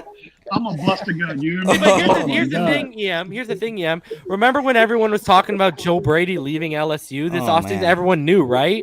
And everyone talked about how he's going to be with Matt Rule before it happened, right? The Baylor coach over at Carolina. That's why a lot of people were telling Carolina, yo, like, mortgage the next couple of years, go get Joe Burrow. No one knows Joe Burrow better than Joe Brady. That's what I'm sitting here and saying. Chan Gailey, yes, he's an RPO genius, I guess, but his situational play calling is dated. That's what the problem is. His situational play calling is from like the 2010s, early 2010s, late 2000s. It's been inconsistent. It's been inconsistent. Third It down. needs to be better, bro. Sure. Today's third down play calling was like it was just enough to get the first down instead of getting some and some. You know what I mean? And you know what I'll say to you too? You know what I'll say to you too, EM? Perfect example too with personnel. I don't know who's making the call on personnel. I can't make that call. But remember when they motioned Tua out on like 3rd and 2 or 3rd and 1 and they left Gaskin? Why isn't Breda back there? He's got the quicker, more explosive first step. to hit that hole. Don't put, because you saw Gaskin got the ball snapped to him and he delayed a split second, and that's why he got stuffed up. Breda's got that explosive step, and he would have got the first down. It's just little stuff like that, like, you know what I mean? Like, and another thing, okay, here's a go. You want to know when Aaron Donald popped up? Here's another example of when Aaron Donald popped up. When we got like 4 or 5 yards off that first time we ran the Wildcat with Perry, okay? Then we came back and we got the first down on that out route with Perry. Then we tried to run the Wildcat Oh yeah. Two or three plays later after we had ran it, and Aaron Donald just buddy rolls past everyone into the backfield and blows it up. Like, that's play calling. Yeah, but that's all play. Like, don't call you. We all know how good this defense is. We all know how smart the defensive line is beyond Aaron Donald. Dude, you got to put that. Yeah, but you got to get that in your back. Come on, man. You got to be smart. I do. You don't come back with that so soon. You can come back with it, but not so soon, bro. I agree with that, but that play was more of a lack of execution than the play call, I think, because the most dominant defensive player at this time in the NFL, they just let him just go totally unblocked, and he just wrecked the play. Yeah, because wasn't Gaskin? But I think Gaskin was the one who's supposed to pick him up off the fake, right? And like Gaskin on Aaron, it's the running back. Right? Whoever, who's winning that one, bro? Right? Okay, And my thing is too, like, I just think they're too smart. I don't even think it's just about power and blowing the play up. I think that defense is too smart to come back with that right away that quick. That's what I think. I would agree. Yeah. It's clearly worked. It's clearly work that needs to be done, man. They there's a lot of inconsistencies offensively, play calling, execution, et cetera, et cetera. They just got to get back to work. So especially with a rookie quarterback, it's even more important now with a rookie quarterback. You don't have Fitz out there, that savvy veteran out there to mask a lot of the issues, play calling wise, execution wise. Now you got a rookie out there, so that's why what my problem is, more support for him moving forward. Like, we were pretty much like, if people go back to our Friday night show, I mean, can you say pistol? After today, right? Yeah. But let's say, we need a dynamic yak receiver. We don't have that, bro. I don't think Jakeem has the ability, but he isn't. He isn't Albert Wilson. Albert Wilson was that dude. Which is who we said we wish he was there. Devontae's got 4.4 speed, but he's not going to kill you with the yak. Right. Preston, we're worried about him watching the ball in, because you remember that touchdown he dropped from Fitz on that drag route earlier this season too, right? So, we don't have – that's why Rondell Moore, Devontae Smith, Jalen Waddle, if one of those guys is sitting there with that second first-round pick, it makes even more sense, Ian, because we were talking about this before you joined pregame, sorry. We're talking about this. Maybe they don't pull a Creed Humphrey, a Trey Hill, dip into and take the center from Ohio State. Maybe Michael Dieter is the move, thus opening up that pick in the 20s or that pick in the late teens to be a weapon and not be, pigeonholed to, okay, we got to keep developing the offensive line. That makes sense. Either scenario, I could see the Dolphins going in either direction, bro. But as far as Dieter's concerned, I think, to me, I think Dieter, for whatever reason, he just hadn't given an opportunity this year. We hadn't seen him. So, but I think, I was, from day one, I said I thought his skill set translated better to the center position. And the thing with Dieter is, can he give you the production that you're getting from Ted Karras right now? I think they're grooming him, bro. I don't think you're going to see him next year. I think he can. So I don't think. Yeah. So I don't think. And he played center in Wisconsin, right? He had a little exactly. Bit, he had snaps. Yeah. There. So So I don't think the move is to invest a high pick on a center. I don't think.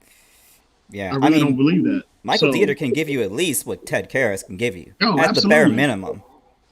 You know, Absolutely. So I don't think the move is to make that type of investment, not a first or second round pick at a center position. I love Creed Humphrey, but you know, if you got my thing is though, EM, from the sounds of what we understand, the move was a center at 26, and Dieter was on the roster, and so was Ted Karras.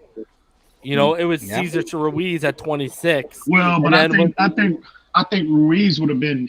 I think he would have been. They would have played him just like the approach would have been with him, just like the Saints have taken with him. He's a guard now. He's not a center. They just have him playing guard. So I don't think he would have played center this year for us. Even if we were to get him, I think he would have. He would have been the starting right guard.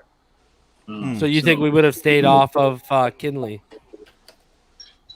You think we wouldn't have made a move up for Kinley later on then? Right. Or do you just stash Kinley and you play out Flowers' contract and you slide Kinley in when Flowers' contract is up? Yeah, because that's his natural position is left guard. Yeah.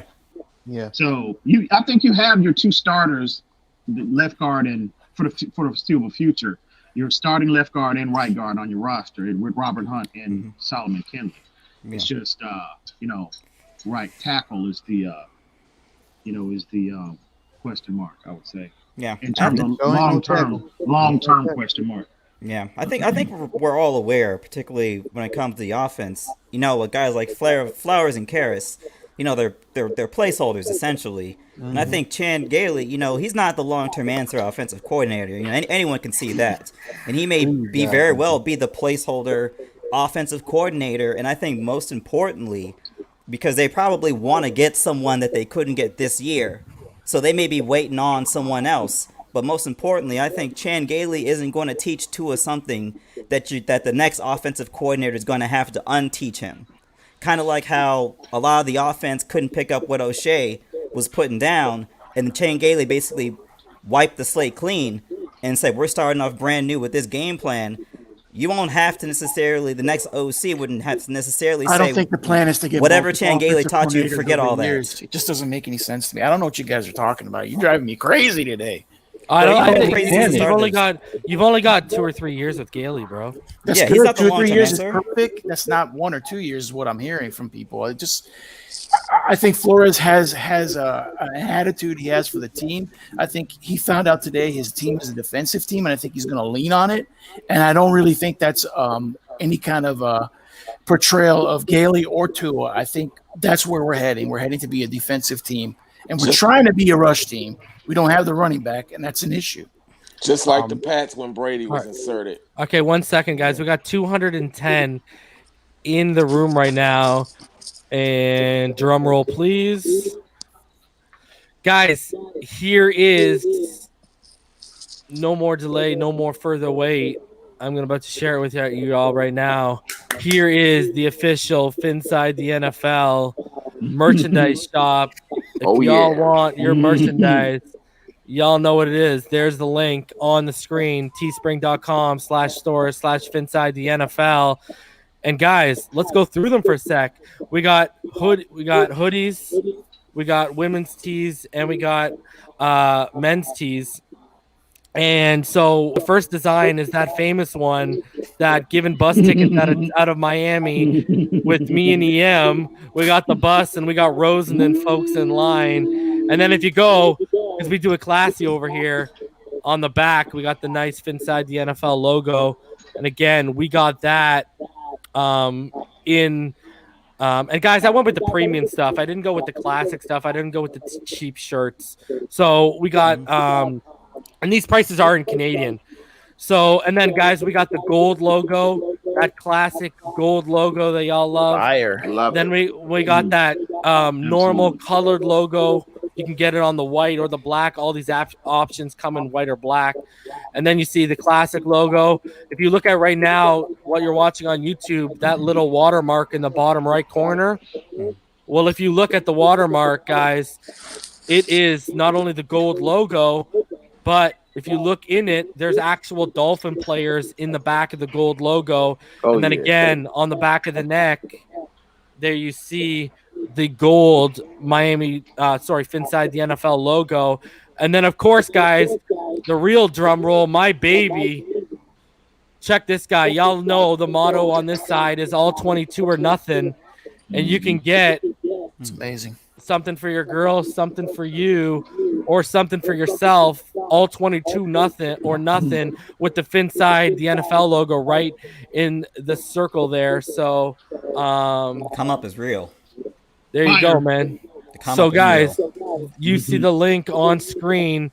That's the merch that's currently available. I'm going to be adding coffee mugs. I'm going to do some masks. I'm going to be doing all that. But I wanted to get some shirts and some hoodies available for all of y'all. So you got a choice, guys. I mean, you do the math right now. You got 5 different designs you can choose from on our shop. Again, teespring.com/stores/Finside the NFL. Go support the channel. Go support the movement. Rep the Finside the NFL fam while still representing the Miami Dolphins. Y'all already know what time it is. Man, I mean, this the recognize, man. This is a serious accomplishment, man. This is all about the consistency y'all been putting into this channel, man. Because this doesn't happen overnight. So 99.9% of the credit goes to Reason 13. Period. Make no mistake about it. That's what's up. Period. Appreciate it. And yo, again, if you want to continue to support the channel, patchvibes.com.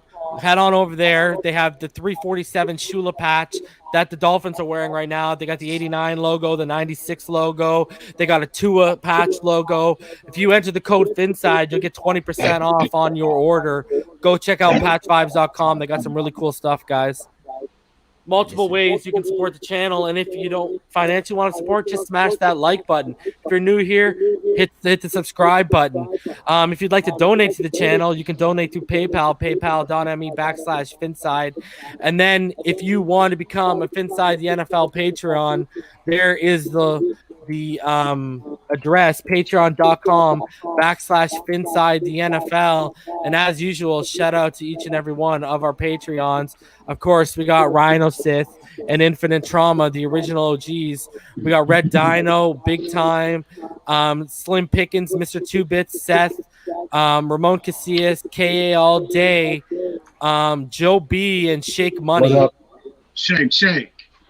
How you doing, Joe B? Man, I'm happy. I'm just glad that he won, and I take him like he's a game manager today. But I'm not nervous anymore. He can take a hit, and they can just unload him now. Just let him rip it now. I'm ready. Yes, That's sir. what's up. That's what's up. That's the game plan, bro. I mean, clearly they weren't going to try and put him in a position, and this has only been consistently what they've done with him since he got in the team, is they're being very methodical about his development process. So for them to be as conservative, that's not a surprise. I don't think that's a surprise to anyone. So, it's more is going to be seen, and I think doing it this way, he's less likely to stumble and get into a situation that he can't get out of. So, man, it's as much as we want to see, the Tua show, it's on the way. You know what I mean? Like, Amazon sent you the tracking. It's going to be here on, in a couple weeks. Don't y'all worry. I agree. I definitely agree with that 100%. Yeah, man. And check out Havoc, guys, on his new channel. No passes given. Get him to 100. Absolutely. Let's do it. Salute to you, homie. I see you. I'm trying, bro. Trying to get to. I'm trying to sell a lavish premium hoodies like y'all. So Hey, we can't get it. We can't get an invite on the show, bro. Bro, y'all know you too big for us now, right? You too big. There's no big timing, bro. Let me lay down this foundation. Let me get the door from Lowe's so I can invite y'all into the house first. That's for you and that damn ungrateful great one. I see with that new show, and me and Reason we can't even get a. First of all, hold on a second. First of all, you got Chan Gailey on the Maxwell House label.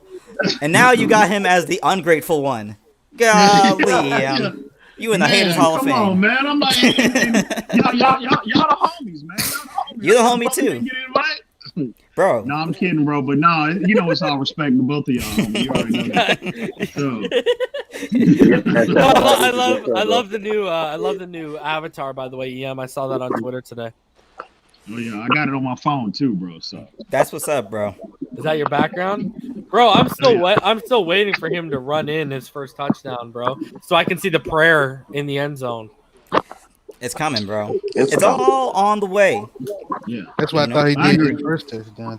If we can just get this kid some help, bro, get somebody out there with some hands. Can I say this to you? Saying? Can I say this to you? And after you saw the offensive line at times today, bro, if anyone argues me, Penei Sewell, I'm slapping you. You know, I'm sorry, I'm slapping you, homie. Like not you. I'm talking about anyone who denies me Penei Sewell. I'm slapping them, bro. All right. Yeah, hey, I gotta be honest, bro. I'm starting to warm up to that idea, bro. Really. Even with a trade out in play. You know what I mean? So, but you know something, to be honest with you, I bet you never thought you'd say this. We miss that young man, Austin Jackson, bro. Yep. Yes, we do. We miss him. We need him back. It's great. I mean, it's this is usually the type of game that teams that are rebuilding lose, right? Like you get up big early, and then you hit a point where you hit a little bit of adversity. See, this is where the Bengals can't get over the hump. Although the Bengals won today, this is where the Atlanta Falcons can't get over the hump. Although they just won, so usually at this point you want to just be competitive, stay close. Now, I think for us to get a lead and then at least just hold the water long enough to make it to the finish line, that's another step in the process. First of all, shout out to George saying, I remember Reason EM when it was 10 to 15 people in the chat, and I used to say building it one show at a time because we peaked. I guess we had a lot of people go to the floor because we were at about 214 people when I plugged it. We're at about 180 right now. That's it, man. The most consistent survive. And then EM on the Austin Jackson point you made, I said that last week. I said I never thought I would. I never thought I would say this. I literally said I never thought I'd say this. But where's Austin Jackson right now? And I never thought I'd say this. But when's Jesse Davis going back to right tackle, bro? I never thought I'd say this, bro. But and I stand by that. I don't care what anyone tells me. Jesse Davis is not going to be the single swing tackle, bro. Robert Hunt hasn't taken that job from Jesse Davis right now. It's the same thing with Noah. Noah started when when Byron was out, but when Byron came back, Noah went right back to the bench, and that's what's going to happen with Robert Hunt. He's not ready, man. He's not ready. We were talking about this before you joined. I was talking about this yesterday. EM, I don't know if you tuned in or whatever. You found out yesterday why I had him as a guard and what your worry was, right? We found out a little bit today, and we found out about it last week where those guys with the elite bend that can convert speed to power, power to speed, are they going to get not just power? If you give them power straight on, I ain't worried about Robert Hunt. I ain't worried about Robert Hunt. You know what I mean? It's when I'm getting him one-on-one or in open space and he's got to have nimble, quick feet. That's when you're going to have a problem. And he took EM. I still say people think I'm bashing him. You know how much I loved the pick, EM. I just think he's a Pro Bowl guard out of the gate. I don't think he's a Pro Bowl tackle anytime soon. That's the difference. That was his projection. That was a lot of NFL people within the NFL community had they were projecting him to guard at this level. But he's not. No, he's just playing out of place right now. He's struggling with quicker, speed rushers, and we highlighted that in the beginning. We're not surprised by his issues. So, but no, it's not an indictment on the kid. We're not ready to give him up. I think you put him at his natural position. I think at this level, and you'll start to get a lot of production out of him. So it's just now, man. It's just and now. you know what you can do, bro? when Flowers, you can get out of Flowers after next year, slide Kinley to his natural position, Yeah, exactly. and Hunt goes to guard, and then boom, Exactly. and you're set. I man. agree. Your line is set. Young. Your line is young. Especially if Dieter works out too. Then you got that nice, nasty Wisconsin center that can beat people up and communicate. Mm-hmm. And then you just need to figure out Jesse Davis's replacement. So Jesse Davis could actually be one of the best and most reliable swing tackles in the NFL. Mm-hmm. You know what I mean? And then now you just finish that. I'm telling you, man, we get Penei Sewell, man. And I'm telling you, if we get Penei Sewell in year 2 of Penei Sewell, we have the best offensive line in the NFL. That's a takeover right there, man. Man, I'm on that train with you, Reason, man. Dude, if we got to trade up to get that guy, whatever we got to do. No, I'm not trading up now. I'm not trading. Up. My thing Depends is what the price is. See, my thing is if that pick you know it's going to be expensive. Yes, you already know it. You already know that's going to be his pick and that Trevor Lawrence pick. Well, Justin Fields is going to be expensive to move. Yes, he is. Yeah. It's going to be Lawrence Fields 1 and 2. Yeah. Yo, have you watched, bro? EM, have you watched Fields this year? No, everyone's wiling out about Fields is turning into the guy I was telling everyone he was last year in terms of the pocket passer right now.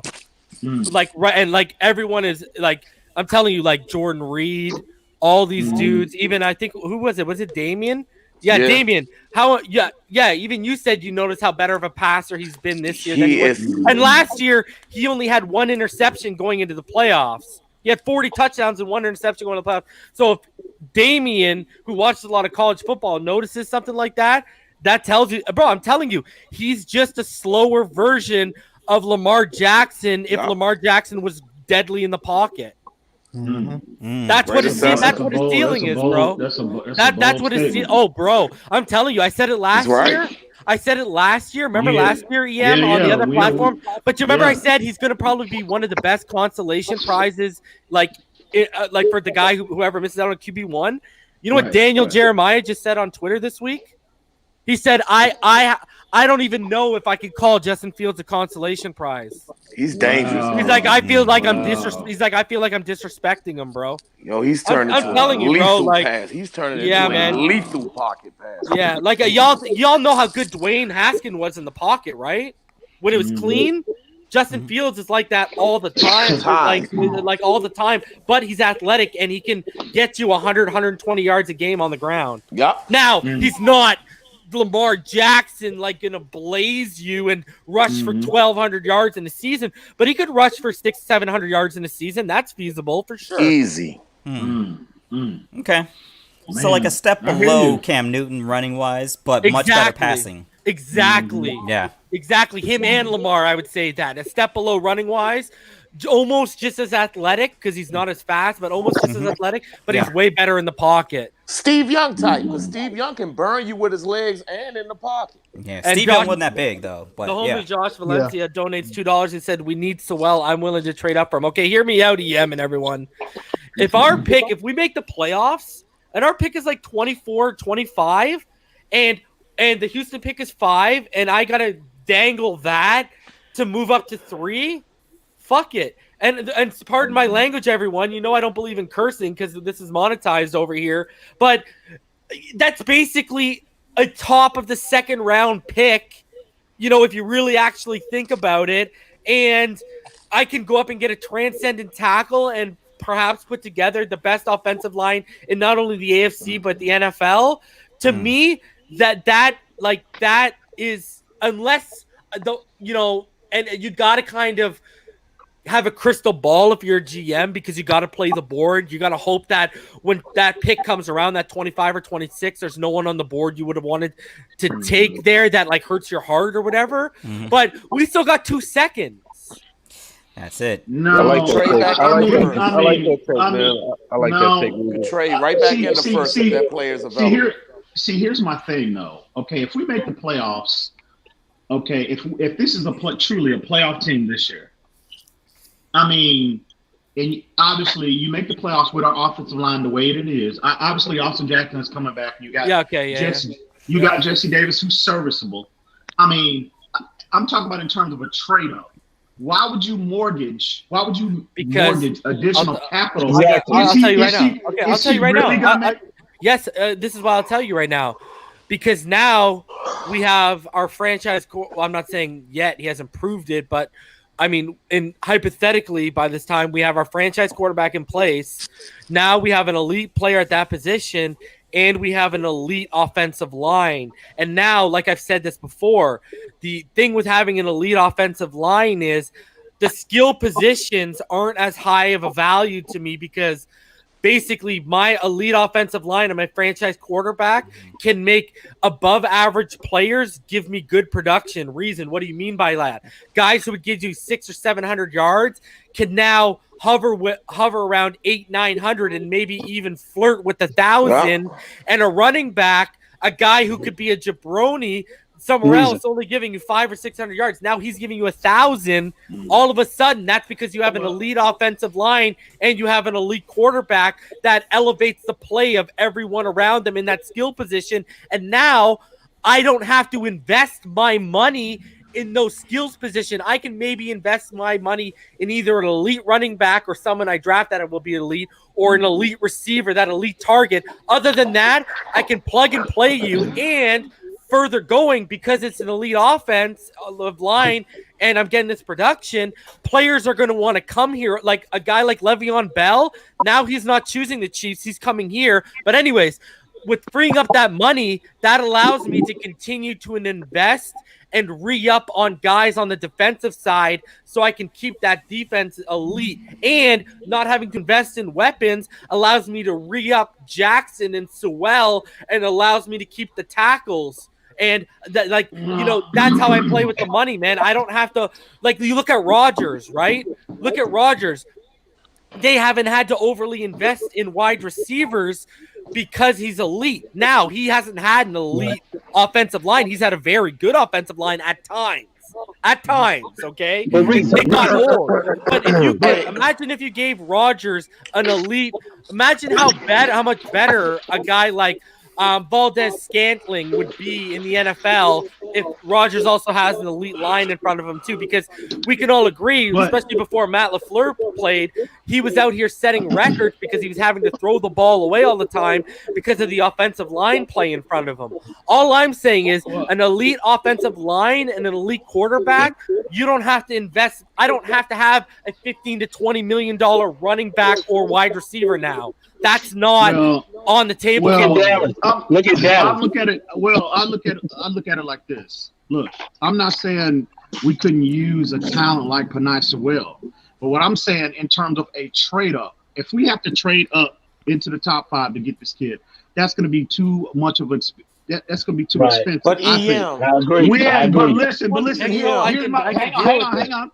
But look. You look at the Patriots' philosophy. They built a 20-year dynasty without a quote-unquote the Patriots, a 20-year dynasty. Hang on, we're trying to get there. Look at the Pittsburgh Steelers. When did they have a generational tackle? Look at the Tennessee Titans. Do they have a generational talent at tackle? No. They had Conklin. The better teams when he's not generational though. He's elite.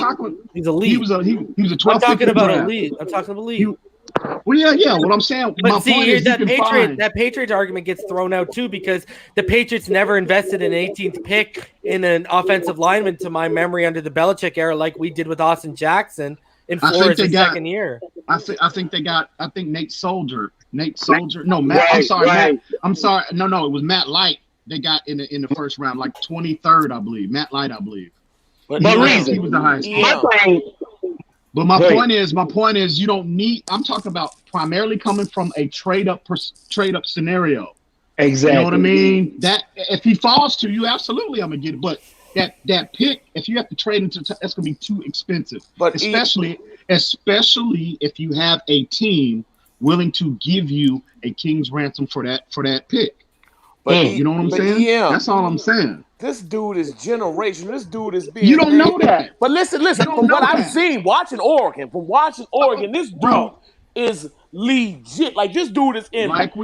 This dude is an Anthony Munoz type of category. This You dude is hope he that is. good. You You know who hope Anthony he is. Munoz is, right? Yeah, you hope he is. You don't But know. for what we You're see, not but gonna that's know. anybody. I'm telling you. Anybody. I'm That's telling why I you. said that He's about the Tua best. then. He's the best. He's the Exactly. best tackle I've seen since Orlando Pace.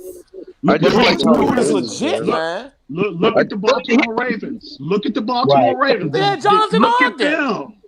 No, I'm talking about now. I'm talking now. They won Super Bowls with Jonathan Ogden. though.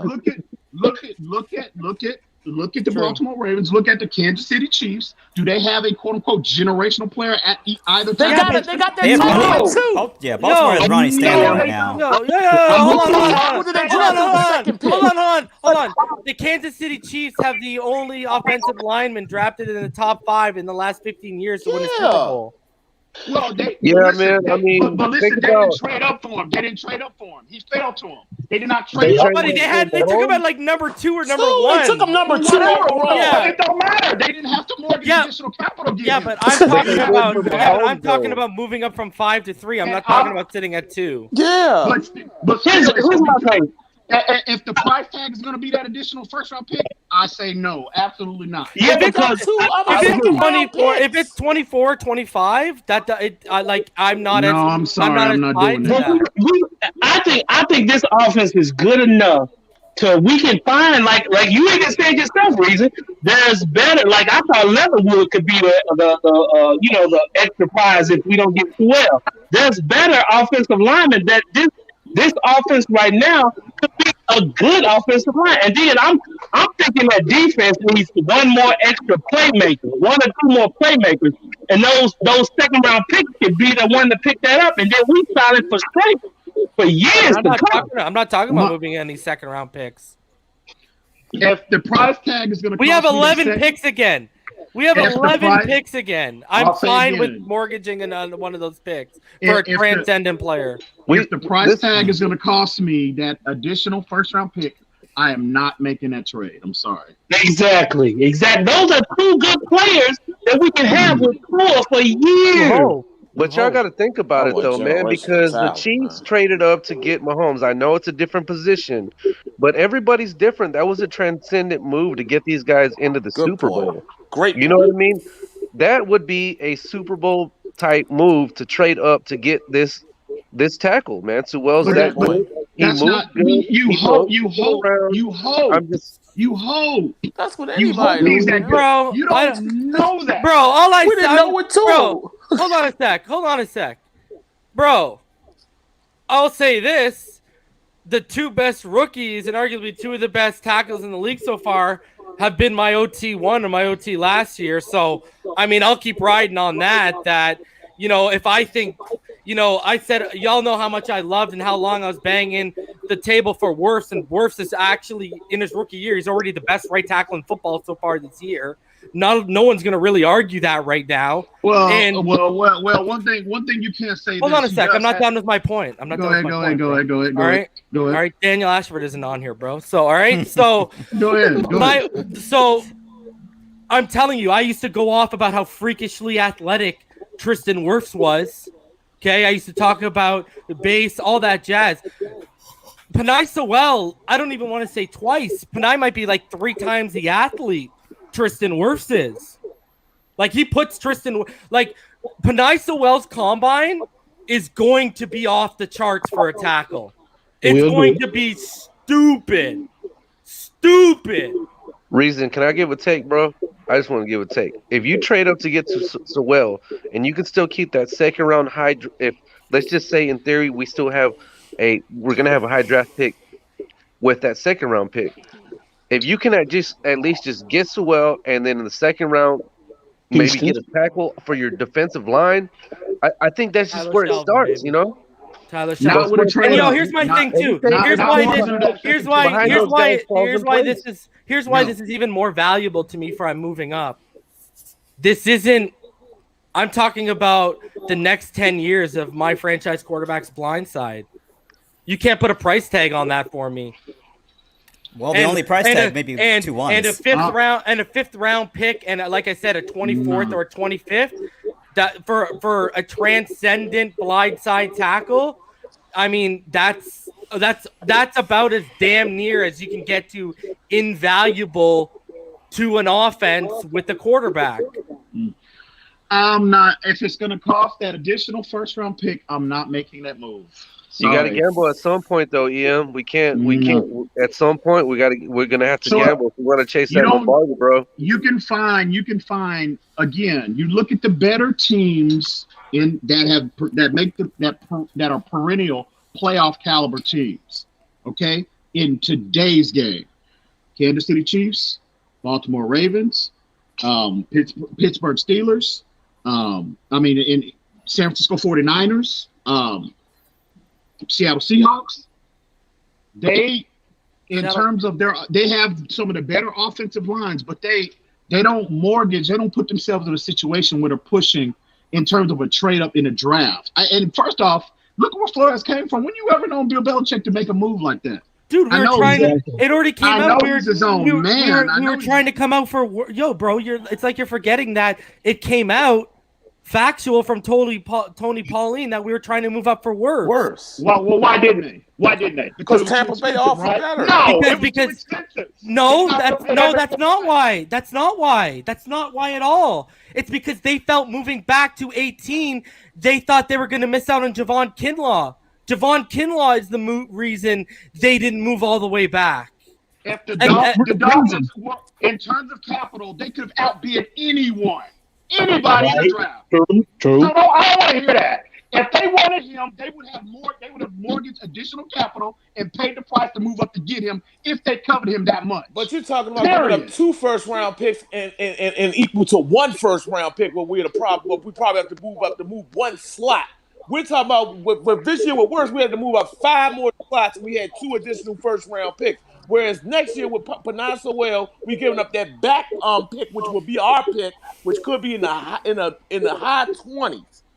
Like that's a difference, Ian. What? Number 2 right tackle. That's legitimate. That's legitimate. But this is what I'm telling you. If it's costing me that additional first-round pick, I'm not making that move. I'm sorry. I would rather take my chances. With 2 to 3 very good players as opposed to pushing all your chips in the middle of the table for 1. I'm sorry. I like those odds that's not better. 2-3 players. It's 2 players. I would just say the only franchise. And then on top of that, look at the flexibility of that 24th pick. You know, teams are always trying to climb back up into the first round. We see it every year in the draft. That gives them flexibility. That second first-round pick. So we already got 11 picks. We already got 11 picks. They're not going to be trading back unless a guy goes off their board that they were that like a Cesar Ruiz again. They may trade in the next year's draft. Man, I just hope that we don't have to worry about this and we just sitting nice going into the draft, man. To be honest. But I mean, it remains to be seen. All I want to say, EM, is when you were mentioning all those teams, you mentioned the Steelers. They do have Mika Fitzpatrick over there, so they did make a move. Give us a first-round pick last year. On the offensive line? Was it on the offensive line? Was it on the offensive line? Was it on the offensive line? No. Who's the number? A tackle is more valuable than a safety. Well, he named San Francisco, and last I checked, they made a move and paid Trent Williams to protect Jimmy G's blind side. And it was only 1 first-round pick. It wasn't 2. It was only 1. Yeah, but I'm only giving up 1. You're only going to use one of those picks to pick a player. You only lose 1 pick to play one player. That's what I'm saying. If you get to a point where you think this is where I'm coming from. I just think, as opposed to a trade up, I'm telling you, man, I just like the flexibility of having both of them. You know what I mean? Because it always gives you the option of a team calling up, and we see it every single year in the draft.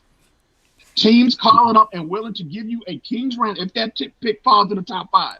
I'm just taking my chances on a team calling you, giving you additional capital, and you trading down and replenishing your team that route as opposed to pushing all your chips on the table for 1. To get a king's ransom, you're gonna have to have pick 1 or pick 2. Not necessarily. That's gonna be Fields or Lawrence. They're going 1 too. You mean to tell? Hey, you mean to tell me that if Well, they won today. Quarterbacks are usually who you. Gonna come off Jones. You need to Joe B. You need to like just because you're muffling out because you're yelling, bro. The Jets are coming off Darnold. That's a fact. Well, I mean, they're probably gonna fire everyone. Like, Doug they're gonna clean house. Gase will be out, and then it'll be like pick your own, whatever. But Gase is gonna get an extension. It's usually teams mortgage. Usually teams mortgage 3 or 4. The protests in the streets are bad now. Quarterback, you don't mortgage. You don't mortgage 3 or 4 firsts for a tackle. For a quarterback. Well, I think a team like the Cincinnati Bengals, if they're out of that.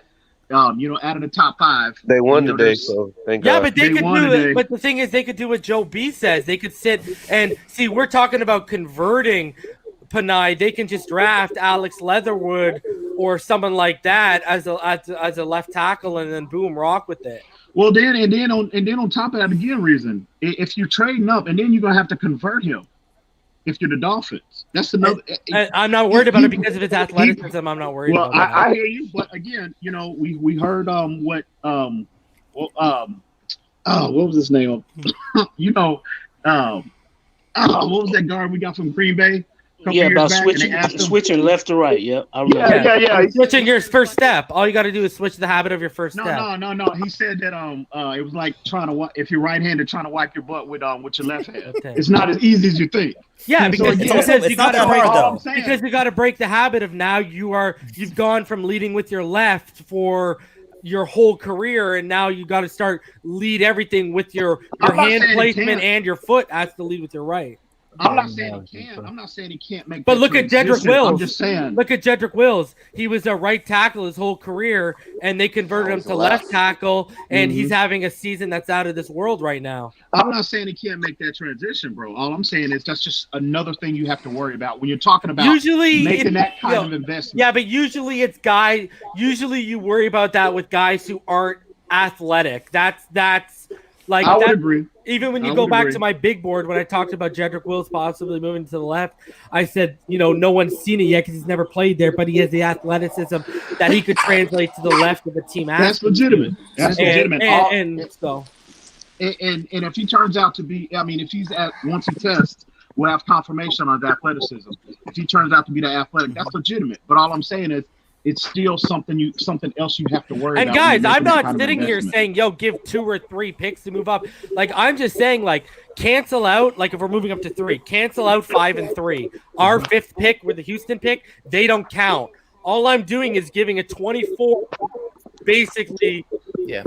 For that's how I see that. So I think it's gonna be more than that. And I think. Oh, then I'm not having the conversation then. Yeah, it's gonna be because if I'm offering a 24th pick and it's not for a quarterback, we're not talking about to move up for Fields or whatever, right? Or even Lance, right? And it's 2 spots. If because that 24 and even that 25, that's still a top 25 pick. So I'm offering you 5, which is what? A top 5 pick and a top 25. If you say no to that, bro, for 2 spots, we're not even having a conversation, bro. I'll take my chances. I'll hope someone's on the phone with you to move up for Lance, and I can maybe dangle a 2nd now or a 3rd to move up 1 spot and get Panay at 4 if it ain't the Bengals. And if Panay goes at 4, you know what? I've said this on record, and I'll say it again. I'll take the leap and I'll take a transcendent linebacker and Micah Parsons at 5. I can swallow that. Now, if we're sitting at 3 or 4, it's going to be harder for me to swallow Parsons. But 5 is on that cusp of being outside the top 5, and I can kind of swallow that pause a little bit better. But we can get Parsons and Leatherwood with those 2 top picks, though. I'm not that. I think Leatherwood's overrated, bro. Okay, who's the 2nd right tackle then? Well, Panay's not a right tackle; he's a left. I want to convert, right? My number 1 true right tackle would be Abraham Lucas from Washington, and you could probably get him in the 2nd. I mean, I hear EM's points. That you want to keep those picks rotating. You want to keep them. Good franchises, they keep them picks rolling, right? They keep flipping picks, but I'll also say Panay Sewell is probably the only player in this draft that we would consider making that move for. I don't think we're having the same conversation about any other player You know, except him. I'm not. You know, so I'm clear. I'm not doubting this kid's talent. You know what I mean? I'm just saying again. Exactly. That's a lot. But when you can again, if you keep those picks, it just gives you flex. We see it every year how the draft unfolds. Teams are willing to trade up and give you and give you blow you away with an offer to try to move up. You see know it what's every crazy? and I want that. I want that flexibility. You know what's crazy? Where this draft class is so deep, or what I'm proposing actually could probably, because like a guy I'm really high on is Sam Cosme from Texas, who Esteban might be familiar with, obviously. I like Liam Eichenberg from Notre Dame. I like Jackson Carman from Clemson. I do like Alex Leatherwood. I just don't think he's a top, I don't think he's a top 10 pick by any, I just don't think he's that. Will he be there in the 20s though? Will he be there in the 20s? I mean, last year he probably would have. My only thing brings in and also our evaluation and the Dolphins' evaluation are two different things. So sometimes they might, you know. Yeah. Sometimes. Here's the only thing that bothers me about that guy. You know I'm right, EM. You know I'm right on that, bro. Sorry, I had to.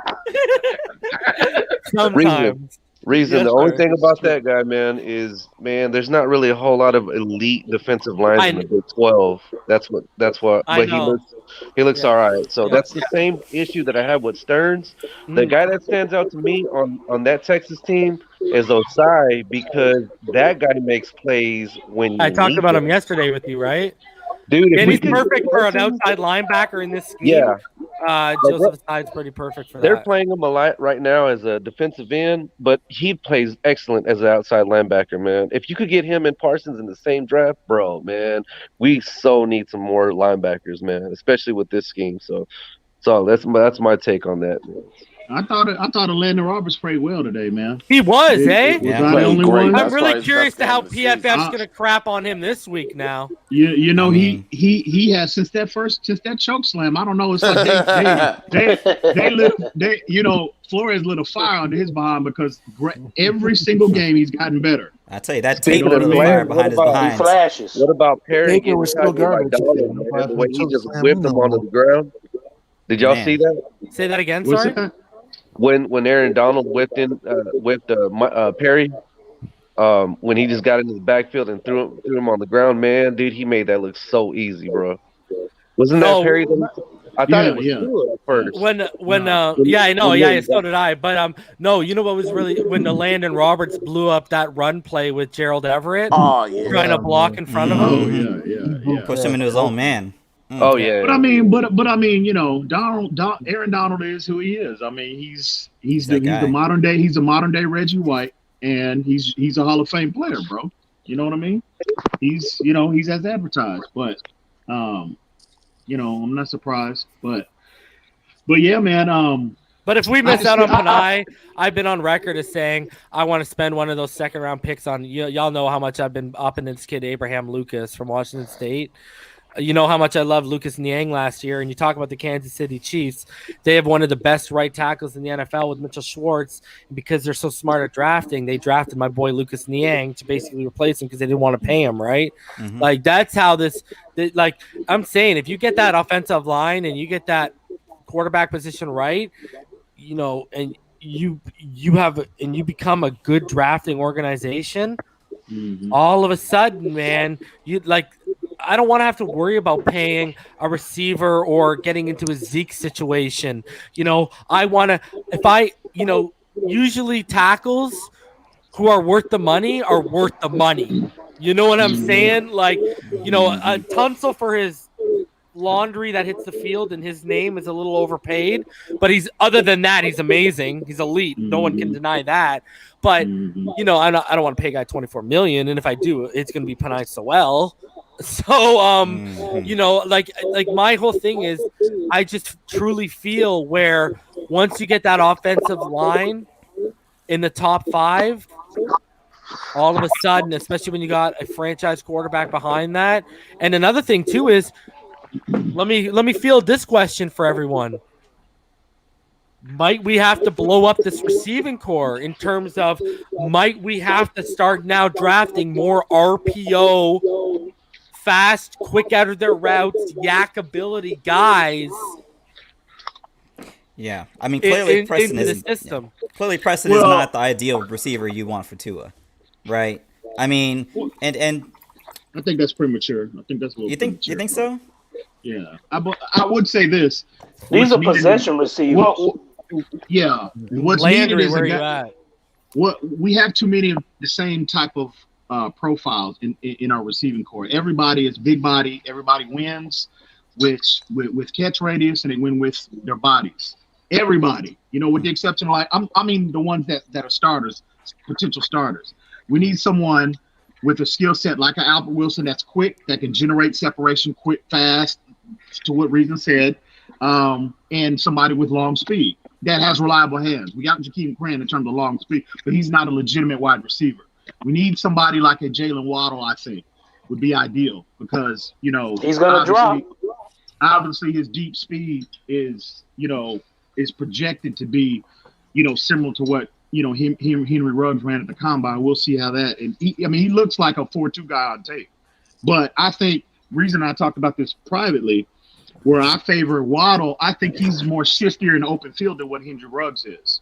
He has that ability to make that first guy miss. Better route runner too. Exactly, better route runner as well. So that's what's needed, But I think it's a little premature to say that he's not the type because Tua can adapt. If Tua wants to, if he's going to be our turn out to be the player that we think he can become, he's going to have to adapt. He can adapt to that type of skill set. So, and that takes time, that takes repetition. He's got limited reps with the first team. You know what I mean? It's clearly not as many as Ryan Fitzpatrick. So he'll adapt to their skill set. But I think it's a little premature to say that this guy or that guy is not a quote unquote Tua type of guy. Honestly, so EM, I'm in the boat where especially if we get a Panay or a Parsons with that first, I'm all in on a Devontae or a Jalen Waddle if they're there with the second pick, bro, because of the chemistry too, bro. Yeah. Or damn. Trade for Odell in the offseason. I thought you loved the picks, though. No. I thought you were trying to hold on to them picks. Hang on. I think Hang on. You can get Juju on free agency, man. Hold on, EM, go. Can I finish, please? No. Put him in that Albert Wilson role. I'm not saying Morgan's a first-round pick. If they would take a third, I would listen at least. I'm not saying 100% I would make that, but his skill set is ideal in this offense for Tua as well. I like what Damian just suggested because y'all already know I was on board if they're gonna spend money or whatever. But Juju, no, he's the same. He's the same type of That's Preston Williamson's who he is. He's the Juju does give you a little bit more reliable than Preston. Bro. Yeah, and him give you a little more than Preston. Wait. No, he's a slot receiver. Ain't he a slot? Hang on, I'm talking about his skill set. He's exactly his profile is exactly. We had that type. But the problem is, Tua has something with Juju that he doesn't have with Preston, and that's like chemistry because they're best friends. I didn't think about that. It's professional. This big boy play. We haven't seen him on the field. They got chemistry off the field. We haven't seen him on the field yet. So let's. Well, they work out. They train in the offseason, right? Yep. So I didn't know that. I don't know. Maybe I'm just not the biggest Juju. I wasn't a fan of his when he came out of college either. I'm just not the biggest fan of. Well, I'm just saying I would rather do that than OBJ. I'm not saying go mortgage everything for the kid. I'm just saying I'd rather that than OBJ just because of the chemistry. OBJ, like I know Baker and that whole Cleveland Browns offense struggled today. They got beat today. They got destroyed. They 16-6 or whatever. But Jarvis would be perfect that's what we need. We need reliable guys. Oh yeah, I agree. That's why I agree. And another reason why Devontae Smith he's bigger than like Jalen's 5'10", Devontae's 6'1". So although Jalen's 185, Devontae's 175, but Devontae's got the frame, right, where he can put the weight on. But also, let me ask you, Let me ask you this Devontae reason. 6'1", but he could be in the slot or on the boundary. What? Let me ask you this. So if the Dolphins, if they entertain your idea of pushing all your chips, not all of them, but if they have to move up to get Panay, okay, they take it takes 2 first-round picks and probably then some. I mean, and the Cleveland Browns will take a third. Why wouldn't you want to go all in with a player that caliber? You know what I mean? If they take a third-round pick for Odell, because you can't change the stripes on a zebra, and I think he's still going to come over here, and I think he's going to get into his head and demand 8 to 12 times. You don't think Flores can get a hold of that ego? I would hope he could if we made that trade. If anyone can, it's Belichick or Flores or an Andy Reid.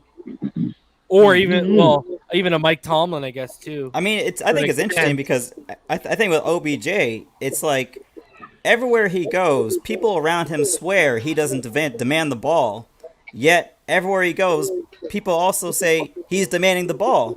So, I mean, it's like everyone's like, oh no, he never demands the ball. Then it's like, oh, I feel I have to give him the ball at least 10 times a game. Well, things aren't right. No, Havoc, can I say this? Yeah. He's one of the few players, and maybe it's because of the one-handed catches that he made that I've noticed since I've been doing this. Mm-hmm.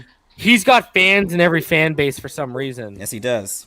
Yes, he does. Now, I'm not saying whether it's justified or not. That's completely up to those people as to why they're fans of him. That's not my call. But, I don't think his play, especially, the last 2 years has really warranted it. And I'll stick to my thing. Why was he more successful than Eli than he was with Baker? Because a veteran knew how to handle him, bro. Well, yeah, that's what I'm saying. Why did McNabb get in Terrell Owens' face, right?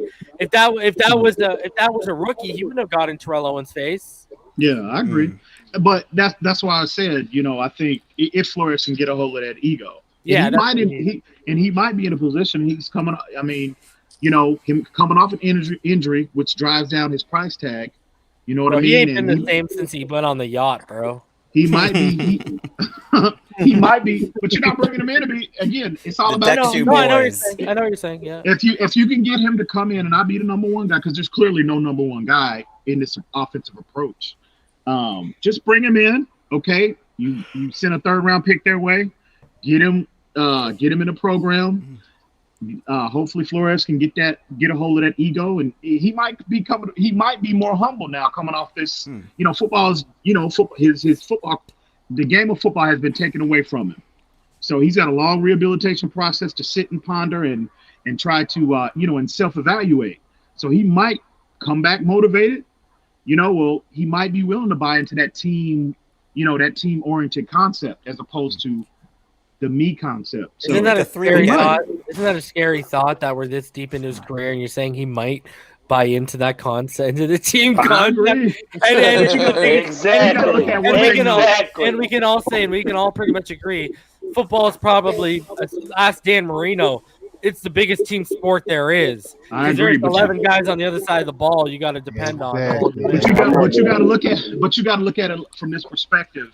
I mean, the world was. I mean, since the first game of his rookie season, I mean, he took the National Football League by storm. Would you entertain Galladay, EM?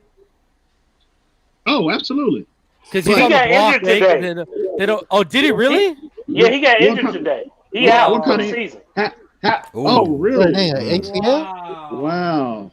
Dang. I don't know if it's ACL, but they said out at the little strip on the bottom of the TV. It said out for the season. No, it's a hip injury. They say that's something. That's something serious. Hip, Achilles, ACL, something. Oh, and they were they put him on the block because they didn't want to pay him. Hey, EM. Hey. Maybe they explore your boy John Ross. I would love John, but I would John Ross. I think his skill set. He's more of a boundary guy as opposed to a slot guy. I think. Yeah. And again, I might not have watched enough. Because I don't follow any other team but mine. But from the tape that I've seen on John Ross, even when he was at Washington, I don't think. Well, I'm not going to say I don't think, but I think his skill set translates more on the boundary. They say he drops the easy passes, but makes the long bombs though. That's what they say. But I would love him. I mean, I would love. We need the short stuff though. Yeah, the short this stuff is true. What we needed today. But we need that. But we need we definitely need a vertical threat. That's obvious. That is obvious, and that's why that might be why. Problem is this draft is so deep with receivers. Yeah. Like this is deeper than last year's. Let me ask you a question, EM. Can you get OBJ with a third in a trade? Oh yeah, that he's hurt now. Oh, I think so. I think that's realistic, bro. Okay, that's all I was wondering. And also, you can probably get them to eat some of that $12 million he's due. They have to. You can't move them without. You can't move them without. You can't move them and take all the money. Yeah, I agree. Is Rondell more like the guy? What's the guy from Seattle? Tyler Lockett. Yeah. Yeah, but like here's the. You know what the thing is with Rondell Moore? I think they list him as like 5'10" or something, but he's like 5'9", 5'9.5". Like that's what he looks like at least. That's gonna be interesting. But I'll tell you this: if Rondell was even 5'11", he'd be my wide receiver one. You want to talk about that is your perfect slot guy. The only problem is, and here's the thing: he might fall because he opted out this year. He's not coming back, so he's got size working against him. He opted out this year. He might drop into the 20s. If you can get that guy in the 20s, that's gold, buddy. Because Albert Wilson, bye-bye. And I can get 4 years and a fifth year. The thing is, with his size, does his size two things? Does it justify a first-round pick even if it's in the 20s? And can I rely on him if I invest that even in the 20s first-round picks on his size and him being able to take a 16-game plus eventually 17-game plus playoff season? Can his body take that beating, especially if he's going to be going over the middle a lot? That's a good question. Particularly, we're seeing with Myles Gaskin, he's starting to feel what an NFL season feels like when you're getting a lot of carries now. Exactly. So that life ain't built for everybody, and Myles Gaskin's feeling that right now. You know what? I meant to ask you. Yep. I meant to ask you earlier. Man, is another no-show from. Read that. Ronnie Staley broke his ankle today. Oh my God! After just getting, we all know about the contract he just got. Wow. That's called anyway. Say that again, EM. You're asking what? Damn. Yeah, Mike Gesicki, another no-show, bro. Wonder what's going on with him, man. Should have held in that pass, bro. I don't want no excuse, my friend. That's another week. That's another game. A no-show. I hope that's not. I mean, it is becoming a trend with him, obviously, but. I hope this isn't performance-based. I hope this isn't performance-based where he just doesn't like. Some guys just can't give it to you every week. They're called role players, and I don't want to say anything about Mike Gesicki because what I saw in Buffalo, I haven't seen from Miami Dolphins, quote unquote tight end in a long time. But is that a realistic question to ask? Well, is Gesicki that guy? Here's another thing though. Gesicki is usually targeted at or beyond the sticks. How many times did Tua throw at or beyond the sticks today? I mean, outside of that little out route in the fourth quarter, not too many times. You know what I mean? And when he had made that attempt to Gesicki down the sideline that he dropped, that got broken up or whatever. But damn, what's the excuse with Fitz? I mean, this is the third game in a row. He's been a no-show. Under a different two different quarterbacks now. Good point, yo. Good point. While Malcolm Perry's out here getting first downs, baby. Oh, Malcolm Perry sighting. I think y'all talked about it. I talked about it. Once Tua hits the field, one of them guys that he already has a rapport for is going to hit the field with him. And Lynn Bowden, he was out because he had a child, so he was out of the game. That Malcolm Perry just stepped right up. Basically filled in his roles, essentially. I want to know what's going on with Mr. Merritt. That's who I want to know. That's what I want to know. Well, what's here's the thing. You know what we haven't found out yet? Is he even healthy yet?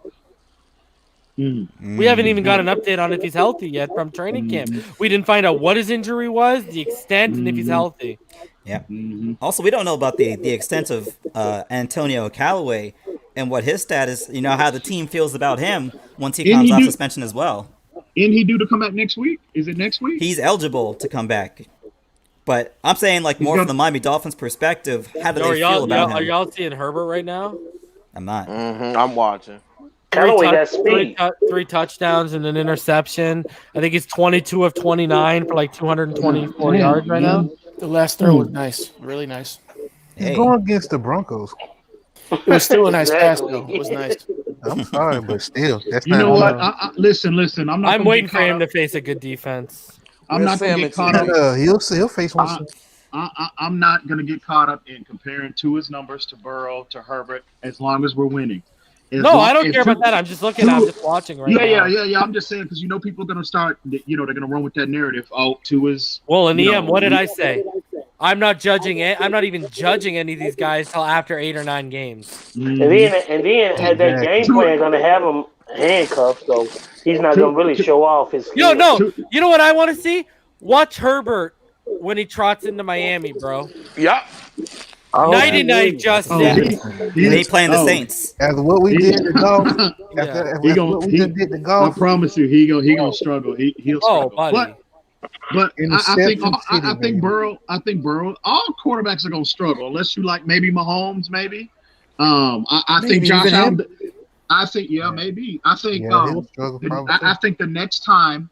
Oh yeah, Josh Allen don't want to see this offense. He don't want to see. And also, I think we can say that we have the best defense in the AFC East right now. Oh yeah, I think we can all come to that agreement. It ain't the Buffalo Bills. It's the Miami Dolphins. Guess what, EM? I'm gonna make a bold statement. We have the best secondary in the AFC right now. I agree. Exactly. Although if you talk to ESPN, we have the third best cornerback duo in the league. So people say the national media is saying this or that, man. I'm gonna start calling. You know how you call, receivers XYZ. I'm gonna start calling everyone who goes up against Byron. I'm gonna start calling them Casper because Byron makes them ghosts. Like they are white. That dude. I mean, Byron Jones is X2, both of them as well. But Byron Jones from a technique standpoint, when you watch him, I mean, he's already an elite athlete, but he's got, I mean, his feet and hips are like impeccable. You know what I mean? He's never out of position. Even you know what's crazy, Em? I can't wait to go on the all-22 because you know what I noticed? Josh Reynolds. There's going to be an example of Josh Reynolds. There's that John Reynolds, that receiver number 11 or whatever. Mm-hmm. There's an example where to the left side, X manned him up on an out route. Mm-hmm. And then on the right side, earlier in the game, Byron manned him up on an out route. And Byron shut him down. X actually allowed the reception and then tackled him. So I just want to go see the difference in how they covered the route and how they covered the player coming out of the route. I'm telling you, Byron is legitimate lockdown, bro. Like I would say when you're comparing him and Xavier Howard, I would say Byron Jones is the better in terms of mirroring his receiver. He's better in that aspect, but X is just his ball skills. His ball skills are ridiculous. He's the perfect cornerback to have outside of Byron Jones. Yeah, exactly. Hey, and don't forget Rowe too. Rowe. When they target Rowe at one time. Yeah, we got more. We got more for our film analysis today. There, EM. That's all. Yeah. That's what I'm saying, man. You have three. You can have 3 players. You have 3 players in your secondary that are playing at an elite level from a man-to-man standpoint. People don't realize. And McCain's playing really well too. Yep. Yeah, people don't realize how much flexibility that gives you, how you can scheme teams. You know what I mean? And EM, could we say today was arguably Needham's best game in the slot so far? You know what the reason I was going to say that, bro? Needham has been playing. He has been playing really well good the last 2 or 3 games. He's been improving. The laundry's getting cleaned up, right? It's not hitting the turf. And Cooper Kupp is no slouch, even though he had, statistically, I mean, he had 11 catches, I think. Did he have 100 yards? He might have had right, but they were, they were hollow yards. Was what I call hollow yards. Yeah, he had 11 receptions for 110. It was that concept where you let that one guy, you give that one guy, big plays every now and then. or not big plays, but you give them play every now and then. But you look at the scoreboard, man, they ain't scoring nothing. You shut everything else down. It's Game, but don't break. And when you look at our schedule coming up, like the next 5 games, I mean, really only Arizona's offense, maybe. Their defense, I think we can beat their defense. I mean, really, I'm confident that Byron Murray Jones can just get you, but Murray can just give you fits when he gets outside the pocket. Yeah, that's the that's thing. the problem. If you keep him in the critical. pocket, okay, then we're gravy train. But now if you let him get outside and you always run. talk about it, EM, right? The improvisational dude's skills. mad. If you let him get outside and improvise, That's where he gasses you. That's where we're gonna have we're gonna have some headaches. But I'm watching the Chargers game right now, and their 4-man front is consistently getting pressure on Locke and making it a problem right now. Yeah. That Broncos line is trash, though. This ain't the same old Broncos O-line. Well, I mean, our line had its moments today, bro. CJ Anderson ain't getting 1,000 yards behind this line. The fourth quarter, specifically the last 3 quarters of the fourth quarter, gave me hope for our offensive line. They started to settle in and get their feet under them and get better with the protection. This is also what they came into this week. Oh, agreed. I mean, every major defensive statistical category, they were number 1 or 2. They were in the top 7. Yeah, and Donald didn't wreak havoc. He made his plays, but he didn't wreak havoc though. Right. Started off like he was going to. Holy my heart, buddy! I was about to drop my heart off in the toilet. I mean, Eric Flowers should be Eric Flowers. I mean, Eric Flowers is 6'5", 335 pounds. I mean, bro, I don't care if it's Aaron Donald. There's no way you should be getting dominated like that. Aaron Donald's doing that to everybody. Yeah, but that was his problem. But you remember that was his problem as a tackle too, right? That base, that anchor, right? He'd get pushed around like it was no one business. He should be ashamed. He should be ashamed of himself. Bro. What did I tell you, Ian? People tried to argue with me. What did I tell you? This man is not a $10.5 million guard. I don't care what you. This guy's $6-7 million at best, bro. Yeah, bro. That dude, I mean, I'm 6'5", I'm 335. There ain't a man alive that's gonna punk me like that, bro. I'm sorry. Until you walk up on Aaron Donald. Until Aaron Donald walks up on you. Let's put Ian for guard. We found our center. Yes. It wasn't any holding. It wasn't that many holding calls either. So this line did do okay. Yo, have you seen Shaquille O'Neal? Hold on, EM. Do you got quick feet? Him too. Yeah, you got quick feet. How's your lateral quickness, bro? Yeah, how are you in open space, bro? I hear you. I know you attacked the microphone with a punch, but how about defensive ends? Do you find yourself consistently getting to the second level? What are you talking about? Beer from the fridge? How much Ian love food, he gonna protect him. I have that kind. If I am that size, there ain't a man alive that's gonna punk me. Bro, like that. until Aaron Donald walks up on you, bro, he's been doing that to everybody this season. I don't give a damn. I'm sorry. Aaron Donald is your size, but he's also ripped your size. That's the problem. And you're Eric Flowers, and you're like 2 steaks away from like a coronary. Like, Aaron Donald's 6'2". Aaron Donald's 6'2" though. And Aaron Donald only goes about 275 or 280. But he's stronger than everybody though. I agree. Oh yeah, that man has that guy has at max he has 7% body fat, bro. At max, Aaron Donald. Yo, that guy is 275, 280, but he defines every day he goes out. He defines brick shit house, bro. I ain't gonna lie. He cuts strong. You saw that picture? Oh yeah, definitely. You saw that picture with him with his shirt off when he was just flexing. I'm like, Jesus, yeah, bro. This man's the Hulk. Yo, they used to try and tell me when I used to watch wrestling that The Rock was 6'5", 275. I've seen Aaron Donald.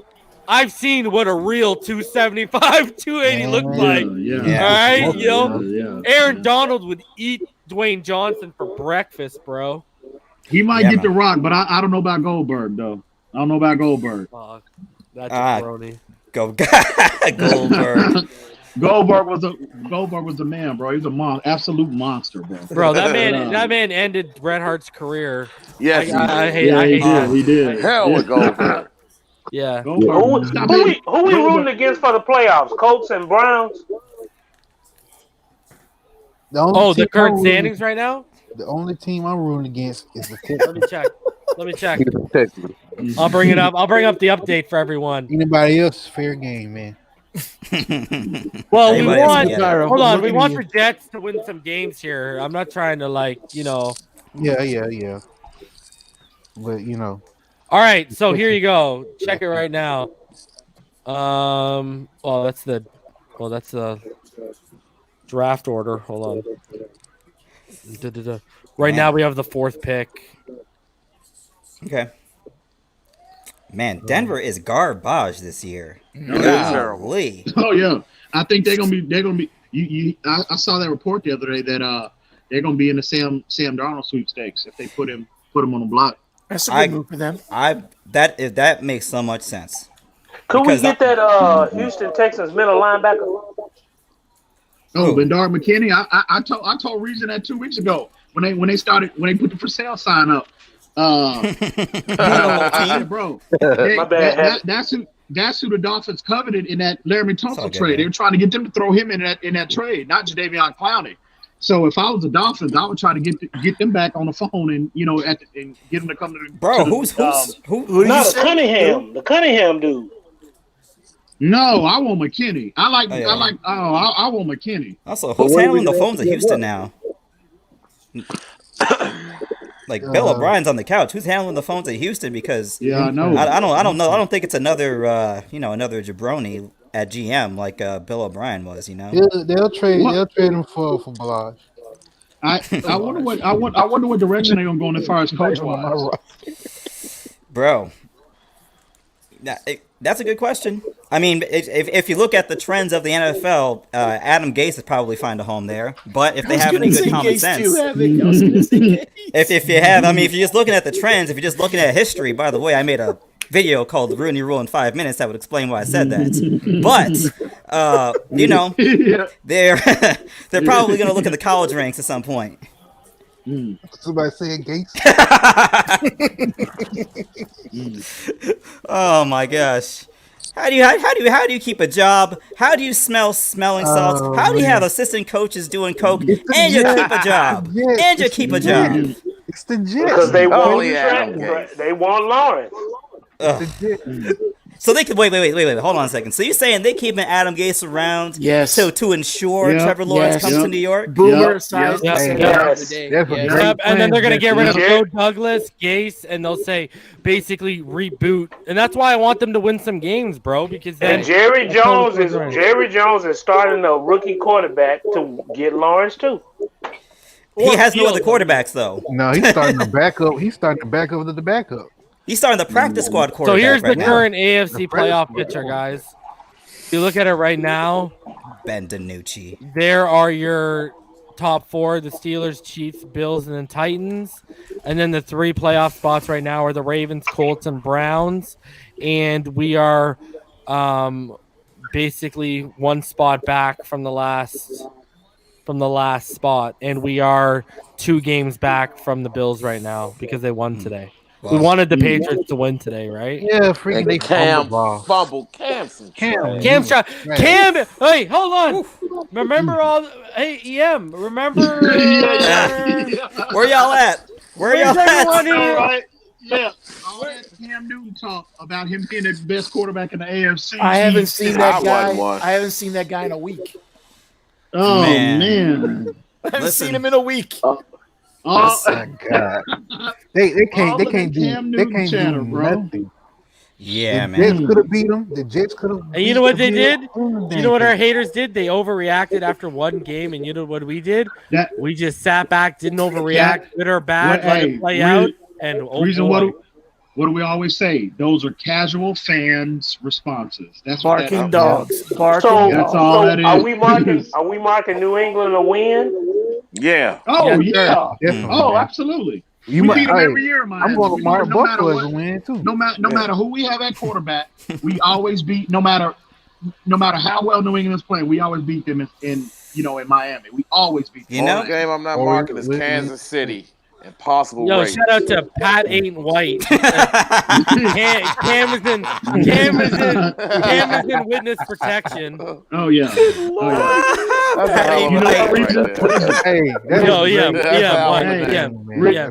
Reason I think Cam gets benched this week. I think we're gonna see. Jarrett? I think for Stenham. I heard rumors that they're gonna bench him. Yeah. Yeah, they were talking. He even said this week, he's like, if I keep playing the way I'm playing, I'm going to lose my job. Yeah. Well, there you go. He's spoken to himself. You see, that's why Ryan Fitzpatrick was so emotional. Usually when you're about to lose your job, you know you're about to lose your job. That's why his reaction is so understandable. But you bring up the casual fans. You know, the casual fans would have led you to believe that we should have taken Andrew Thomas instead of Tua. The casual fans would have led you to believe we should have taken Isaiah Simmons. Havoc. The casual fans are watching Justin Herbert right now, even after our win, and saying we still picked the wrong guy. The casual fans think a guy who had one good day of practice in training camp should be starting right now. Yeah. Those are the casual fans.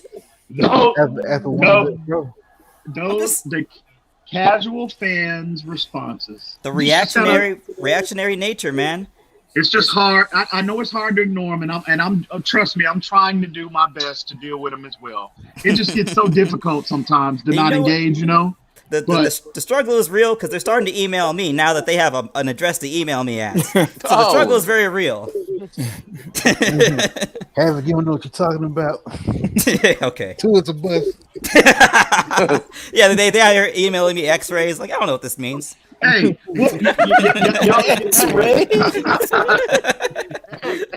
y'all were saying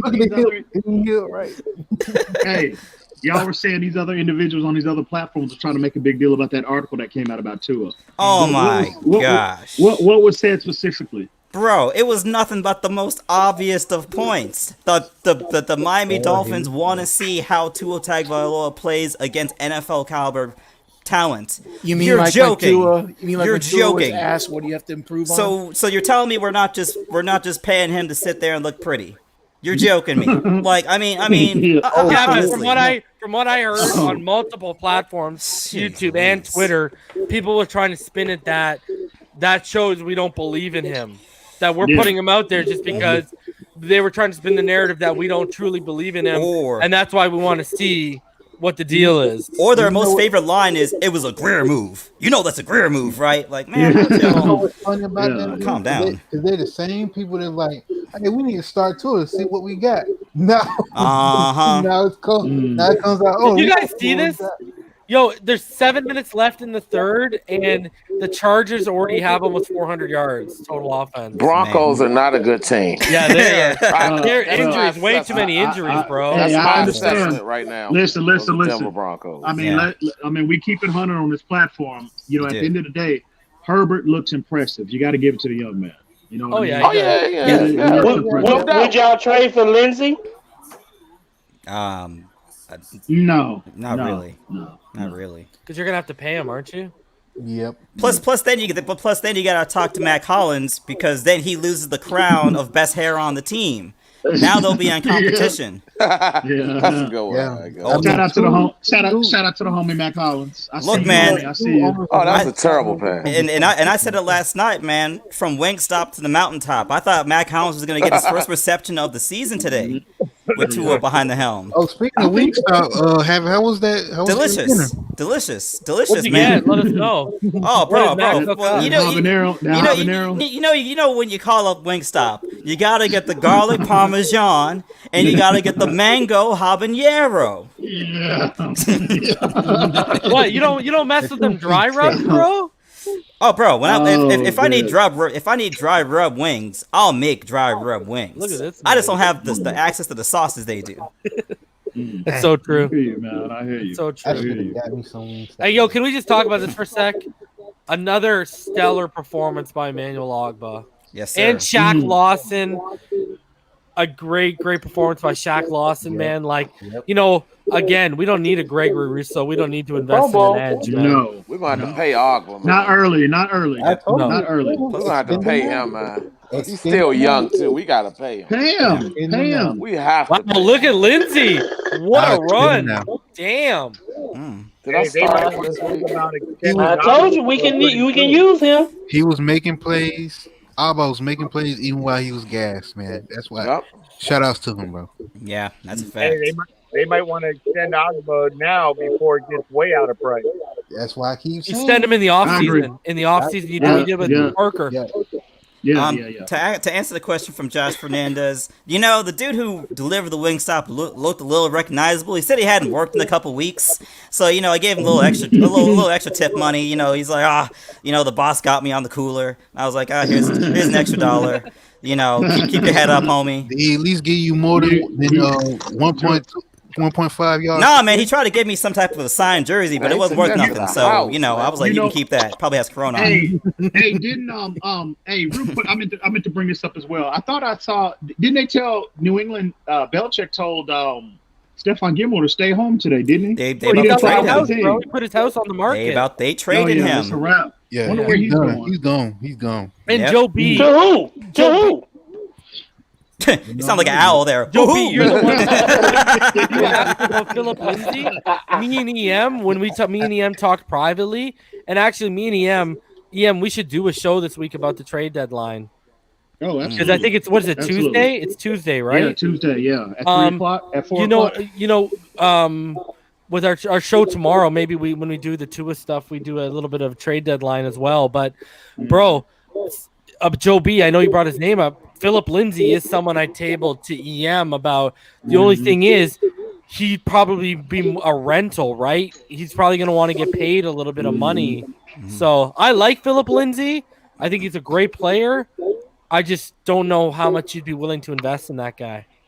And see, I just don't understand. This is why I'm critical. This is why I'm critical of if I can be for a minute. Okay, you going all in. You had Leonard Fournette sitting right there. You're going to Le'Veon Bell and offering him a multi-year deal. You have Leonard Fournette sitting there. You didn't have to give up any kind of draft capital to get him. Just offer him a multi-year deal. There's no way you can tell me he wouldn't have come to Miami. His days hurt though, and he isn't even the start. He wasn't even the starting back before he got hurt. The other kid was. Well, last week he was his first week back healthy, and first of all, he had one game, the second or third game this year. Leonard Fournette went off, then he got hurt, and then he came back last week healthy. And Ronald Jones went from multiple 20-plus carry games to he had under 10 last week, and Leonard Fournette was clearly the lead back. Say what you want about Leonard Fournette. He was an 1,100-yard running back last year with 70. And he can catch the ball, right? He's a good RPO. Him and Le'Veon Bell would have been perfect for the RPO, right? Yeah. Oh my God. Yeah. But, Tampa Bay and Kansas City can offer, Le'Veon and Leonard, but we couldn't at that time. Winning, right? Yeah, which is, we're legitimately contending for Super Bowls this year. Well, damn, I would, but a player with that coming off that kind of year that he had last year, man, okay, you have to maybe overspend a little bit, but damn, a talent like that, are you kidding me? Especially the fact that the Dolphins have played there, they've let the world know that they believe that they are in win now mode. You going all in on Le'Veon Bell? Okay, so let me ask you this, EM. True, EM. That's right. Let me ask you this, okay? Because they kind of got him. What was he, a late round pick, or he was at UDFA? But they don't have a lot invested in James Robinson, Jacksonville. Mm-hmm. He'd be perfect for this offense too, bro. I'll take one of those. Yeah. And again, he's either a late round pick or a UDFA, but they got nothing invested in him, and they're selling. So you could call them and be like, "Hey, man, if we're running the pistol, James Robinson's perfect." Because you saw even against us when they stifled Minshew in the running game. In the passing game. James Robinson was still running the ball against us, and he was still reliable for Minshew. He was probably Minshew's most reliable receiver as well. That would be perfect for a young quarterback. That's true. Speaking of Minshew, because of this off week up here in Jacksonville, the talk is he's going to be playing next week against Houston. Against what? Against the Texans. He's going to be playing next week. Yeah, they're going to lose anyways, though, bro. Yeah, even with him. I Herbert and them lit him up, bro. You know what? I wonder what's going on with Darius Geis, bro. I loved him coming out of LSU. got the but I right don't know if job, we brother. could. I don't know if we could go down there, No. bro. I know he's a whack job. I don't think he's having a Him and physical Mark problem. Walton are hanging out, right? Him and Mark Walton are watching football right now. I love. Hey, I love. Oh, I love Darius Geis, dude. bro. Yo, when Geis came out, I thought he had potential to be rookie of the year, and then he blew his ACL in the offseason, right? And then I think he blew it again the next year after, right? And then he was finally going to be getting the backfield this year, and then that all came out. Yeah, a lot of Skins fans up here have been sick about that. Hey, Reason, you can't say Houston's going to blow out Jacksonville. Yeah, but they got Antonio Gibson, Damian. They should be I happy. know. He's popping. Yeah, wifey love them. Wifey love them. All the receivers are on the trade block in Houston. Yeah, but I don't want. Yeah, but I talked about Will Fuller. I talked about Will Fuller, but he gets banged up eventually. Yeah. I don't want Kenny Stills back. I don't want Randall Cobb. I mean, no, but what I'm saying is they're all on the trade block. They might not be there for the Jacksonville game. They might be in Green Bay. They might be. Oh, look at this! Did you see this play they just ran with Allen? That's hilarious. Yeah, I mean, okay. Yeah. I mean, I wouldn't be surprised if Randall Cobb says makes a pick repeat. up. Yo, Scummy says pick up Maurice Claret. Yo, is he bringing his guns and his Bronco with him, bro? Let me know. Hey, is he coming back out the grave because he died in jail? Yo, I thought that guy was gonna be a beast coming out of Ohio State, bro. Me too. It's like that was a sad story, man. What's up with all the guns, Maurice? You're in the NFL now, bro. You know what I mean? Like strapped, bro. Bro, just hire security. No, you know what? You know what I think it might have been, Havoc. Now that we know what we know, especially playing that position, he could have been suffering for CTE because paranoia, right? That might is be one of very those true. major things, right? Like, and he was a bell cow at Ohio State, right? So let me since we're out, let me ask y'all this.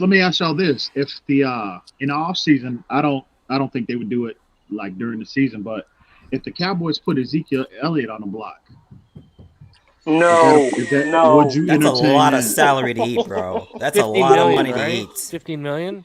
Get him to eat half. Get him to eat the majority of it. 80, 60, 70% of that.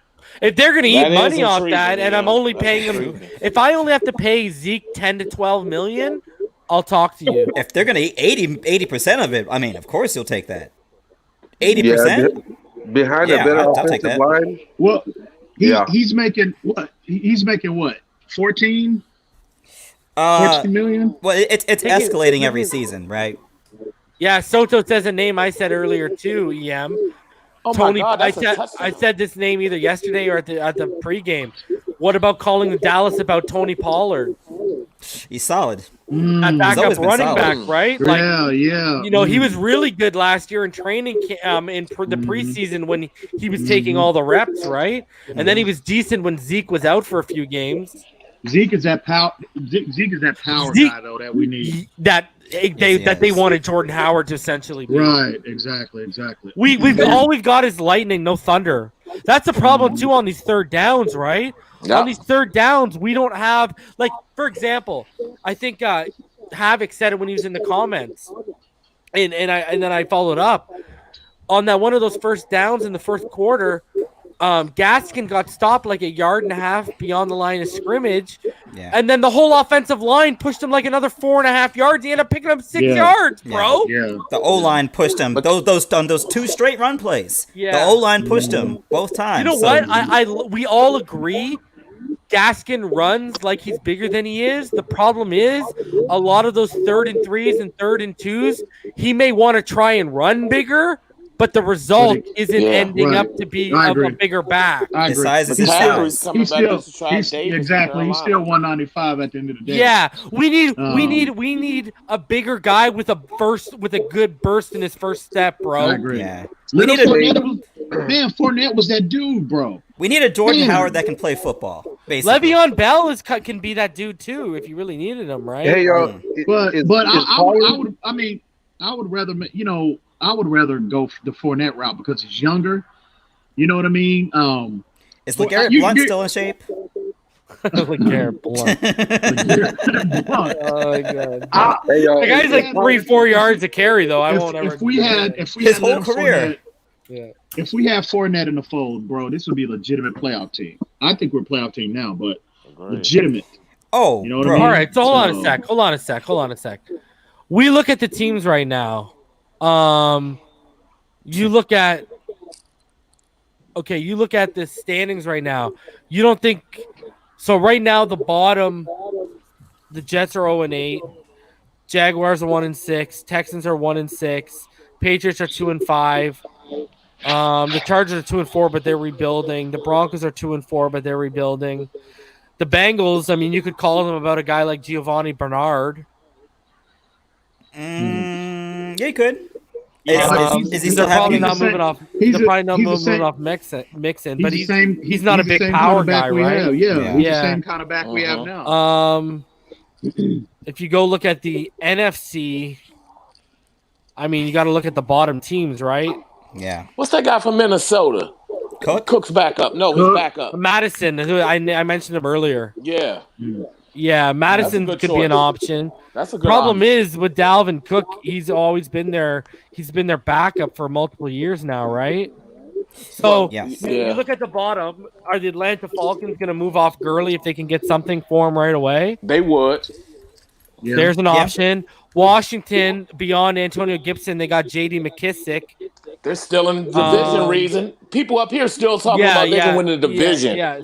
Dallas, Eagles. I mean, they're probably in the division. Here you go, Carolina Panthers. That's what I said. The dude Davis. CMC comes back next week. Do you call them about Mike Davis? That's the guy I want. That's what I was saying. That's the guy. Here's another thing. Let me hit y'all with this. How about Adrian Peterson? Well, I was going to say, Detroit. No, they use AP. Do you call them about Kerryon Johnson? Because he's still on his cheap contract. His name comes up on Twitter all the time for being traded. Kerryon Johnson. Yeah, because they're using AP and DeAndre Swift right now, basically. Yeah. He's available. I mean, I wouldn't see a scenario why Detroit would say, no, he's untouchable. He went high, though, didn't he, Kerryon? I'm not sure, bro. I think like second or third round. Yeah, I'm pretty sure he's the second round pick. Yeah, second or third round. Max third. Well, that's high. That's high for a running back. So, I mean there's options. You could call the Falcons because you can say you're rebuilding potentially. Do you want something for Todd Gurley? Todd Gurley, if he stays healthy, he fits what we need. I agree. Yeah, True. I agree. Todd Gurley's getting a lot of work this year. Well, and you know what's crazy though, Havoc? Yeah. In Atlanta, all of a sudden he's found his production again, bro. Bro, he's second in the NFL in carries right now. Yeah, man, and he's scoring touchdowns. And he's getting in the end zone. Yeah, he's beasting, y'all. And Jonathan Finn from Finn's line. Marlon Mack's hurt, but do you look at a guy like Marlon Mack in the offseason? I love Marlon Mack. Yeah, because they're going to move forward with Taylor and Hines, probably, right? I love Marlon Mack. It's just injuries with Marlon Mack. That's the only thing keeping him back. Yeah. Return. And he's I want to hear return of the Mac every time he scores a touchdown. Scummy says, how about Trent Richardson? I don't know about that. Is he even Trent Richardson? No. You're about 400 pounds right now. You might as well, we might as well ask Ricky what he's up to, bro. Yeah, right? What's Ronnie Brown doing right now? Back. Hey, Marshawn, what are you doing, bro? Yeah, hey, Natron Means, what you up to? Natron Means business. Jamal Anderson. Right. There you go, Dirty bro. Bird. You know what I'm saying? Okoye, what you up to? Yo, I'll never forget that team when they went to the Super Bowl off Jamal Anderson's back in Atlanta. Oh my gosh, the Dirty Bird. Man. Chris Who's Chandler, the quarterback? Chris Chandler. I always get him because it was right after Jeff George, so I always get him those two. Terrence Mathis. Yep. What's up, compared to last year? How does it feel us laughing after all these 3 straight games with wins? Bro, honestly, I would have liked to see more out of the offense to be more confident going in. But that's I understand the Rams. I understand the Rams defense is good, but damn, we had 100 yards going into the fourth quarter, bro. Yeah. I mean, honestly, that's a point of privilege to be able to look after a win. Yeah, and say, we could have done this, done that better. We haven't lost a game in a month. Wow, Herbert just got picked in the end zone, throwing in a tight man. Yo, EM, you know what me and you always say? That let's put things into context. So, earlier we talked about the 4 drops. The Gesicki drop, Miles Gaskin for a first down, and then Preston had 2 shots at the same first down and dropped them, okay? So you add all those up, we put him up to, let's go on the low spectrum. He goes up to 140, okay? He's now 16 of 22 for 140. The thing we're not also putting into context is those drives extend. All those drives, the Gesicki one, the Preston Williams end up on the other side of the field. Now you may add more yards and more scores to that offense, but and also you got to take into account the conservative approach that they took, and because they had that luxury today. We had a 3 plan. We had a lead, 3 touchdown lead. So Hey, can I ask y'all something on a real note? Is it me? Like I saw a lot of the passes that were coming out were thrown. Well, ones we were making were thrown and caught it at the exact point of the line of scrimmage. Do y'all think that was due to the pressure that was being put on Tua? What do you or mean? was that just bad play calling? What do you mean? What do you mean? If you go back and watch it, I was watching a lot of plays that came out where we weren't getting gains. We weren't really getting much yardage when there were completions, but they were at the line of scrimmage. Like bubble screens and stuff? I would say some stuff like that, Well, because like Preston had multiple chances beyond the line of scrimmage to get a first down. He had an 8-yard reception for a first down. Gesicki was kind of a bomb. That was like a 20-plus yard throw. He tested the man coverage with Preston towards the end zone in that tight man to the left sideline.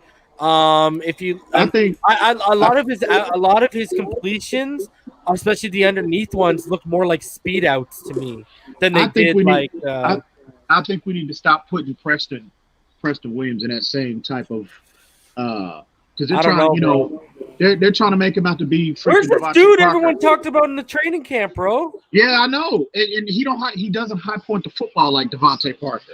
So he doesn't even create separation like Devontae Parker, bro. You saw that interception. Go ahead, EM. You saw that interception Fitz threw last week against the Jets. Same scenario. Only difference is Preston Williams was in that. They had him on a boundary, and I get Parker, and it might be due to Parker's him still being hurt. But again, they try to put him in that they try to put him in that role this week. Trying to throw the football up and have him high pointed. He's obviously not Devontae Parker. Yeah, I'm telling you, they're going to, whether it's in free agency or in the draft with high capital, they are at high being first or second round. They are going to invest in that position, bro. Yeah, I can almost guarantee you if they walk away with a Panay or a Micah Parsons and they either identify the eventual interior linebacker or the right tackle position, then they're going to go for a weapon. And honestly, it makes more sense to try and get a first-round caliber receiver than draft a running back in the first round. So, you know what I mean? And especially here's the thing: if we, God forbid, we don't make the playoffs and we're sitting there like 18, and Devontae Smith is sitting there, you better order your jersey, bro. Yeah, you know what I mean. I agree. Like I'm telling you, they're gonna target one of those Bama receivers. Like that's why we had someone come on here and say, "Oh, Jalen Waddle, because of injury, might drop to the 5th or 6th." First of all, I told him I was smoking, but let me know because I'll tell you this, bro. Jalen Waddle will not make it out of the first because if we're sitting in the 20s, Jalen Waddle and he's there, he'll be a Miami Dolphin, bro. That's what I was going to ask you, man. Right now, He's going to drop outside the first. Say we took Smith in the first round and Waddle in the second. He ain't getting past us there. We'll take both of them. Oh, I could very well see in the first and second if both Bama receivers fall in their laps, they'd double up. I think so. In a heartbeat. Because they fit your scheme. Like Devontae 6'1", 175. I say, okay, put on 15, 20 pounds. Now you're at like 190, 195. I can use him in the slot and the boundary. Jalen, I can use you as my true slot because you're 5'10", 185. I can just use you as my true slot guy. Devontae, I can just move all around. Like, they just too big of a scheme fit, man, and the chemistry. The other thing I talked about in terms of like the transcendent thing about Panay Sewell makes me want to leap at him. And I talked about things you can't buy, like, traits you can't buy, basically like traits that are uncoachable or unteachable. You either have it or you don't. Chemistry with a quarterback is that too. Like Devontae Smith, like I said in that top 25 video, when I can make the argument that he's arguably your franchise quarterback's favorite receiver ever. And let me ask you this. They took Isaiah Simmons at 8. Me and EM, if you go back, the receipts are right. We reported that the news was out that Kyler Murray was telling the Arizona Cardinals, take CD at 8. How do you think they would be feeling with Hopkins and CD right now? I know, right? Oh my God. So I don't think we'd make the same mistake, bro. If Devontae falls to us at a reasonable price, or Waddle at a reasonable price, they'll pull the trigger on the weapon, because we are also 11 picks next year again. I think it is 11 or 10. 11. We have the luxury of making weapon picks if we want to make high. You know what, too? You know what as well? If you keep those picks and you trade and you entertain a trade down, you've got that additional capital where you can double up on receiver or really any position that you desire at that point. Yeah. That's what that flexibility gives you. Like, bro, I'm telling you, if we ended up with like Panay Sewell and like we're at 4 right now, and then you turn it, because let's say the top 3 quarterbacks go, even Lance goes at 3, okay? And then let's say we sit pretty at 4, okay? We get Panay Sewell, all right? Then we turn around, let's say we're in the 20s because we make the playoffs, at least the first round. We turn around, Devontae falls in our lap. And somehow, with that first Texan pick at the top of the second, Jalen Waddle is there. If they double up on Jalen Waddle, man, you can keep waiting on the running back. I'm cool, because I'm like, now you saw it today, guys. That short intermediate shit. If you complete it, if you're consistent, and you get in a rhythm. Not only can you move the ball, you can kill the clock. I mean, just using the passing game as an extension of the running game. And, I think Preston Williams has been given the opportunity to distinguish himself outside of Devontae Parker as a top wide receiver. And, I don't want to come on here and wreck him or trash him or anything, but, he may not be the guy that we may have thought, when we were thinking we may have 2,000-yard receivers currently on our roster. That may not be the case now, so... it's good that we're able to make that type of evaluation now. So when draft time comes, it's only obvious that you get one of them guys. In my opinion, it's only obvious that you get one of them guys for Tua. Waddle's not making it out of the first. I was just giving a hypothetical. That would be the perfect scenario. But like I said, that person, Waddle ain't getting out of the first, bro. I agree, Reason. Where is this player that in training camp he was mossing everybody? You know what I mean? Where, bro? Where is this player? Bro, a lot of these training camp evaluations have turned out to be fugazi, bro. Oh, yeah, Byron Jones. Remember, they were killing him. Nick Needham, they were killing him as well. Byron Jones getting beat every day. Now Byron Jones locking down every wide receiver you see. Everybody. Man. Everybody. It's a no-fly zone wherever he's at on that field and take it away. Yeah. All right, let's go through it, boys. Pyro, let's go through final thoughts, because I'm going on 6 hours and 15 minutes here. Pyro, let's give your final thoughts, bro. Well, man, I just think that the first half in terms of defense, we were just clicking on all sides. Special teams, we were just doing it. But the play calling, like always, just went downhill from there. I don't know what Galen is doing up there in that booth. Sleeping, taking a nap. I told you. He needs to start taking his NyQuil. His afternoon cat nap, bro. He needs to start taking his NyQuil a little earlier. Get that out of the way. Get that out of your system. Get off your lazy boy out by the fire. We need to be more aggressive when it comes down, because, like we said before with the Jets, if we was making those mistakes with the Jets, because the Jets was not a competitive team, and you've seen with the Rams how the Rams were starting to try to catch up, was coming back. Luckily, the defense, is so elite that it's it kept him from being too much into the game. But I just think we need to improve on the play calling. Get Panay well. I mean, because Robert Hunt is a liability right now. Yes, sir. A very much a liability. I like the A for effort, though, Robert. You know what I mean? Yeah. So I'm not knocking him. It's just the problem is people think you're knocking him when if people listen to what me and EM talk about, my evaluation and EM's concerns, he's just he just looks like the past 2 weeks, including this week. He just looks like who we thought he was. That's all. You know what I mean? No indictment on him. No indictment on him whatsoever. And you know, throughout the game when he was getting beat, he was trying to play catch up and trying to, hopefully, thank God we didn't get called for no holding a lot. Because he was definitely holding on a couple of those plays, but thank God the refs didn't see it. Yeah. And as always, and I mean it, always root against the Texans. I don't care if it's their bye week. Yes, it's their bye week right now. I don't care their bye week. They need to lose their bye week too. All right, Damien, give me your thoughts, bro. Defense played outstanding, getting pressure, and shout out to the secondary because that's why we're able to send everybody on blitzes because we have confidence in our corners. They're locking things down. Nick Needham played an excellent game today. Want to give him a shout out. Offensive line, we got to shore this up.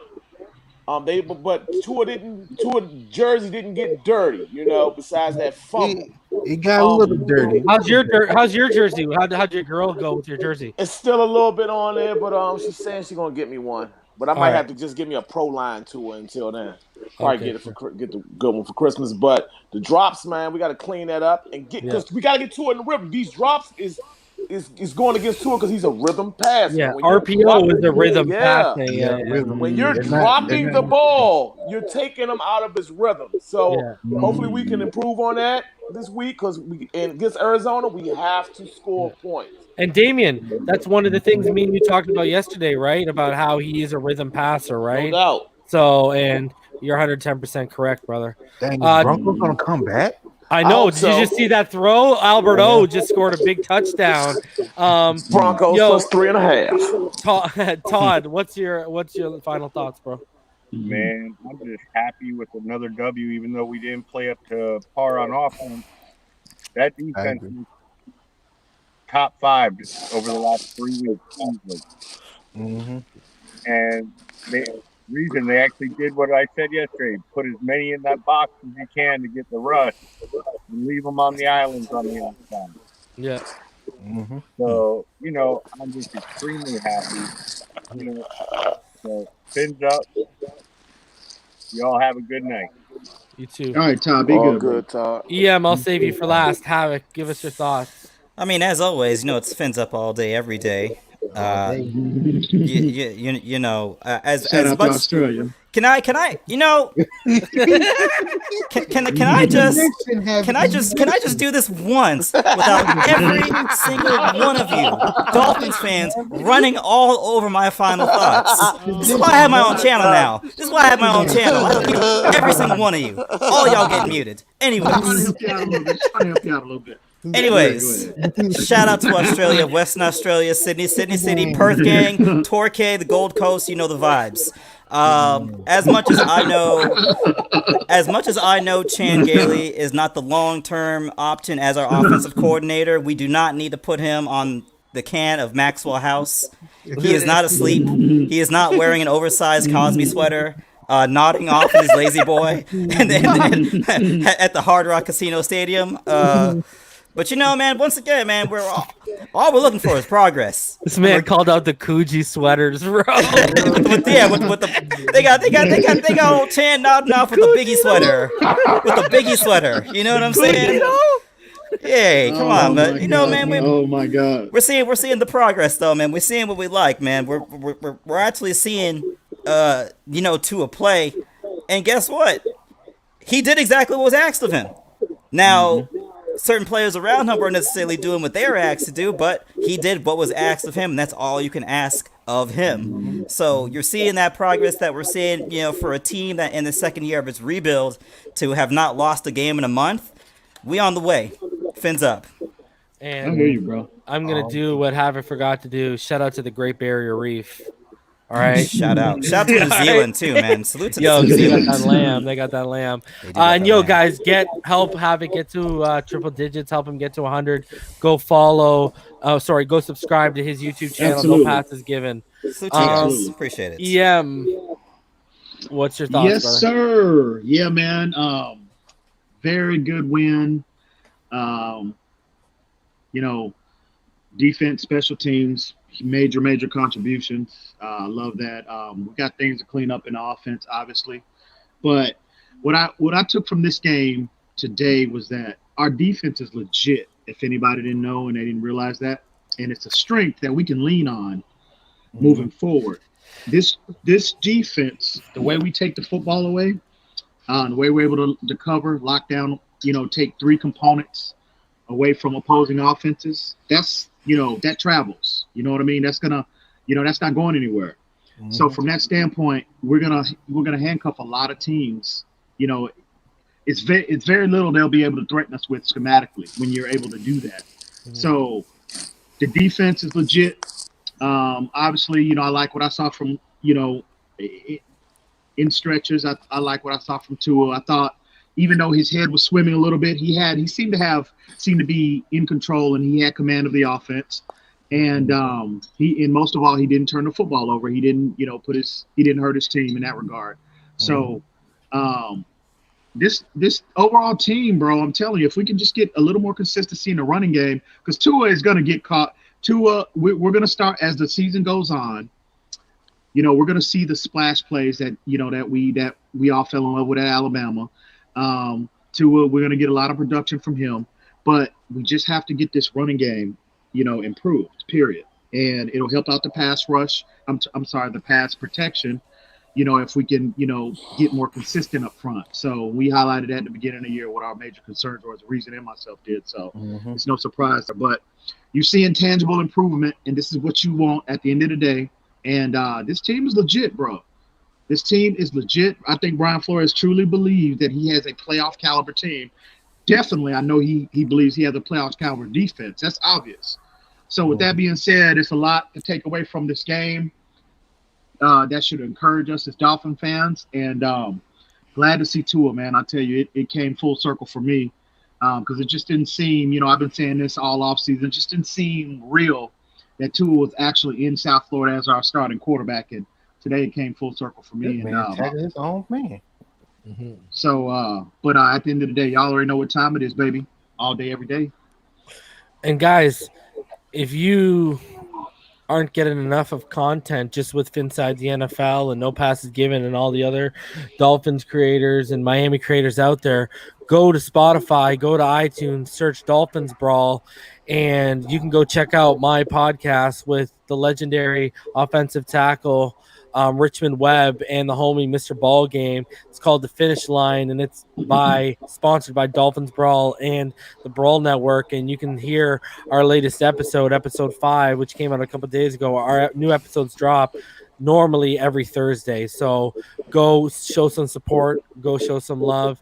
And like we said earlier, and like we'll show y'all right now, the official Finside the NFL shop is up and running right now. We got 5 different images in different ways. You can have them put on shirts or hoodies. So go give those a look-see. Go support the channel, and the winter months are coming up. Absolutely go get a fire. premium Inside the NFL hoodie. All right? So absolutely fire. And as usual, y'all already know what time it is. It's Fins Up all day, every day. I hope be all of safe y'all out have a there. blessed Sunday. And we'll probably tomorrow night we'll be back for the All 22, and we'll break down every single Tua Tagovailoa throw.